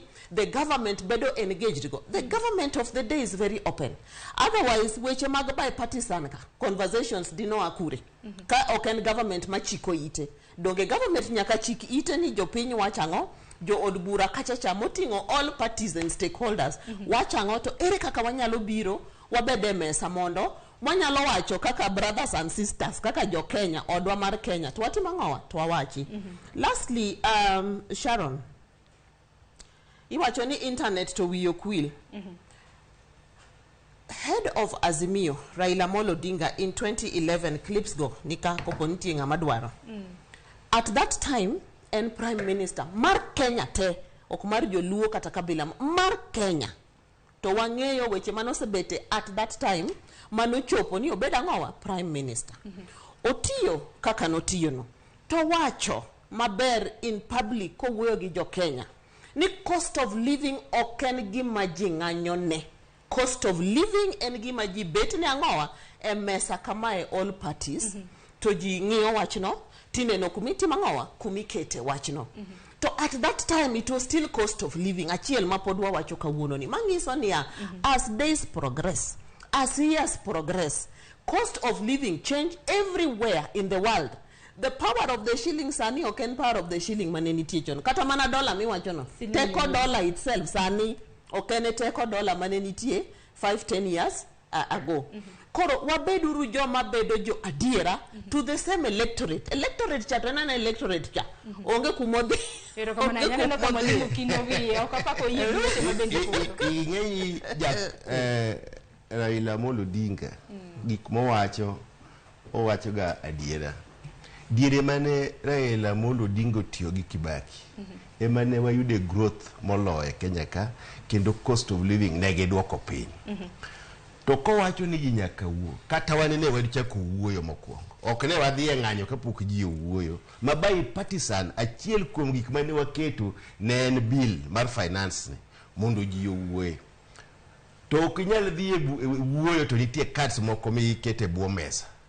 Omiyo kane wuoyo ni okwongo tamore, mano momiyo koro ne wadok ir jopiny nikech wan gi delegated power.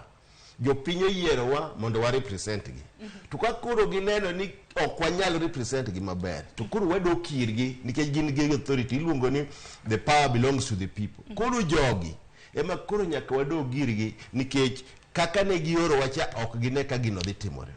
Omiyo ka sirkal wacho no yie wuoyo, mokwongo ne wacho ni cost mondo odok piny. Mago gik mane wakete bipartisan ni nyaka giduok mogo, nyaka jopiny neno dok. Wachako wacho cost of the finance bill mondo ogol yo owuo. Magi wach mane bede ne keto ramne twak e kinde lalruok. E kinde lalruok mane waketo ne jogi. To waneno mana ka gimbalore. Kwedwen wuoni to cost of living ni uduoko piny nango to gimbalore ambala. To wach finance bill ni giwacho no sedhi e parliament gibalore ambala. IBC be ok gidwan wuoyo to sama be ni wadwano gi yaw to gidwa yaw. Koro ka gigi otamore wuoyo, ere channel mwedongo en ni wadok ir jopiny mondo jopiny koro deal gi sirkal madwa nyanyasa gini. Mano omiyo waluongo civil disobedience. To magi jopiny emidhi penjo gi to bende oyie omiyo resolution mane neno ka omalwa somo cha. Osomo kupenjo jopiny. To jopiny kone gini mane gima wadwaro. Koro adwa wacho ni Raila Amolo Odinga kanotiyo gi Kibaki ngima ne ok chal kama. Negi yudo ka sirkal ok ber to negi kelo mangima no odhi maber. Omiyo sani ke wacho ni koro sani ngima opogore mana nikech sirkal ok ti kodwa yo maber.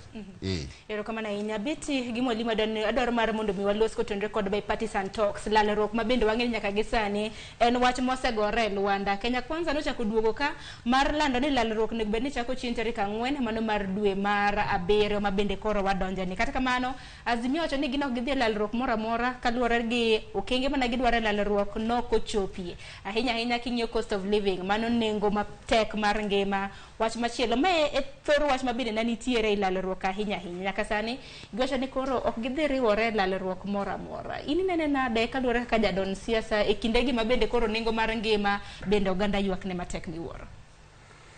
Ero kamana ing'e ni lalruok to en iwach tawach ka wabet ang'owa e mesa. Watim gimiluongo ni disagreeing to agreeing. Okamano mondo wang'e ni to aspects mage mwanyalo winjore on mondo watieke mesani.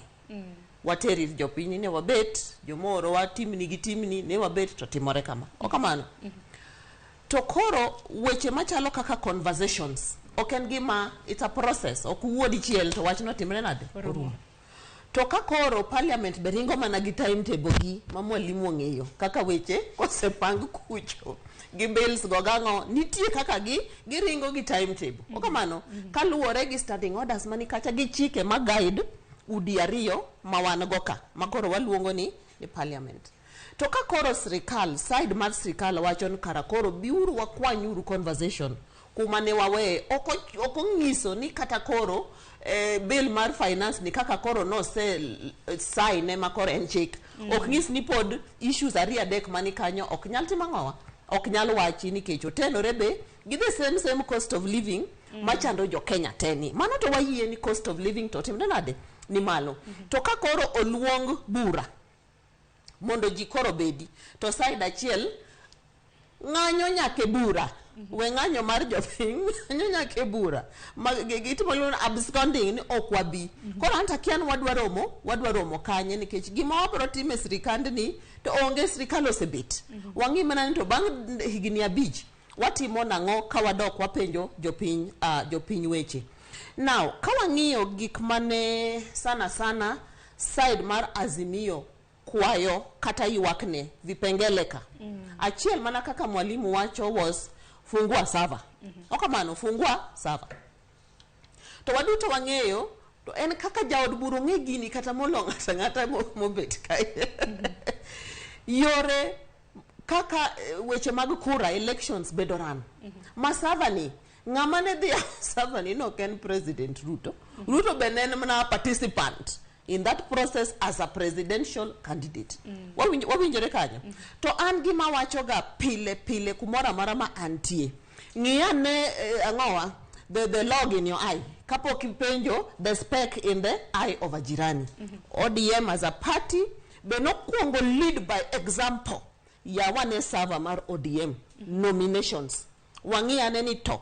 Joma eventually no yudo otiko.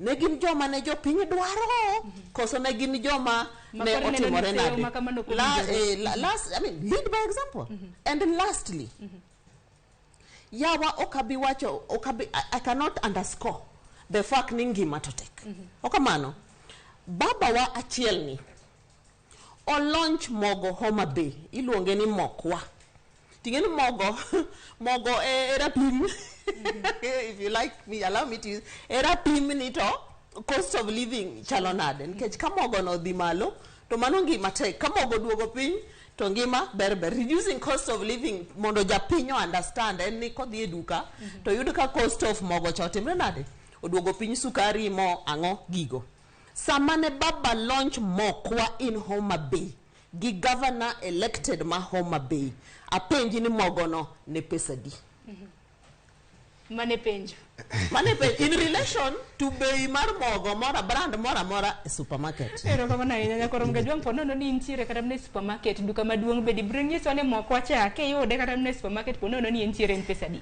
Kwa kama nako tendre kod lalruok wa winjane na sigana mananya wadwa mano jafombo wadwa Lidia Okeyo no tema hinya kinde mabende Kenya Kwanza koro no luongo duogo mag twak mane bed na chakre chin tarik 4 mano mar dwe mabiro azimio bede no lando ni onge lalruok mora mabende gidhi wa winjane na sigana makamano bange alosa nenagi mwalimu Pitorero. Mana thuolo machuok bang' kweth mar Kenya Kwanza urukwayo mar bago twak gi kweth mar Azimio la Umoja One Kenya Alliance nyadichiel kendo.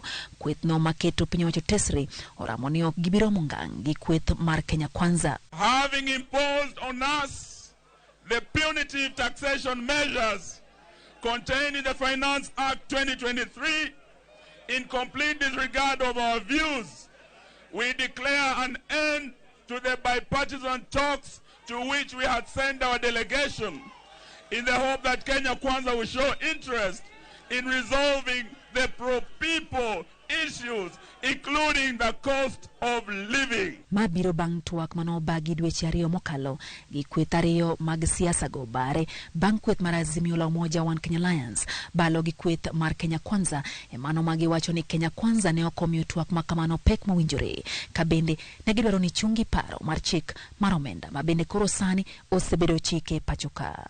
Moko kuom weche mano winjo go Mbaka gi kweth mag siasa ariyogo oriwo pek mar ngima yiero e yor winjruok commissioners manyien mag IBC kabende Azimio la Umoja One Kenya Alliance ne dwaro mondo mi Kenya Kwanza owedonjore siasa mag duond bura mar Jubilee.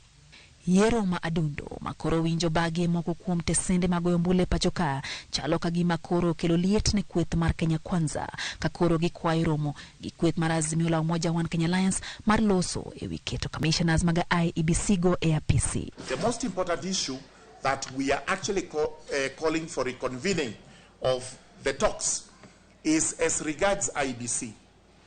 You know very well that out of goodwill, even the recruitment process was suspended, awaiting the talks.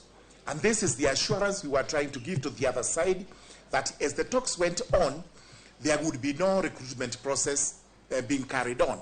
For the last 1 month, we have carried this through, but it is the high time we either agree to proceed to discuss IBC in the bipartisan talks, or we allow the law to take its own course and process. Jod bura Mataraka George Murugara, maene jakom committee matwak elo Kenya Kwanza, wacho ni ondamo magikao marwa Azimio twak makamano okotenore kata matin. Girombe makweth mar Azimio la Umoja One Kenya Alliance sani ochako bage pachoka. Bang'e jatend piny Kenya William Ruto keto koke chik makoro geto medo suru e thurka. We cannot say that they are calling for the consultations which they are doing at Kamukunji is knee-jerk.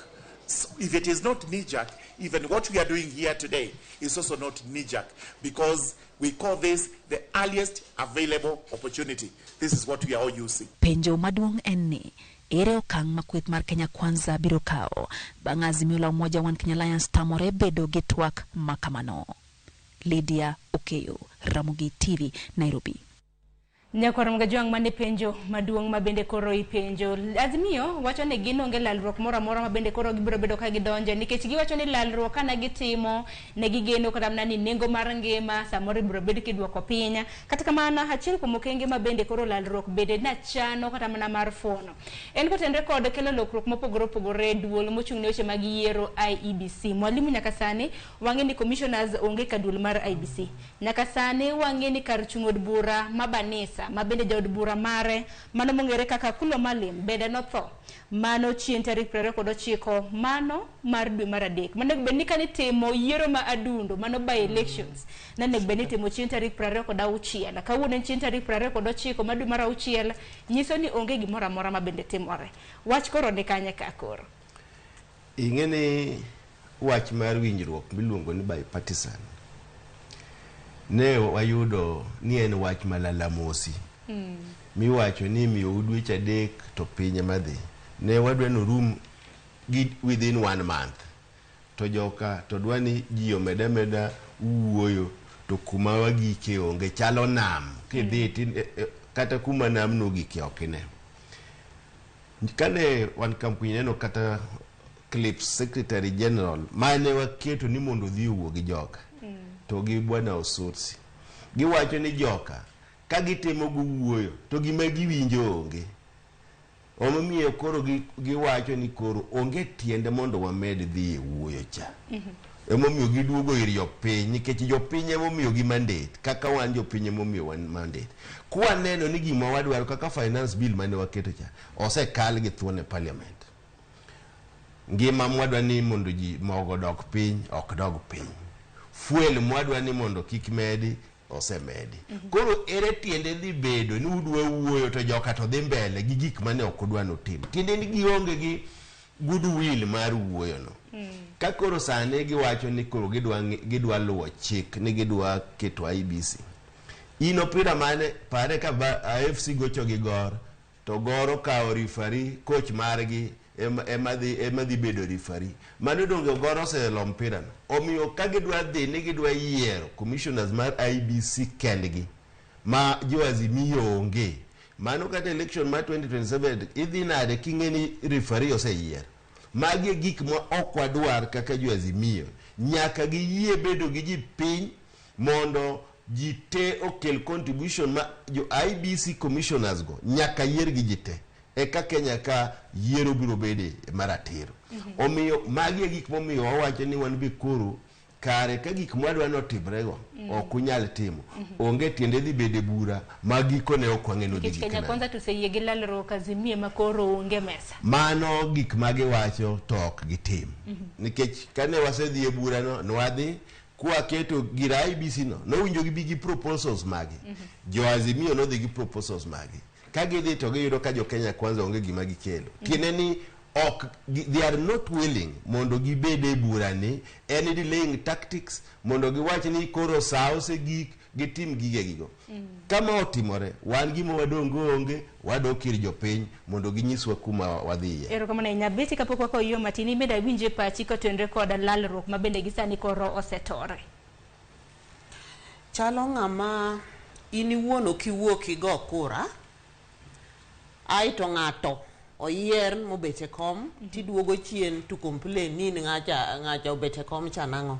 yawa anda kwayo owete wa gi nyiminewa mani e azimio side waduogure mesa saba miwacho tarik 7 dwe mar 7 no wawe uru mondi nikech anto kipenja ase kata ng'iyo science duto te gi literature duto te ni to ng'anyo ma ankiny kose luong ng'anyo to wang'eyo very well gima dhi timore violence ji dhi hinyore maneno odiechieng' ma joma nigi small businesses kumidwa time maandamano gi dhi loro dukni gi nikech giluor to samise loro dukani cha yuto mani dhi yudo that day kata na siling 100 ing'en koro kidhi yude udi idhi wang', kanisni becha waneno ka tinde giwang'o, dong waneno gik moko ainago. Koro akia ni mano to koro dwa konyo cost of living nade kipenja to mesa monego bed ni ji bete to side achiel oseyie ni yawa to kubi mondo wabede mesa ni watimo ang'o wawuo.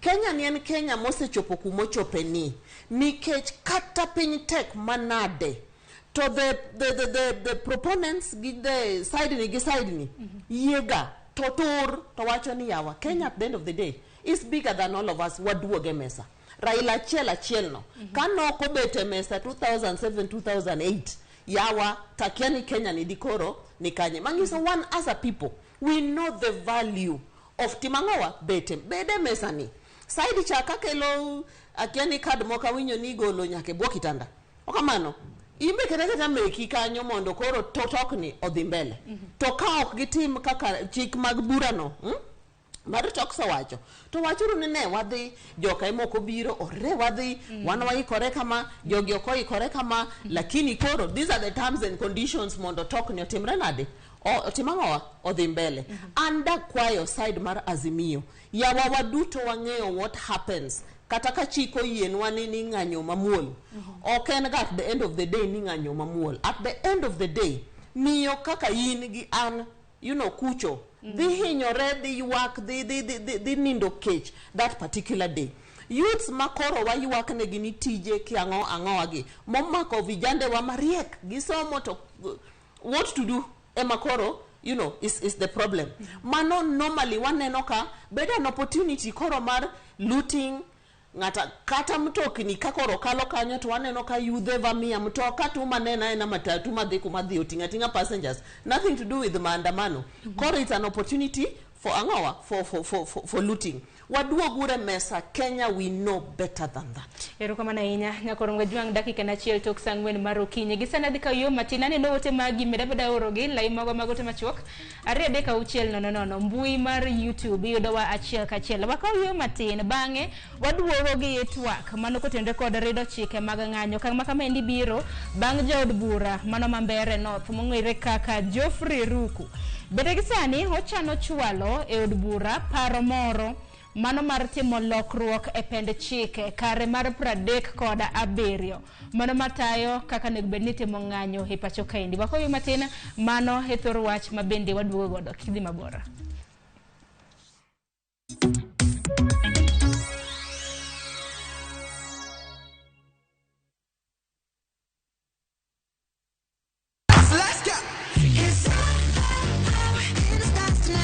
Ngeso kangeso encheng mor ne nyithindo e chenro mar rogo mar nyithindo saa 3 gokinyi but success in excess odi wadhi nyime kendo wadhi medo mor nyadichiel nyadiriyo nyadidek waseyudo miel manyachon gi manyasani tedo katiratira tugo gi gik moko mang'eny mabeyo beyo wayud mor gi ilo kaka rogo mar nyithindo kikelo ni kod Lox Ponde, Sally Kosgei Odhiambo to gi Josephine Achieng. Rogo mar nyithindo ngeso saa 3 mar okinyi to ibonwa e Jumapili saa 8 mana e Ramogi TV.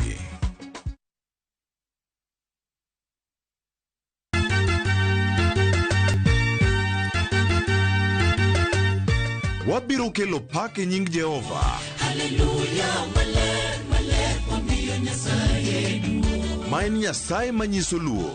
Sabato ka sabato wabedo gi thuolo maber ahinya mar pako kendo lamo Nyasachwa gi wende kod wach Nyasaye tamor gi Yesu Kristo ni wuod Nyasaye ni ng'amo keto geno ne kuome ok nyal lwar be ok nyal neno wich kuot e Injili ngima ngeso ka ngeso chakre saa 2 okinyi e Ramogi TV.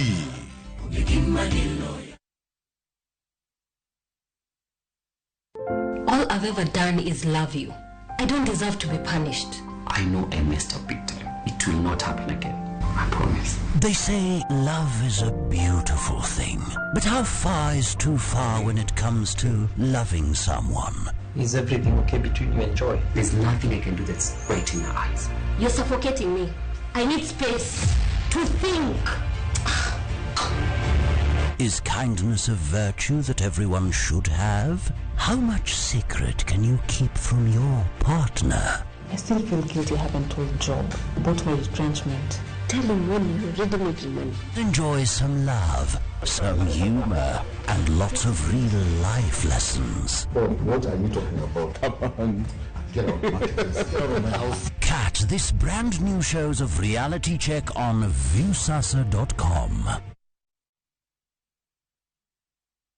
Imeenda kabisa.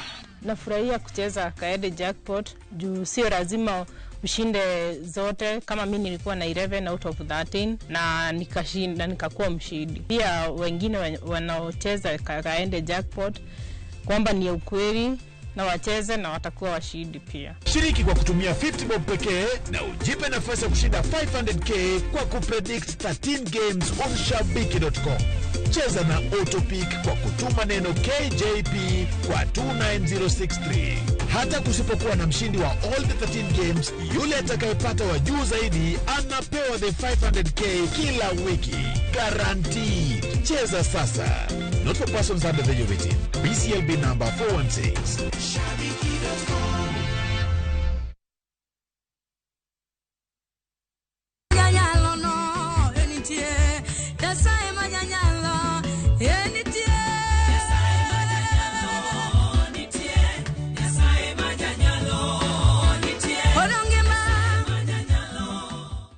Adona kwa ini ya joera maruora imundi ketu wenda bari nyasaye majanyalo nitie.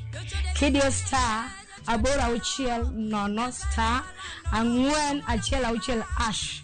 Parnia Ramogi TV eod jowende duto.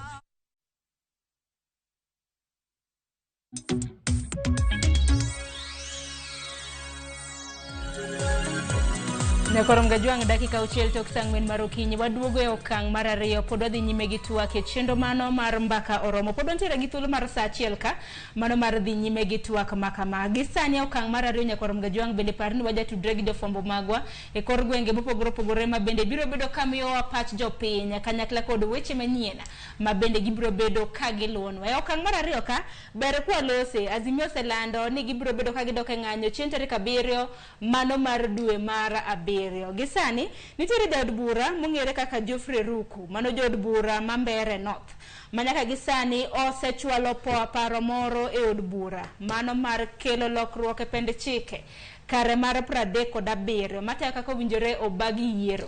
Nyawadwa Chris Otieno notimonwa sigana we wawinja nena paro ma bende Geoffrey Ruku koro chwalo mano kotenre kod ng'anyo mane beni itimo. We wawinja nena machielo e kind piny owacho mar Kenya Kwanza, riwruoge makedo ne ratiro mag oganda kaachiel kod riwruok mar Azimio, jaod bura ma Mbere North Geoffrey Ruku chano chwalo e od bura paro matimo lokruok ne pend chik kare 37 matayo kaka owinjore bag ng'anyo e pacho kae. E lokruok makamano, jogo ma uluongo ng'anyo biro kawo ting' poni ng'anyo margi okelo kethruok mar mwandu, rocho chenro mag ohala kaachiel gi lal mar ngima.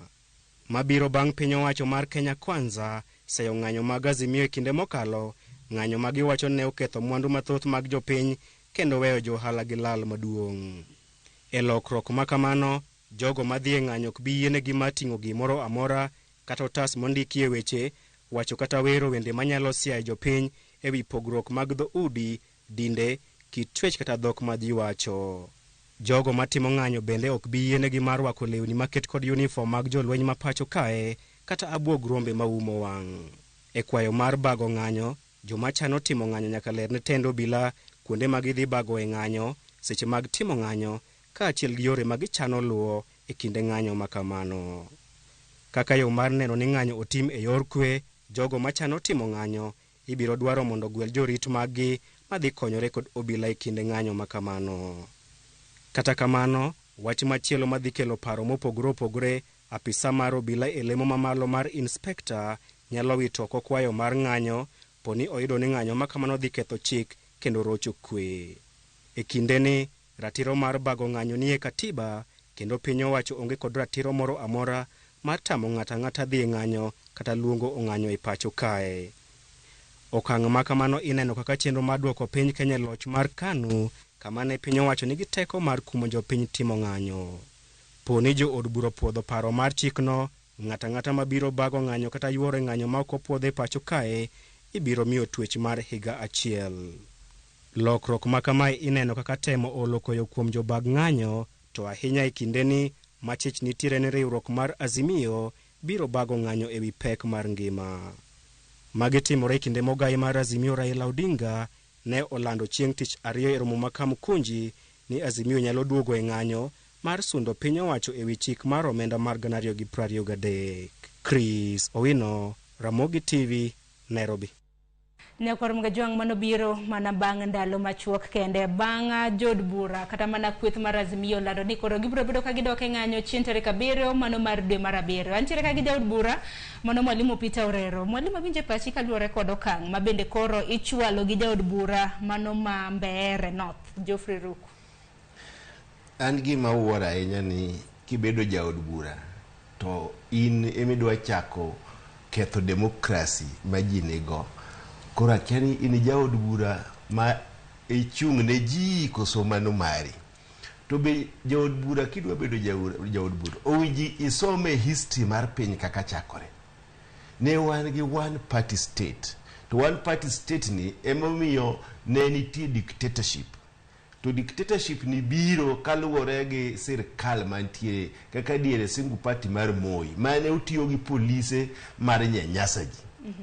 Koro kwadwa chako dok kaka one party state ni kidwa dhi e ng'anyo ni to nyaki indik ne police inspector mar police. Ere kaka jasiasa moyiere gi jopiny kaka an ni adhi akwa police makia kata ni yiero enango ni mondo miya rat yo manyalo dhi go e ng'anyo. Constitution mar Kenya obedo rated one of the best in the world. Kendo nondike gi joma riek kabisa. Yashpalga gini mano a lot of proposals in the constitution. Article 37 modwa golono ma deal gi picketing nyiso ni oyieni ng'anyo kamora amora midwaro gimi nyiso en mana ni nyiso police ni kiny wade ng'anyo mondo gimiwa protection. Koro ng'ama dwa kelo gino ni owinjo police magol ready ni e chike kata masani. To kata chike masani kwa ka ji dhie ng'anyo ok oyieni ketho gir ng'ato. Mago te nitie covered. Gima ng'ani dwa kelo en mana ni odwa wacho ni koro ng'anyo wa police ema nyaka miwa chike. Kendo wacho ni kidhie ng'anyo ni titweyi. Agombo ni en owinjo otweye mokwongo ng'eni tweche no. Kaka no tuwe Raila be osedonjo kata e jela modwaro jomo yiere go o mondo tuwe. Ko en mowinjo kungu tuwe higa achiel owinje kaka jela no chalo kapok okelo chik mar article 37. Tigene chik makama wacho ne odburo bedo kochwale od bura manyiso ni unu jo od bura ubro bedo ka utwa kendo oluto ombulu kotenre kod chik makamano. To nyisa kwan muntiere go de od bura don no ka nyalo bedo maber. Emomi wako ni koro wan nikech gise capture mani miluongo ni state capture gise capture od bura makoro kata kwa wawacho ni gino ok timre tidhi time gi thuon. Mae momiyo wadok ir jopiny nikech jopiny emane omiyowa power. Koro jopiny gima biro nyisowa ni to gini mano is a change of constitution owinjo tere referendum. Erokamano ahinya bete winjo na pachi nikech timo lokruok e pende chike mar 37 prade constitution 37 kare mar 37 wacho ni japiny nitiere gi right mar picketing. Yes. To koro kaluwore gi Geoffrey en wacho ni nego bed ni koro iltimo lokruok matayo kaka ng'anyo timi pacho kaedi. Pachi kotenre kod mano. Anto kipenja Mbaka ni to mito ne gimedwa time mondo wa seche pod nitie pod antere gi daka from en proposal mikelo gi jaod bura to wane studio gi Mwalimu maberito mondo gino kel kachacha Babu deal kore kaka sabe. To Mwalimu penje mana penji cha kata mnaka wano tere kwa mag jaod bura magazi hiyo binadi. To Mwalimu na satani moko bonyeo mana ka winjo pachi bet. Koro mokwongo jaod bura ma Geoffrey ni otimo mana tije kaka elected member of parliament. Okamano. MP mora TG, by the way, and proposing issues machalo kaka bills go mondo bed revised and so on. To ka winje mana kaka wea e TV uni, mheshimiwa no okwach ni koro mondo wa change constitution. Nikech changing constitution to is another process altogether. Mama not okwa. Toko lock kare mar tade koda biro dongen change. Abiro. You know, the constitution won chiwa framework out of which koro mwalimu gene donge dhiye odcha to koro golo acts ma koro sirore gi gima ginene constitution owacho. Okamano. Koro nduguni mheshimiwa ni anto kipenja otemo mana kelo sanity in the right nikech every right nyaka bed gi responsibility. Kata an gi right of speech okanyal biro yanyi nikech an gi right of speech. Nikech sama exercise right na no ama I right ni ini won nikech ayanyi mano mana kwa mfano kamano every right nyaka bed gi responsibility. Kora naparo gi pacha mheshimiwa ni temo kelo the aspect mar responsibility cha nikech adier kata kolandi ni en ng'anyo mamuol tarik 7 dwe mar 7 meri chewgo kinyi to ndara osepange kite. Okamano sami pango ndara kite e ndara ni what are you doing? Mangiso ni infringe of rights mag jok mane dwa tiyo gi ndara no kadhi kuonde magidhiye. Isekelo tile, isechako wengo, isechako timangowa, isechako kite opang kanyo. Mano in itself you're causing fear. Sama ng'acha loro duka ne nikech oluor ni nyalo kwale. Mano right nini is infringing on the right mar ng'ama chielo. Koranta paro ni gimonego wawachi mwalimu en niya ere kaka both sides wanyalo kelo sanity in our right to picket, to peaceful demonstration. Demonstrating to haki jo Kenya te onge ngamota mi article 37 cha very clear. To article no be wacho mana the same issue around peaceful. What is peaceful? What is peaceful? Ichie go kinyi tise dino yo. Ini dwani police otimango. Police nyaka bima ya gogol kitego. Ato kanye makora enana ngwech. So in the chaos mana ngwech. Equalogy, jomigo igoyo, jomatimo. Koro mwalimu. Sabasaba uni anto kana kwai. Koro kaka katanga mamiyo. Duogure mesa. Jowo. Ngima tek. Mangama doka a whole day to talk about issues ma important. Yes. But cannot be solved through demonstration and kipenja. Maka gima dwaro ji obede mesa, political will mi wachocha. Kele both sides. Now, kanitiere state capture of National Assembly. Omeradwa dhi manyaneti and kesongono. Donge, nikech a block. Ni a whole National Assembly can allow themselves to be state captured. To yini ni kacha teko mar jok manoti mangowa oyieri kata party ni mano nominati emomiyo idonjo kachacha. Okamano samaji vote vote kingeni aneodni in the first place I'm voting on behalf of who? Ng'enygi yudo ka vote on behalf of Azimio. There was no voter called Azimio. There was a voter called Betty, Otieno, Onyango, Wanjiru, Koech. There was no voter called any political party. Makaka giwacho ni kia headline. Korgi konya manti headline na to headline gi no be koro nego wanona nen kech koro waken headline no gikuru. Gin numbers to numbers go are not working for them. Some number is not working for you. You cannot call that state capture. Wacha no nyeo ni kata gine ginyalo mana nyepo. Samoro beti okuno winje maber. Expound it. Ingeni state capture kakoro wadwe wuoye. Kidhie machua democracies kaka kidhi America, kidhi England. Kose yierie party moro tidhie parliament kata kawaiti ni Labour Party tidhi gocho ni conservative idwoki mane yiero kata sani nitie jok midwoki yiero UK sani mondo dog jopiny nikech party mano miye ticket koro dhi vote against that party tiende ni odhi oriwore gi party matiye sirkal cha to mondo mi iwuogi party ni mi dhi riwri gi matiye sirkal tiene ni gimoro timore ka to kako inyalo yudo ni jomoko mano yier gi party moro to sani koro oriwore gi sirkal gimo winjo timre ni jogi winjo doge yiero mondo koro dhi oyiere gi party modwaro cha rules mag political parties owinjo bed ni ji adhiato ko yieri ni ja Kenya Kwanza beda Kenya Kwanza nino ka in ja ODM ibede ODM to ok ni ja ODM to kidhi e parliament to kendi chaki chenjo ni koro idhi inindo gi jo Kenya Kwanza ka kidwa nindo gi jo Kenya Kwanza ka to dogiri jo piny Raila Amolo Odinga kane Ford Kenya otamore diere manen ja Ford donge no resign modok ir jo piny ka koro no neno ni okodwa tiyo gi jogo dogir jo piny mondo chako mi nguvu ibigo e parliament mane omi koro weluongo ni state capture tiene ni jok mano yier gi parties moko osedhi oriwore gi jo state koro ka gidwa kelo bill to jogi konyo gi kalo ka gidwa kelo bill to jogi konyo gi kalo tiene ni parliament sani koro onge nguvu mar kwero gimarach gima sirkal dwaro ema nyaka timre iye kacha kata wadhi wago koko nwago no to gisekawo nyaka jok mano yier gi Azimio on a ticket ODM under umbrella mar that political party Azimio party gisedhi magikawo jo KANU gen go gikawo jo Jubilee gen go gikawo jo ODM moko gen go kane ni wan machua democracy jok modhi kocha te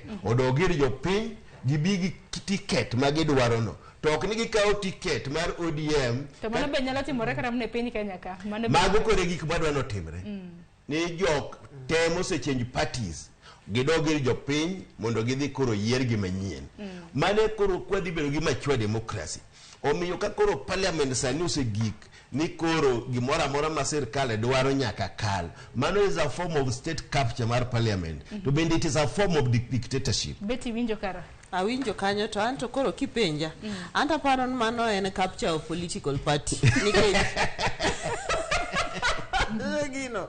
Magino ni ne ODM koni magi capture go puro Azimio puro magi capture go puro nikech listen political parties gi mokwongo constitution wa is saying ni Kenya is a multi-party democracy okamano kanyo kwa dog chien kuma ne jio aeja wadhi ango wadhi mbele in fact wachigni bedo gi 100 political parties e Kenya ni kuma koro wadhi ni but my point is this koponi nitiere jo ODM koro wabedo specific kata jo Azimio at large makoro ero nindo gi jo koni listed parties gi nitiere gi their own internal systems and rules ma party kalure gi chike gigo nyalo cancel a member of parliament magi feel ni doesn't meet their angoa mondo timangoa odoge yiero conversation must start with the political party dakwase neno ka ODM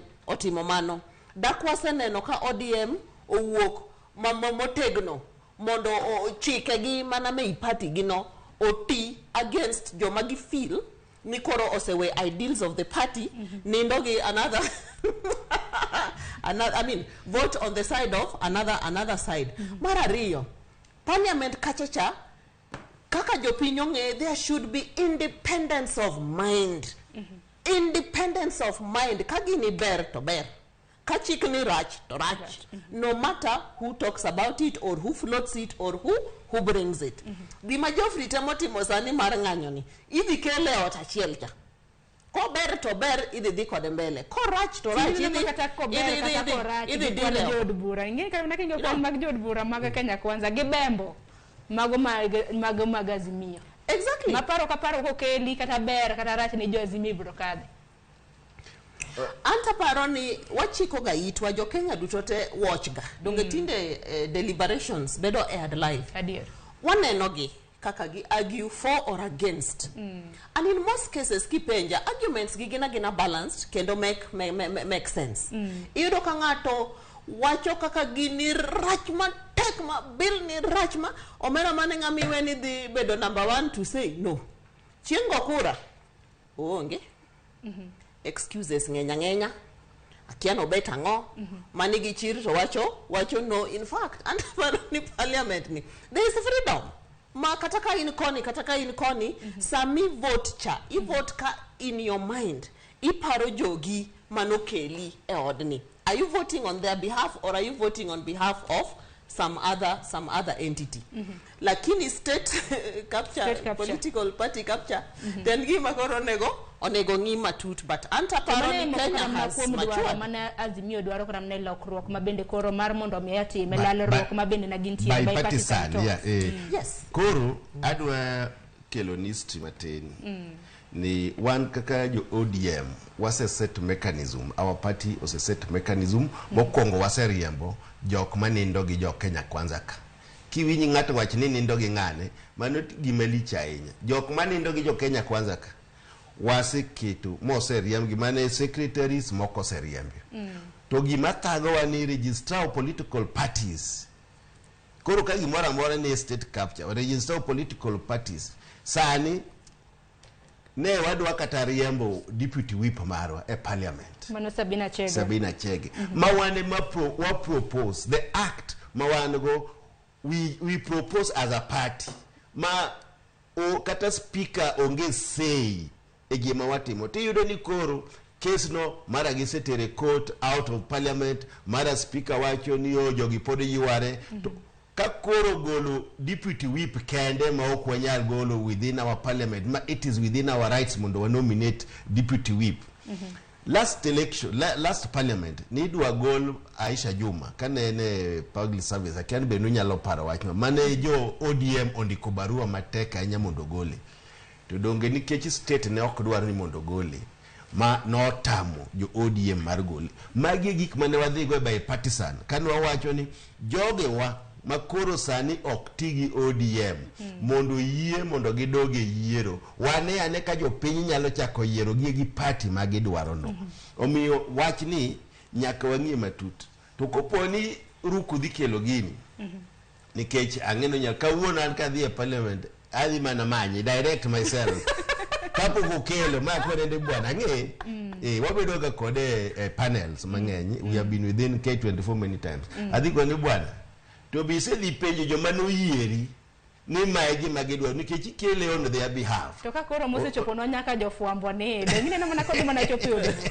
Kwanda koro no dio team public participation mokwongo openji jogo ni to be gibro dhi e picketing. To kadam na public participation kadam na finance bill dong bende no temna. To kadam na jo adhi penja ni jogi midwa no twegi. Bese di penjo gi ni kopone gi dhi demonstration kata picketing no twegi to be gibiro chako mi kura cause idwa bedo one time. Ero kama na inya malimo nyakoro mgeju angisani yena mar mondo mi adhi e county ma Kisii hangin wadugo nono kidienje mopogore e paro mano mar loko kare mar 37 ma bende Geoffrey Ruku dwaro mar mondo mi oloki. Koko mano adhi e county ma Kisii nitiere wach moro malit ma bende na kilone chal mar fwambo kotenre kod ringre Toma Osinde jal ma bende natiyo kaduola mano mar treasury ma bende ringre mare koro no yude e aora makuja mantiere e county mano ma Migori nolal mano chieng' tarehe 17 mano mar dwe ni nyawadwa Crispin Otieno nitiere county ma Kisii omiwa malingling kotenre kod report makama Chris Kiwinja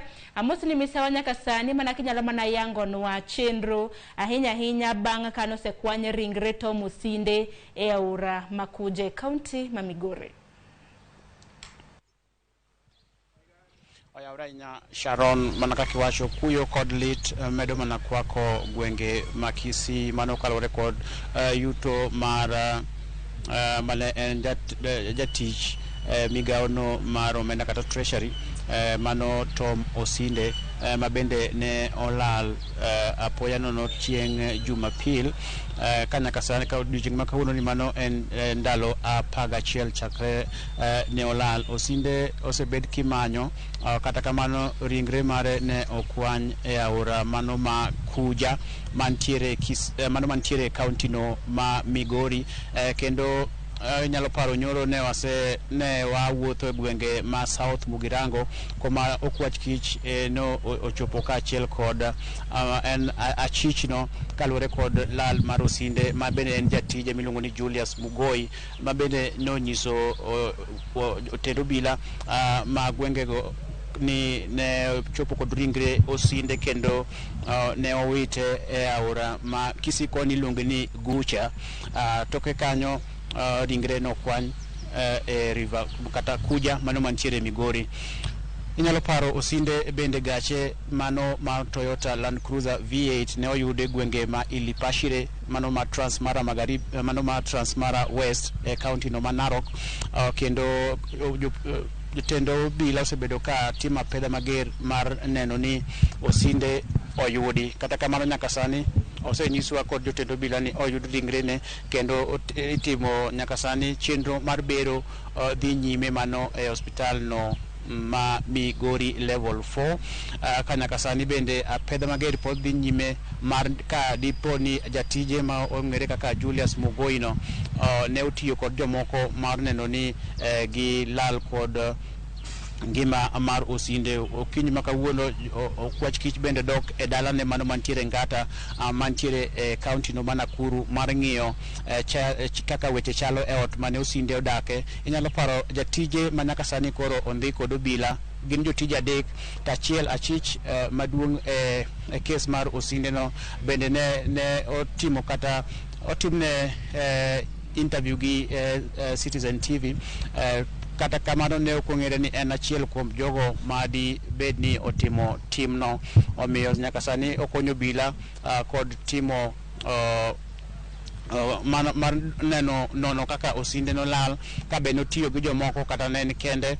Omiyo nyaka sani obila ntiere e ode Mangata mar ng'iyo kaka weche di bed ni osinde ne oneg gi kanyo koka okel ringrene nyaka kama iluongo ni Gucha mano mantiere e gwenge ma South Migirango. Miyo en wach ma pod wamedo luwo matut kendo en wach ma pod lit ahinya wamedo mana fuate kendo wabro manyo nyaka familia mondo awinj ane ni gin odiochieng' mane giwuoyo gosinde mogik mana kamano. Omiyo nyaka sani Sharon ang' ne wawegi kanyo kendo ang' ne wadhi wamed luwo mathoth kwa kuom jotendo bila mag gwengegi kaachiel kod jowetegi mantiere county eno ma Nakuru.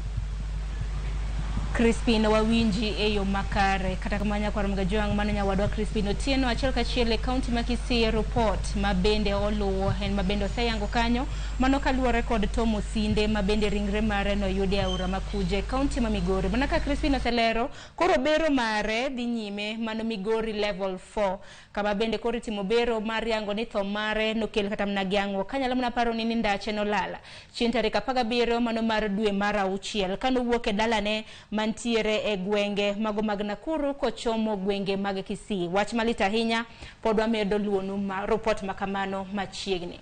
Kwa kamano waduoge twak baro kiny makawuonya kwa Ramgajwanga pod watwa kotendre kod rido chike mag ng'anyo mabende jod bura mambere North mano Jeffrey Ruku nosechwalo wacho no biro chwalo paro makamano e nyimod bura maduong' ma pacho kaindi. Kwa kamano wako yo matin bang'e aduong' gi ote magi gi paro mogik dikich waduoge okang' mogik mar dhiero ni wach maket kod ma kik dhi mabor.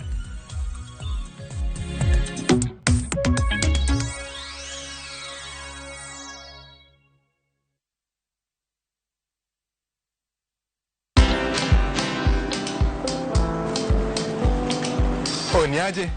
Ni kama unashangaa kwa nini naangalia simu with so much focus eh? Usishangae sana. Nimekuwa ndani ya story kabisa. Ni kama ile aliya juzi. Ni kama nilikuwa hapo iki happen. And when this new market was being opened, ni kama nilikuwa hapo tu. Hata vile local tourists for a special rate at the coast, I was there. And when this new road was being commissioned, I was right there. Na hata wewe, unaweza kuwa ndani ya story wherever you are. Just download Citizen Digital. Stay informed on all the news and events as they happen across the country, the continent, and the world at large. Download Citizen Digital, Kenya's #1 news app.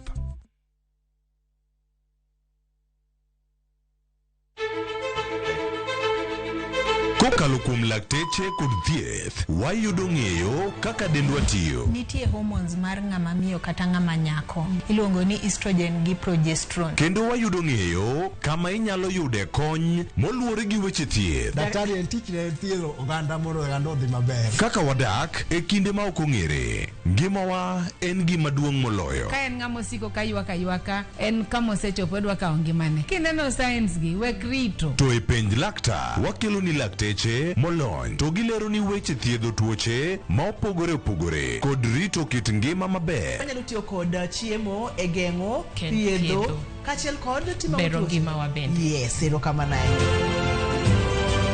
Penj laktar kokalo Ramogi TV kama wacho ni ngima en mwandu.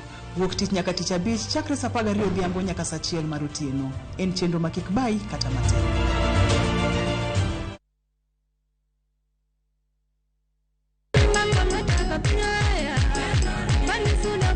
Injili kalo wakelonu wende mag puoch gi par. Walemo kanyakla kendo wajiwore kaachiel gi neno ma ng'wono mar Nyasaye osetimo e ngima joge. Tudri kodwa Jumapil ka Jumapil chakre saa 12 okinyi nyaka saa 7 odiechieng'. Kama wayudo e chiemb chuny kod gweth koa kuom jotich Nyasaye mopogore opogore. Kaitai kod Roda Nyarko Kitmo kod Ken the DJ e chenro mar Injili kalo mana e Ramogi TV.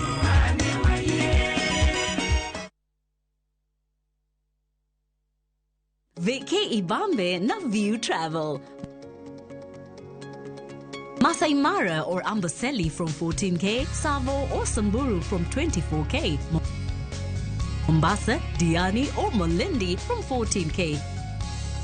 Self-drive deals from 3K. Dubai and Zanzibar from 560 USD. Mauritius or Seychelles from 1,000 USD.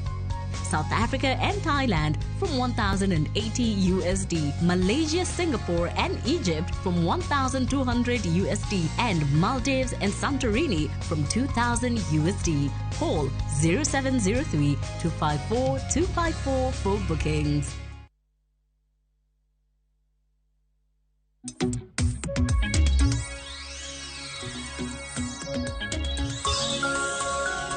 Nyakoro mgajwang wadugo kendo gitwak e okang' mogik. Wadong' mana gi thuolo matin. Mana matin e dakika 30 mar mondo mi watiek twak makama kaluwore ni dakika en saa 4 gi dakika 36. Nasingo ni kaduogo e okang' makama abiro bedo kasomo ote magi. Mana kanyalo somo moko kuom ote ma bende jopiny ondiko. Ng'eni kindiko ote mar jakwaro mgajwang, ote man gi yany wano kwa som gi TV donge. Koka mano wachaka ne gisomo ote makamagi. Ogand Brian iwacho ni twak onge gima dhi konyo wago. Iwacho ni siro ng'anyo. Hero kamane nyakum ote mari. Vitalis Ochieng wuod game karariu. Iwacho ni mor kod twak. Iwacho ni luo chenro mano mar Mbaka Oromo. Iwacho ni gipachi jakom kod team ne dowere gi ng'anyo. Jopinyo chandre kendegi. Kata bech gik moko kaidho kik gidonjore godo. Iwacho no sekedonwa mang'eny. Hero kamana inya. Ote machielo mar Ndire. Iwacho no yaure mor kom twak makawuono. Iwacho ni Sharon wan kaka jopiny waywak ahinya kuom bill mana President Ruto osign. Chulo suru okrach but odwa bedo mang'eny ahinya. Sana ne japiny maonge tich motegemea kaka jo sirikal. Sani ngima tek. Nengo gik moko oidho. Japiny hinyore. Hero kamana nyakum ote mari. Ote machielo Dero Felix. Iwacho ni no achiel kachiel kiwuok Karungu Nyamanga Obondi School.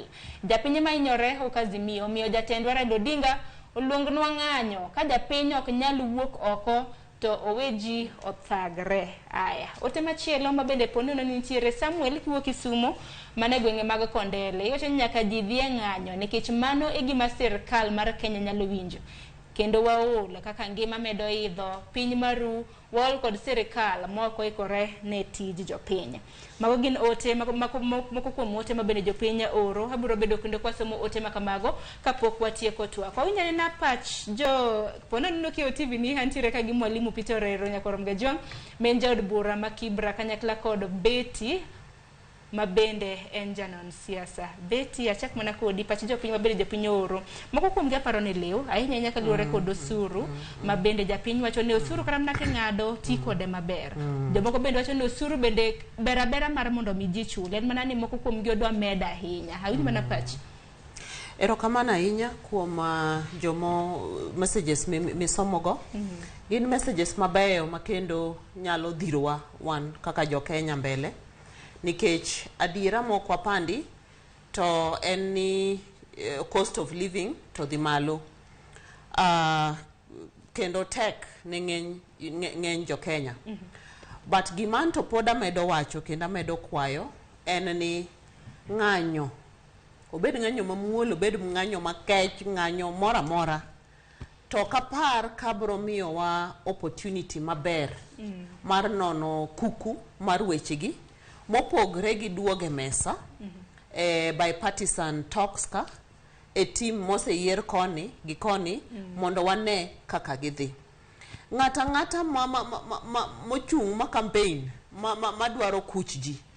Imbi wacho mana gik mabeyo midwano timre ne jogi kopo no yieri ibotimo 1 2 3 4 kamano.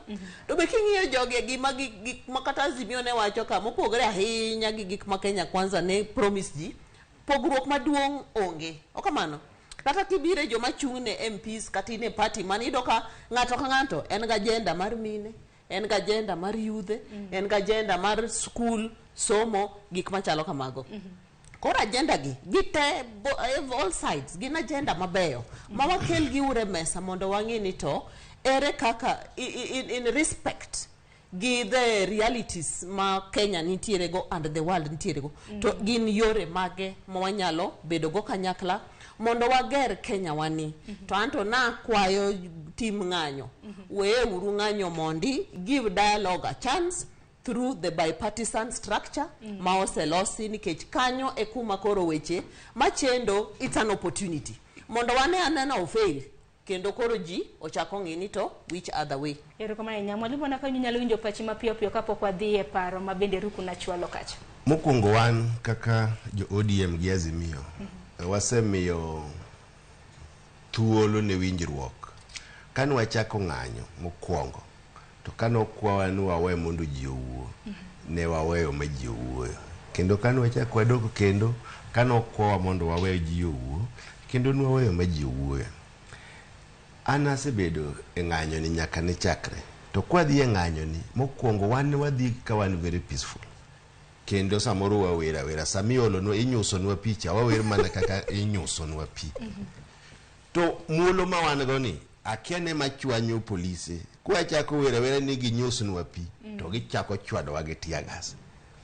Omiyo wan wasebedo kwatimo ng'anyo gi muolo kendo kata mwadhi timo ni wadhi timo gi muolo kendo watime within the constitution chakre article 36 37 38 miyo wa thuolo mar ng'anyo.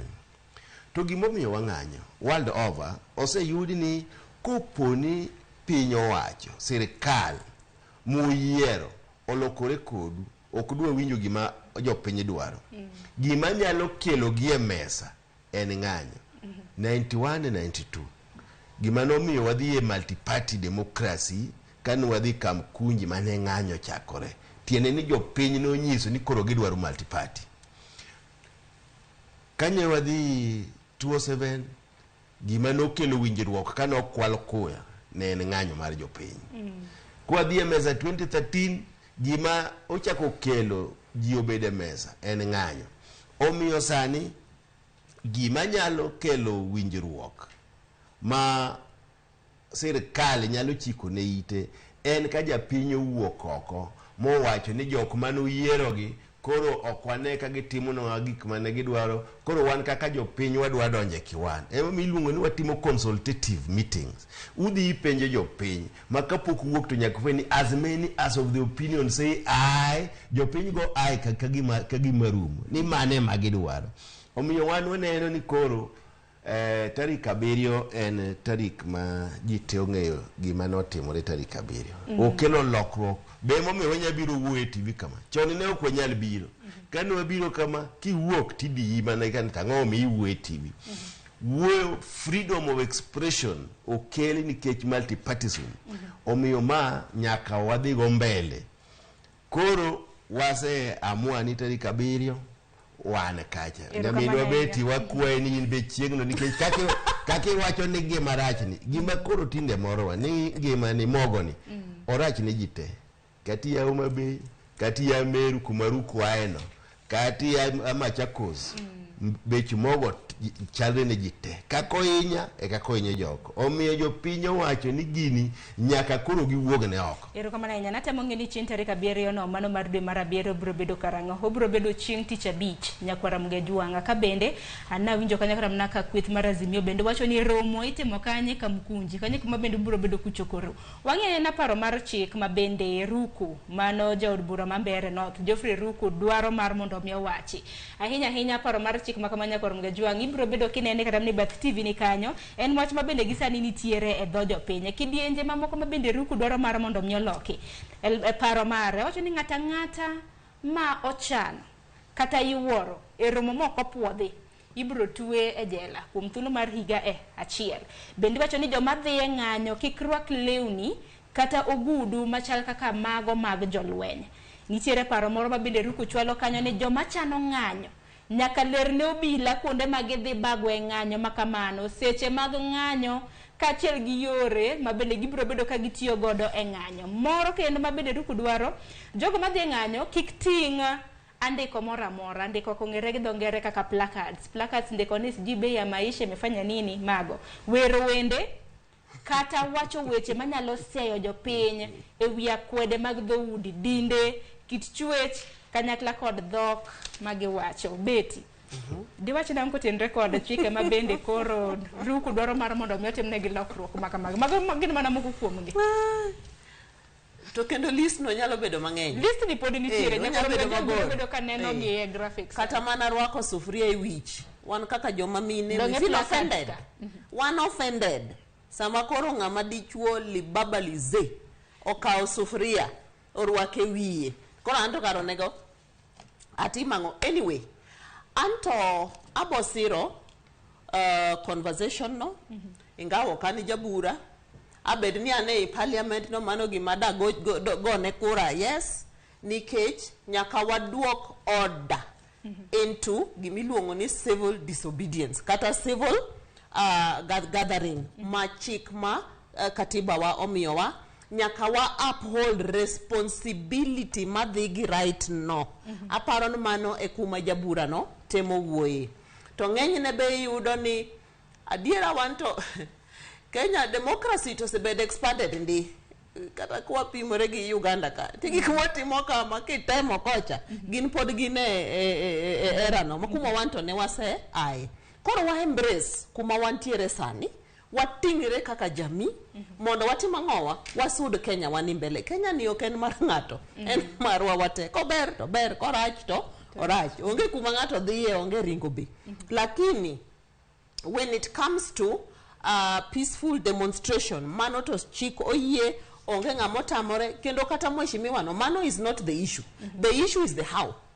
Issue motemo kelo mondo mwalimu ginio debate e odcha is the how not the if. Kaka ng'anyo kakitimo. Kaka ng'anyo kaka kitimo. Kamano tadieri time mana to uphold o kelo parono to uphold the responsibility madhigi right no mondo in sama itimo ng'anyo nino kiki impact kata kiki affect life kata ngima mar ng'ato. Wasenena dear Sharon, you know this. Kata mana Nairobi ka chieng' molad ni mano is the day ma jo Azimio dhi demonstrate. Town CBD Nairobi ka chalo ghost town. Jionge jioloro dukegi and so on. To sama ng'ato loro dukano en gi jatich ma ang'o chul, en gi rent ma ang'o chul, ushuru mi wacho chabe berite koro yudo ka kata oken part of that ng'anyo to en affected nikech oluor onge ni ang'wech dhi bedo gike inyalo kwal and so on. Kamano. Ero kamano ahinya Nyakoro Mgejwanga bende watimo ni beri nene nyakra na somo moko kuom lokruok mago mag chike mag ng'anyo mabende kaka nosenyisi ni jaod bura ma Mbeere North chano mar mondo mi ochwal e od bura. Mwalimu mano mako wang'a en ni Ruku dwaro ni ng'ata ma ochano kata mna yuoro e romo moko puodhi ibro tumi twech kuom higa achiel. Manyiso ni kata mna kaka jo Azimio jaod bura mag Azimio dong luongo ng'anyo maket kod mago. Ponono no ko bi puodhe japiny ma bende wan chop kacha kaka gidhiga mire jopiny dhi kacha mire imako titwe kuom thuolo mar higa achiel. Anene ka ang'e ni member of parliaments komi opportunity matin to bedo mana dictators nikech ng'ani chalo ni en addict odwa en dictators modong' e Kenya ka kinyalo wacho ni king'anyo to mondo tuwei nyaka jahera maribi mako ni nyaka ni mako ing'e ni magi chalo mana ka Stone Age magu kuno mane wasekalo kaka jo Kenya ka to ng'e ni constitution kindiko indike gi jok moseneno gik mosetimore pinje ma oko emomiyo indiko constitution kendo imanyo pach jopiny ma ji dhi e referendum. Constitution kane watime 2010 ne ji odhi e referendum ema ne diere chungwa cha gi banana yes or no mane okelo this constitution to piecemeal amendments ma constitution ahinya kendo madwa kelo dictatorship adwaro ni gino wakwer with the strongest term possible omiyo gino kapok ruku otere house ase konu ni adhi wuoyo kode mokwongo ruku no ni gino biro kata mana jok mogone kura udhi openja ni to be gidwaro dhi e jela nikech kata en be ji nyalo loso ne maandamano mondo jok migone kura go kata en kodhi e maandamano adwa ni en mochak kode gi jaode no otere e jela mano kende gima propose no teme bedo kono one gima ji dhi winjo. Wan wacho ni loko chike owinjo lok chike ma progressive not retrogressive. We must always be progressive kwa loko chike. Wang'eyo ni chik madwa loko ni to dhi konyo piny nang'o to piny all over sani nitie freedom ok owinjo en freedom mar jopiny. Koro ka article mamiyo jopiny freedom be mwadwa golo freedom no koro kaka members of parliament kare waparo nang'o freedom mar jopiny kendo wadwa ni wagol ni to ni nyaka wawach ni placards sani nitie gimoro ni CBC competency based curriculum CBC kidwa ni nyathi owinji gimi puonje ka en computer timiyo tiyo ko computer lwete kidhi puonjo about heart tigoro heart itingo mondo nyathi owinji emomiyo kata picketing ni kwadwa ni sirkal owinji nyaka wandiki ni wadwa ni bech unga odok chien mondo matu enhance ka ng'ato ok winj gimi wacho to kata ok iwuoti tingo ne osomo maber to koro placards ni to timoruko ang'o moketho ne goruko gima ji tinga mani yawa duoke mok bedo piny awinjo ka wacho ni sufuria kikete wich wanyiso ni sufuria movement gojiko movement ni neno ka math oting'o gimitedo go kuon odwa nyiso ji ni ngima oidho malo sufuria ni nyiso ni kuon sani ji ok nyal kata tedo magi to enhance joka mondo ng'e ni ji ni adieri jopiny thagore koro iwacho ni ok dwa neno sufuria tiende ni wan kaka jopiny watemo nyisogi ni yawa ngima oidho malo ok wanyal kata tedo emomiyo wating'o that sufuria it is symbolic ok en ni dichuo oting'e ni koro dwa bedo dhako dwa tedo weti adwa ni iwinj ni mano en symbolic watiyo kode kaka symbol ero kamano ahinya beti gitiyo godo kaka symbol ranyisi gisani aneno ka thuolo bende osema owang'wa matwak mamit makata beti nacho ni wamede thuolo en mana ni koro sa oromo nigbe ni wawuok ka adwaro mar mondo mi akaw pachi mogik ahinya nyaka luwore gi thor wach mabende nwantiere godo kiny ma kawuono bende beti wach moro mabende nokwamule na ahinya ka luwore gi dwaro mar jatend kweth mar Azimio Raila Odinga mabende dwaro mar mondo mi jopiny omany yore mag hepo mar chulo osuru kuom ranyisi nowacho ni wuothi joidh nyamburko kata mana koyo bila yene oro nyamburko mating'o jowuoth mago PSV mar mondo mi ji nyalo bedo kata na mang'eny e iye mar mondo mi ji ohep yore mag chulo osuru. Beti giwach mogik.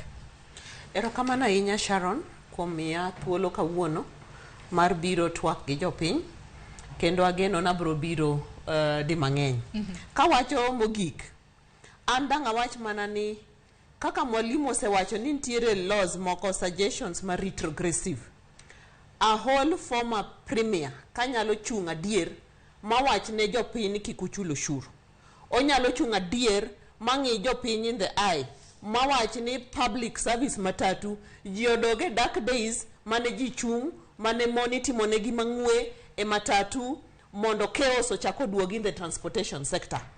Awuoro kaka wuono ni an individual ma oluore piny ka in his capacity nyalo chung' mawach ni jio kapul mangiso neno wuoyo mana gi joma riembo mtokni wiyo wil ni kata mana Kibra ka kata mana Kure kata mana Lang'ata kata mana Kangemi kuma ntie pile ji wuotho gi tiendegi kadhi ginene kadhi industrial area e yor manyo mangiso mano is being insensitive. To an dang' awach mana niya chalo kagima jokoni gidonje dinda yuagra. Everything they are blaming the government but themselves. Strategy emakoro selal kae. Koro anta kwayo gini gidog back to the drawing board e od gino. E coalition gino. Mondo giri strategize malongo. Mondo koro gibi ne jo Kenya.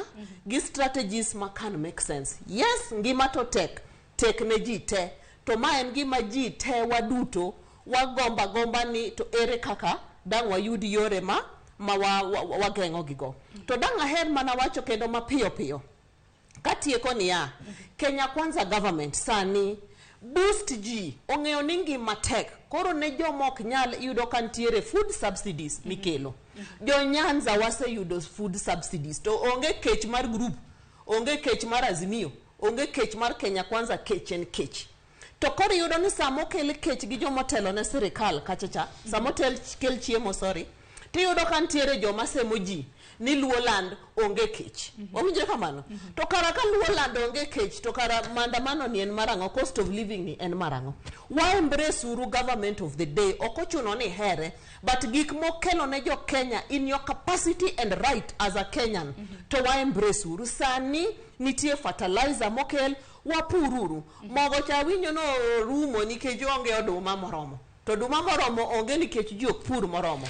Eluola no kama fertilizer okel gi serikal mar William Samoei Ruto.